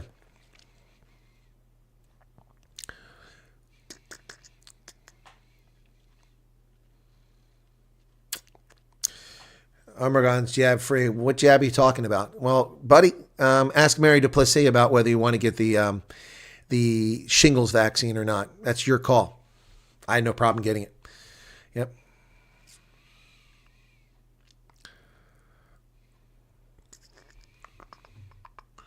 Yeah, 49,900. You're right, Beauregard. 49,908 is the current total. So we're 92 away. Yep. Both parents need to let a child leave. Minor child trafficking. So this is not just negotiable. If you try, you're going to have more problems than you need. Well, and they're not going to let you go. They're not going to let you go. Yep. Yeah, it's considered kidnapping. Yeah. Well, the Norwegians do it all the time. They kidnap our kids. Yep. There's a super chat from Veritas. Does an old protective order disqualify you from? Again, we've had this conversation, Veritas. Maybe you tuned in late. Look under the video about background checks. Don't know that it would or wouldn't. It also depends when it is, what the circumstances of it are. Lots of people file false claims against people and get orders which are not legitimate. So it's up to an adjudication official looking at you. To remove a minor style, you need written. Yep. Okay. Expropriation is happening. Video footage on YouTube. Willem Petzer. Okay, that's not really helpful. Hanali Serfontaine. Any relation to Jan Serfontaine, one of my favorite rugby players? That doesn't really help me. Willem Petzer's, where is this happening at? I mean, I've reported about expropriation, or not expropriation, but land theft. I've also talked about expropriation, so I don't really know what you're talking about. Please explain what you're talking about. That's not helpful. Doesn't mean that West Virginia will finally be able to recover from their poverty. Well, Pierre Rousseau, West Virginia will always be in poverty because of the nature of some people who live there. So even when West Virginia was producing tons of coal, there were people living in abject poverty. So let me give you an anecdotal story about this. 1987, I get out of the Army, and I go back to the States, and I'm offered a job as a disc jockey. I get hired, I told that story last night, at a radio station in Pomeroy, Ohio, which is on the river. The border is the Ohio River. The other side is West Virginia. This side is Ohio. And while I'm at the radio station, there's an older guy there in his 50s, and I'm in my 20s. He's in his 50s back then, so if he's still alive, he'd be almost 90 now, but he must have passed. He's in his 50s, and he's from West Virginia. And he's working at the radio station, making minimum wage, $3.35 an hour, just like I was making in my early 20s. And he would come into work at the radio station. He had this huge-ass, big double cab pickup truck, which must have cost him like $30,000, $40,000 back then. Today, it'd be an $50,000, $80,000 truck today. And it was relatively new. So we'd come in and we'd chat, when we had a break. And I'd ask him one day, I said, so why are you working here? You live in West Virginia. He goes, well, because I need work. I said, well, you need work? I thought you're a coal miner. He said, yeah, I got laid off. And he's telling me, I said, yeah, but you're not making much. Didn't you make more? He goes, yeah, no, I used to make, I think this is 1987. I think he told me he made like $58,000 a year in 1987. That's a king's ransom.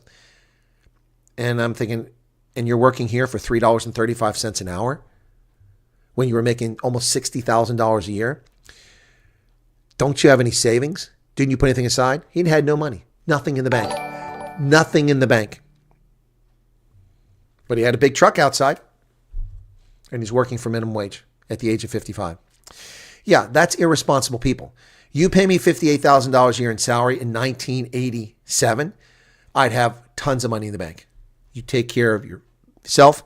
You pay your bills. You're responsible. You don't live beyond your means, and you squirrel away some resources. Some people will always be poverty, and West Virginia will always be poor. I've lived next to West Virginia. I used to have a girlfriend in West Virginia. Used to go there all the time. It is a state that will always remain poor. It is a mineral wealthy state. It's even for agriculture, despite the hills, got a lot of good agriculture.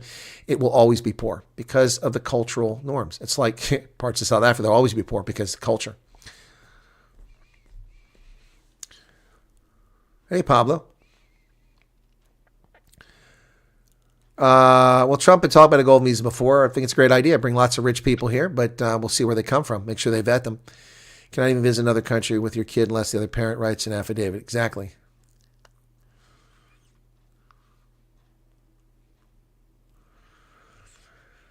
Emma says no COVID jab requirement. No, we don't. Who's telling people we have to have requirement? There's no immunization requirement for COVID to come to this country. That stupidity stopped a long time ago. Yeah, total custody, so I get permission to take kids on holiday to Scotland.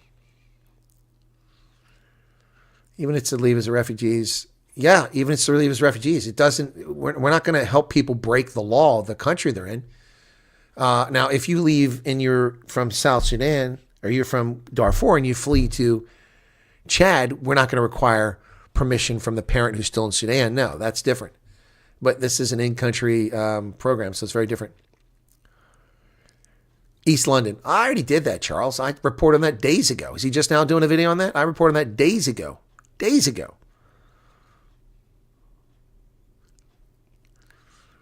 First post on South Africa finds Google. No, they haven't fined them. This is not going to go well for the South African government. They're just so stupid, it's unbelievable. Right, it's a South African law. You'll get stopped at the airport. You won't even get into U.S. authorities' possession.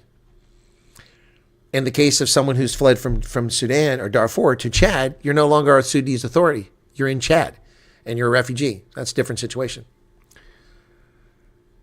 That's old news, Quids. I mean, you guys are just catching on this. I did this story days ago. When did I talk about? Which video was that on? Gosh, I reported on this a long time ago.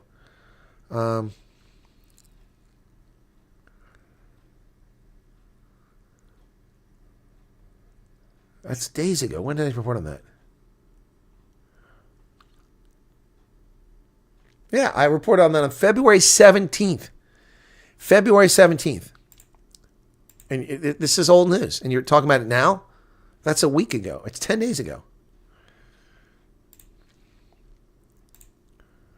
Hey, folks, welcome back. This is Chris in Central Pennsylvania. And I saw a video from earlier today in South Africa in the Eastern Cape near Fort Jackson on the N2. Outside of East London, where people are just jumping out of cars, staking claims to privately owned land, and just a free-for-all land grab.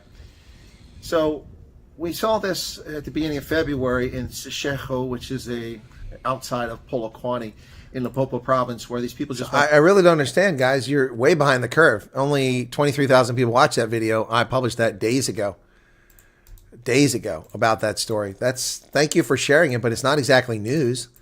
Not exactly news. I mean, I covered this story ages ago, unless they've staked out more land and there's more going on, but you didn't differentiate that. You didn't say that.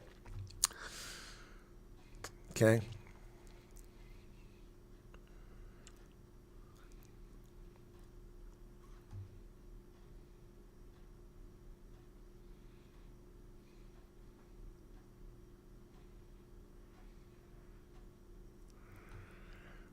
Just letting you know that video these people are talking about, it's called Claimant Farm.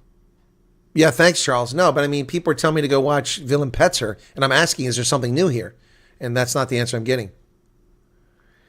Okay. We got 875 votes. I'm going to end the poll there, okay?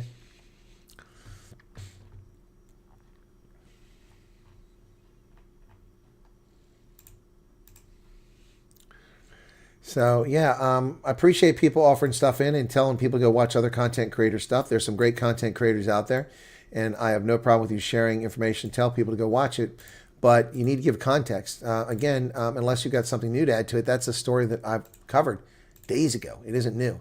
It isn't new.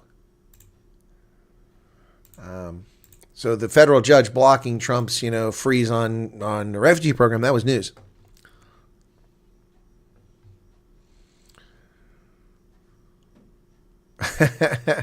Well, he asked to become in this program, but it didn't pan out. It didn't happen. He had load shedding. They're staking land on a daily basis throughout South Africa. No longer news. Yeah, no, exactly. Now, well, that's why I reported on it days ago. Could be Ruvani, but that's what I'm asking. But no one told me that. I don't know why Zelensky's going there. It's just, he's a grifter. Now, that's the other story. He's agreed to the minerals. This is silly stuff. I watched your one last week. He just reiterated. Okay. It'll take about 9 years more before anyone will report on the land grabs we had in Bloemfontein last year. Bloemfontein's a decade behind. Many Afrikaners here of German descent. Actually, Karen Bobst, who's talking crap? SVK9. Let me see what SVK9 says.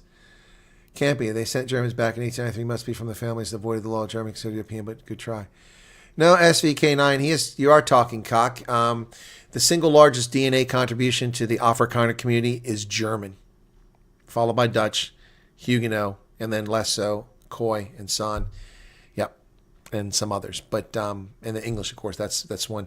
But the biggest contribution to those who are actually Afrikaans by DNA, and this is a proven fact, is German, ethnic Germans. Over 30% plus of the DNA of the average Afrikaner is German. Only 20-some% is actually Dutch. Yep. Police action removing those who... No, Philip, I've seen nothing. And there's not been a follow-up report from SABC about Shisheho up in there in Polokwane. So you're welcome, SKV9. That's the fact. That's a fact. And if you look, you see a lot of German names. Bobst is one of them. Yeah, you also see Huguenot names. De Klerk, that's one. Duplessis, Dutoy, those are all French names from the Huguenots. And then you've got lots of Dutch names, Van der Pfeiffer, yep. Schultz is my surname. Grandfather was German, yep. Krugers, yeah, they're not Dutch Krugers. They're German Krugers for the most part. So a judge has halted the refugee program. No, altruism. No. Trump halted the refugee program on January 20th. With executive order because of widespread fraud under the Biden regime. A judge in Seattle, a liberal judge, has said that Trump has no authority to do that. In the meantime, between January 20th and today, on February 7th, Trump told the Department of Homeland Security and the State Department to create a program to prioritize refugee resettlement for Afrikaners suffering from racial abuse in South Africa. Racial discrimination. That program doesn't exist. They were told to do it and present it to the president so he could approve it. We're waiting for that. We've been waiting now going on 3 weeks. That hasn't happened yet. When it happens, we'll know. In the meantime, he froze all of them. Then he said this order on February 7th, January 20th, February 7th, and now today, the 26th of February, a judge has intervened and said the president doesn't have the authority to freeze the program. The judge is full of shit. President Trump does have the authority to do it. It's his authority under the law, under executive authority for it. They're trying to claim that he's circumventing congressional powers. That's not the case. Congress doesn't have unlimited, unfettered power to tell anyone they want they can come in this country. They can set the guidelines and set the law, but it's up to the president to administer the program, and he can suspend it when there's a threat to the United States at his discretion. That's how the law is written. This judge is overreaching, and he will be smacked down in the Court of Appeal. So I wouldn't worry about it. It has nothing to do. People are now going to confuse everything. Now they're going to take that story and say, anyway, I just don't worry about it. Don't worry about it.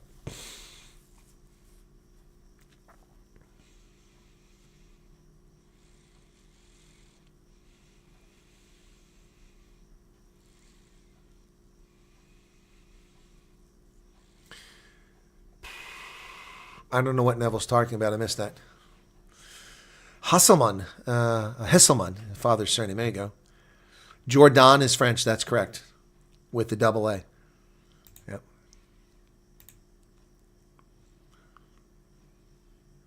All right, we're at 49,922. So we're 78 away now. Anyway. Yeah, I covered that story a long time ago. That's why I asked a question. I'm like, that's a long time ago, man. A long time ago. All right. First Morning Live. Okay. Molensa. Never heard of that before. Comes from McMullen. Okay. Well, we have Sean Folshank on here, and that's a German name, and Afrikaners call him Folskank. That sounds terrible. Folskank. It's not Folskank. It's Folshank.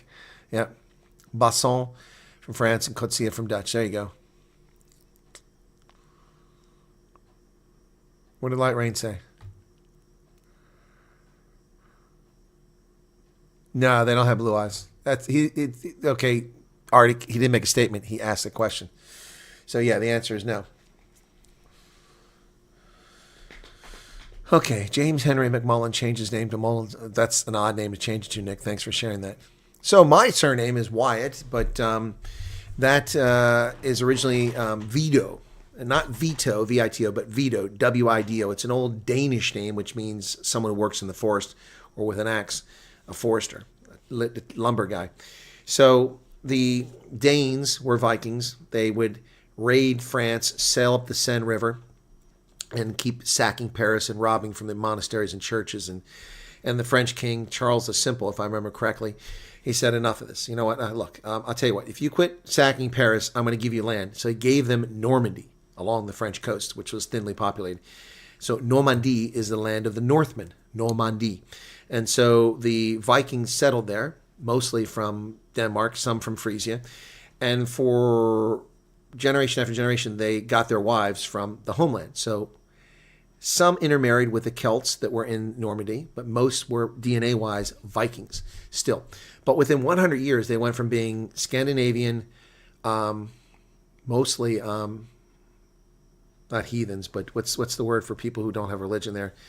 Anyway, they went from not having religion to being French-speaking Roman Catholics in 100 years. And they became the nobility class. And there was some mixing with Celts, but mostly it was Scandinavian still.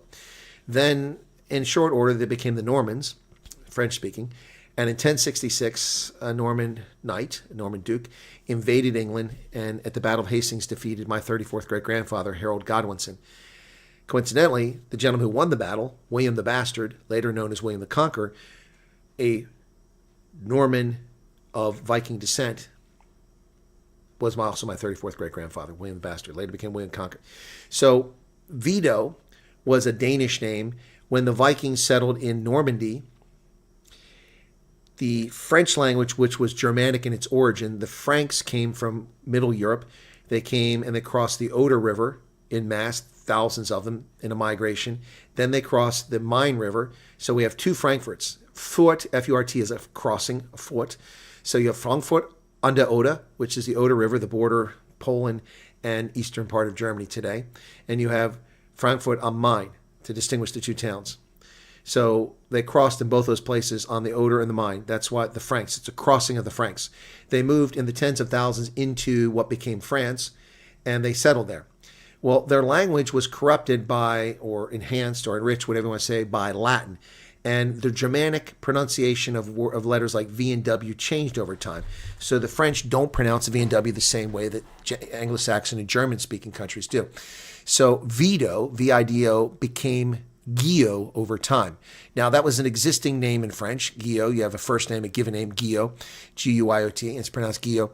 But my ancestor's name went from being Vito to being documented in Normandy as Guillot. In 1066, amongst his fleet coming over the English Channel was an Admiral Guillot, Admiral Adam Guillot. And Adam Guillot came with William the Bastard, won the battle at Hastings, and then was given large estates in Kent, in southeastern England, southeast of London. The Normans settled England, and they spoke French, even though they were Vikings originally, 100 years prior. So they settled there, and they overlord over the Anglo-Saxons, who, despite having a Roman presence for centuries, still spoke English. Okay? So there was a Anglo-Norman class who spoke Latin, but most English spoke English. And the Cornish still spoke Cornish, the Manx still spoke Manx, the Welsh spoke Welsh, yada, yada, yada. Anyway, so the English still spoke English. So they lorded over these people. And the language of the court was French, not English. So English was transmogrified and influenced heavily by French in this period by the Normans. And so we have a very colorful language. And that's why you have the misspelling of color in English from the UK. They misspell color. Color is spelled C-O-L-O-R correctly by Americans and incorrectly by the British as C-O-L-O-U-R. That's wrong. That's a French spelling. And they never changed the spelling of it. We've corrected it because the English aren't bright enough to fix it. Are you here, Keith Alderson? Yeah, anyway, you know what I haven't seen much lately is our little buddy there who always likes to complain about stuff. He's disappeared. Anyway, so in addition to the changing of the English language, French surnames changed a bit. So you see, thank you, Arctic, for the super chat. Thank you for the 40 Rand. I don't have 50 friends. Where am I going to find 50 friends? Anyway, so Vito, because the Germanic Anglo-Saxons couldn't pronounce the French the way the French did, became Wyatt over time. So Adam Wyatt's name was settled, and that name, now you also find sources say that it's an Old English word which means wig herd or headman. Yeah, that's true too. But my ancestors came from the Danish, who became Normans, who settled in England, who became English, and Wyatt. There are multiple spellings of the name Wyatt: W-I-O-T-T, W-I-A-T-T, W-Y-O-T-T, W-Y-A-T-T. There are at least 5 or 6 spellings. The most common spelling is W-Y-A-T-T, which is my spelling. My ancestors marched on the Tower, marched on London and tried to overthrow the king. Sir Thomas Wyatt, at the age of 34, was arrested after his rebellion failed, put in the Tower of London. At the age of 34, he was executed by beheading. Ouch. Sir Adam Wyatt was a famous poet in England. In 1621, the first royal governor of the Jamestown colony of Virginia, after 2 private governors for the company, came, and it was Sir Francis Wyatt, my 17th great uncle. And in 1621, we arrived in North America with the Wyatts, and my family's been here ever since. Today, there are over 90,000 people with the surname Wyatt. About 75,000 of us are white, and about 15,000 black or mixed race. There you go. That's the history of the Wyatts. Does that help? Dutch, German, Irish blood, says Marissa. In all honesty, most of us minority are a mix of many European. Of course you are. I wonder how many names would be pronounced in the U.S. being really Afrikaans. He got ahead of himself. Rollo. Well, Rollo was the guy in Normandy, yep. Lombard, okay. One of 180 arrived in South Africa, 1689, 10th generation Lombard. There you go, Yves Lombard. True story right there. Anton Mulder, everything's bigger in America, even the lottery jackpot. Yeah, we have billion-dollar lotteries. Very nice recap. Thank you for that, Beauregard. Johnny Clegg. Dude, I'm in a... My mother was a... Odendahl, which used to be Odenthal. Thal, Tal. Yeah, Tal is a valley. That's like, for instance, that's a different spelling of Tal, though. There's a couple spellings. So, for instance, the modern spelling is T-A-L. So, of course, Neanderthals are really the Neander Valley. That's where they found the remains, in the Neander Valley in Germany. That's where the name Neanderthal comes from. Neanderthal. It's Neanderthal. Yep. Oh, you pay tax in the lottery, definitely. Tractor says interesting. Yep. Anyway. All right. So we're going to have to wrap this up, man. 4 hours. Good God. I didn't realize it was this late. We got busy chatting away here. Tommy says hello. For someone who doesn't know their ancestry, how would one go about finding? Oh, well, Tommy, it depends where you're at. If you're in America, it's very easy. You can sign up for what ancestry sites, and Ancestry.com, while I'm not a fan of it, is probably the best one and relatively inexpensive. And you can just start searching. But the way you start is if you have parents and grandparents, you get all the personal details you can from them, where they're born, where they grew up, names of sisters and brothers and parents and cousins, and get as many as you can. Start building a tree out that way. And bear in mind that sometimes people have the dates wrong and information, so don't go, well, that can't be my cousin because my mom said that person was... People get things wrong. So, for instance, my grandfather was born in 1903, but his Social Security paperwork says he was born in 1898, as does his enlistment record for the military. But there's a reason why his Social Security claims that, because he defrauded the Social Security Administration by claiming he was born in 1898 when he was actually born in 1903. So when I went looking for his birth registration in West Virginia and I went to the courthouse, I couldn't find it in 1898. And it wasn't indexed yet. This was early days when they hadn't indexed these things. Nobody had microfilmed it. So I had to go through years of records when I finally found him. Now it's all digitized. You can find it in 5 minutes. And I found him in 1903. And then I began to unravel the mystery. He applied for Social Security benefits 5 years before he's eligible and started collecting Social Security. Dirty rascal. Anyway, yep. Bring on the likes. Yeah, we got 584 likes. That's pretty cool. Righty. Okay, we're going to wrap it up here, folks. Thank you, Polk Eater. Okay. I hope that helps, Tommy, Ludic. And Zombash says, interesting history. All right, thanks. I'm interesting to hear all these other names, like Lombard. That was fascinating. But I do need to get some sleep, folks. I will be doing the news at 5:30 South Africa time, 10:30 my time, for an hour and a half. Then it's Ronaldo on Wednesdays with the Colonel. Then I've got a meeting with some folks tomorrow afternoon. And then tomorrow night on my radio program. So y'all take care. God bless. Thanks for being here. Be sure to hit the like button. And we'll wrap it up with Colonel Wyatt's anthem. Colonel Wyatt hits the screen, got stories bold and keen. Old soldier, sharp and mean, tells truths they've never seen. Rugby lover with a roar, Africa flowing in his core. YouTube rants they can't ignore, his passion makes his heart soar.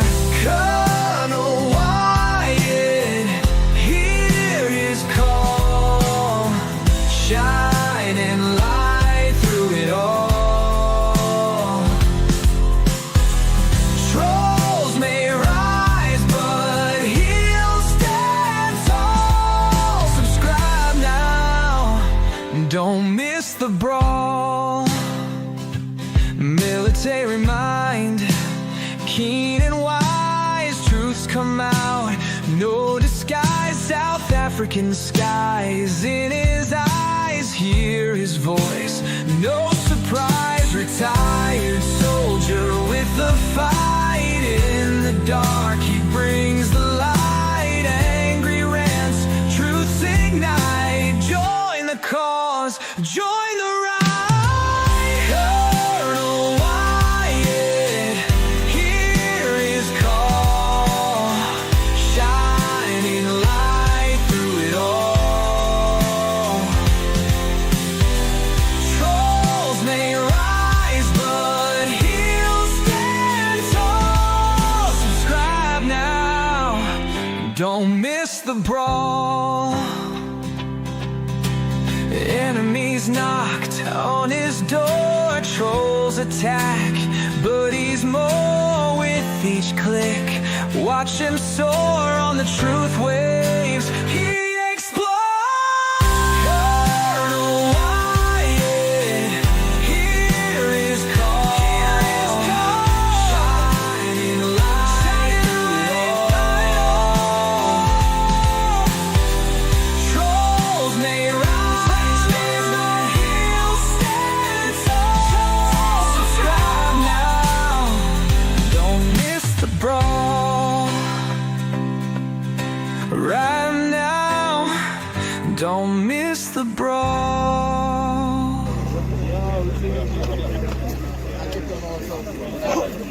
Take a picture.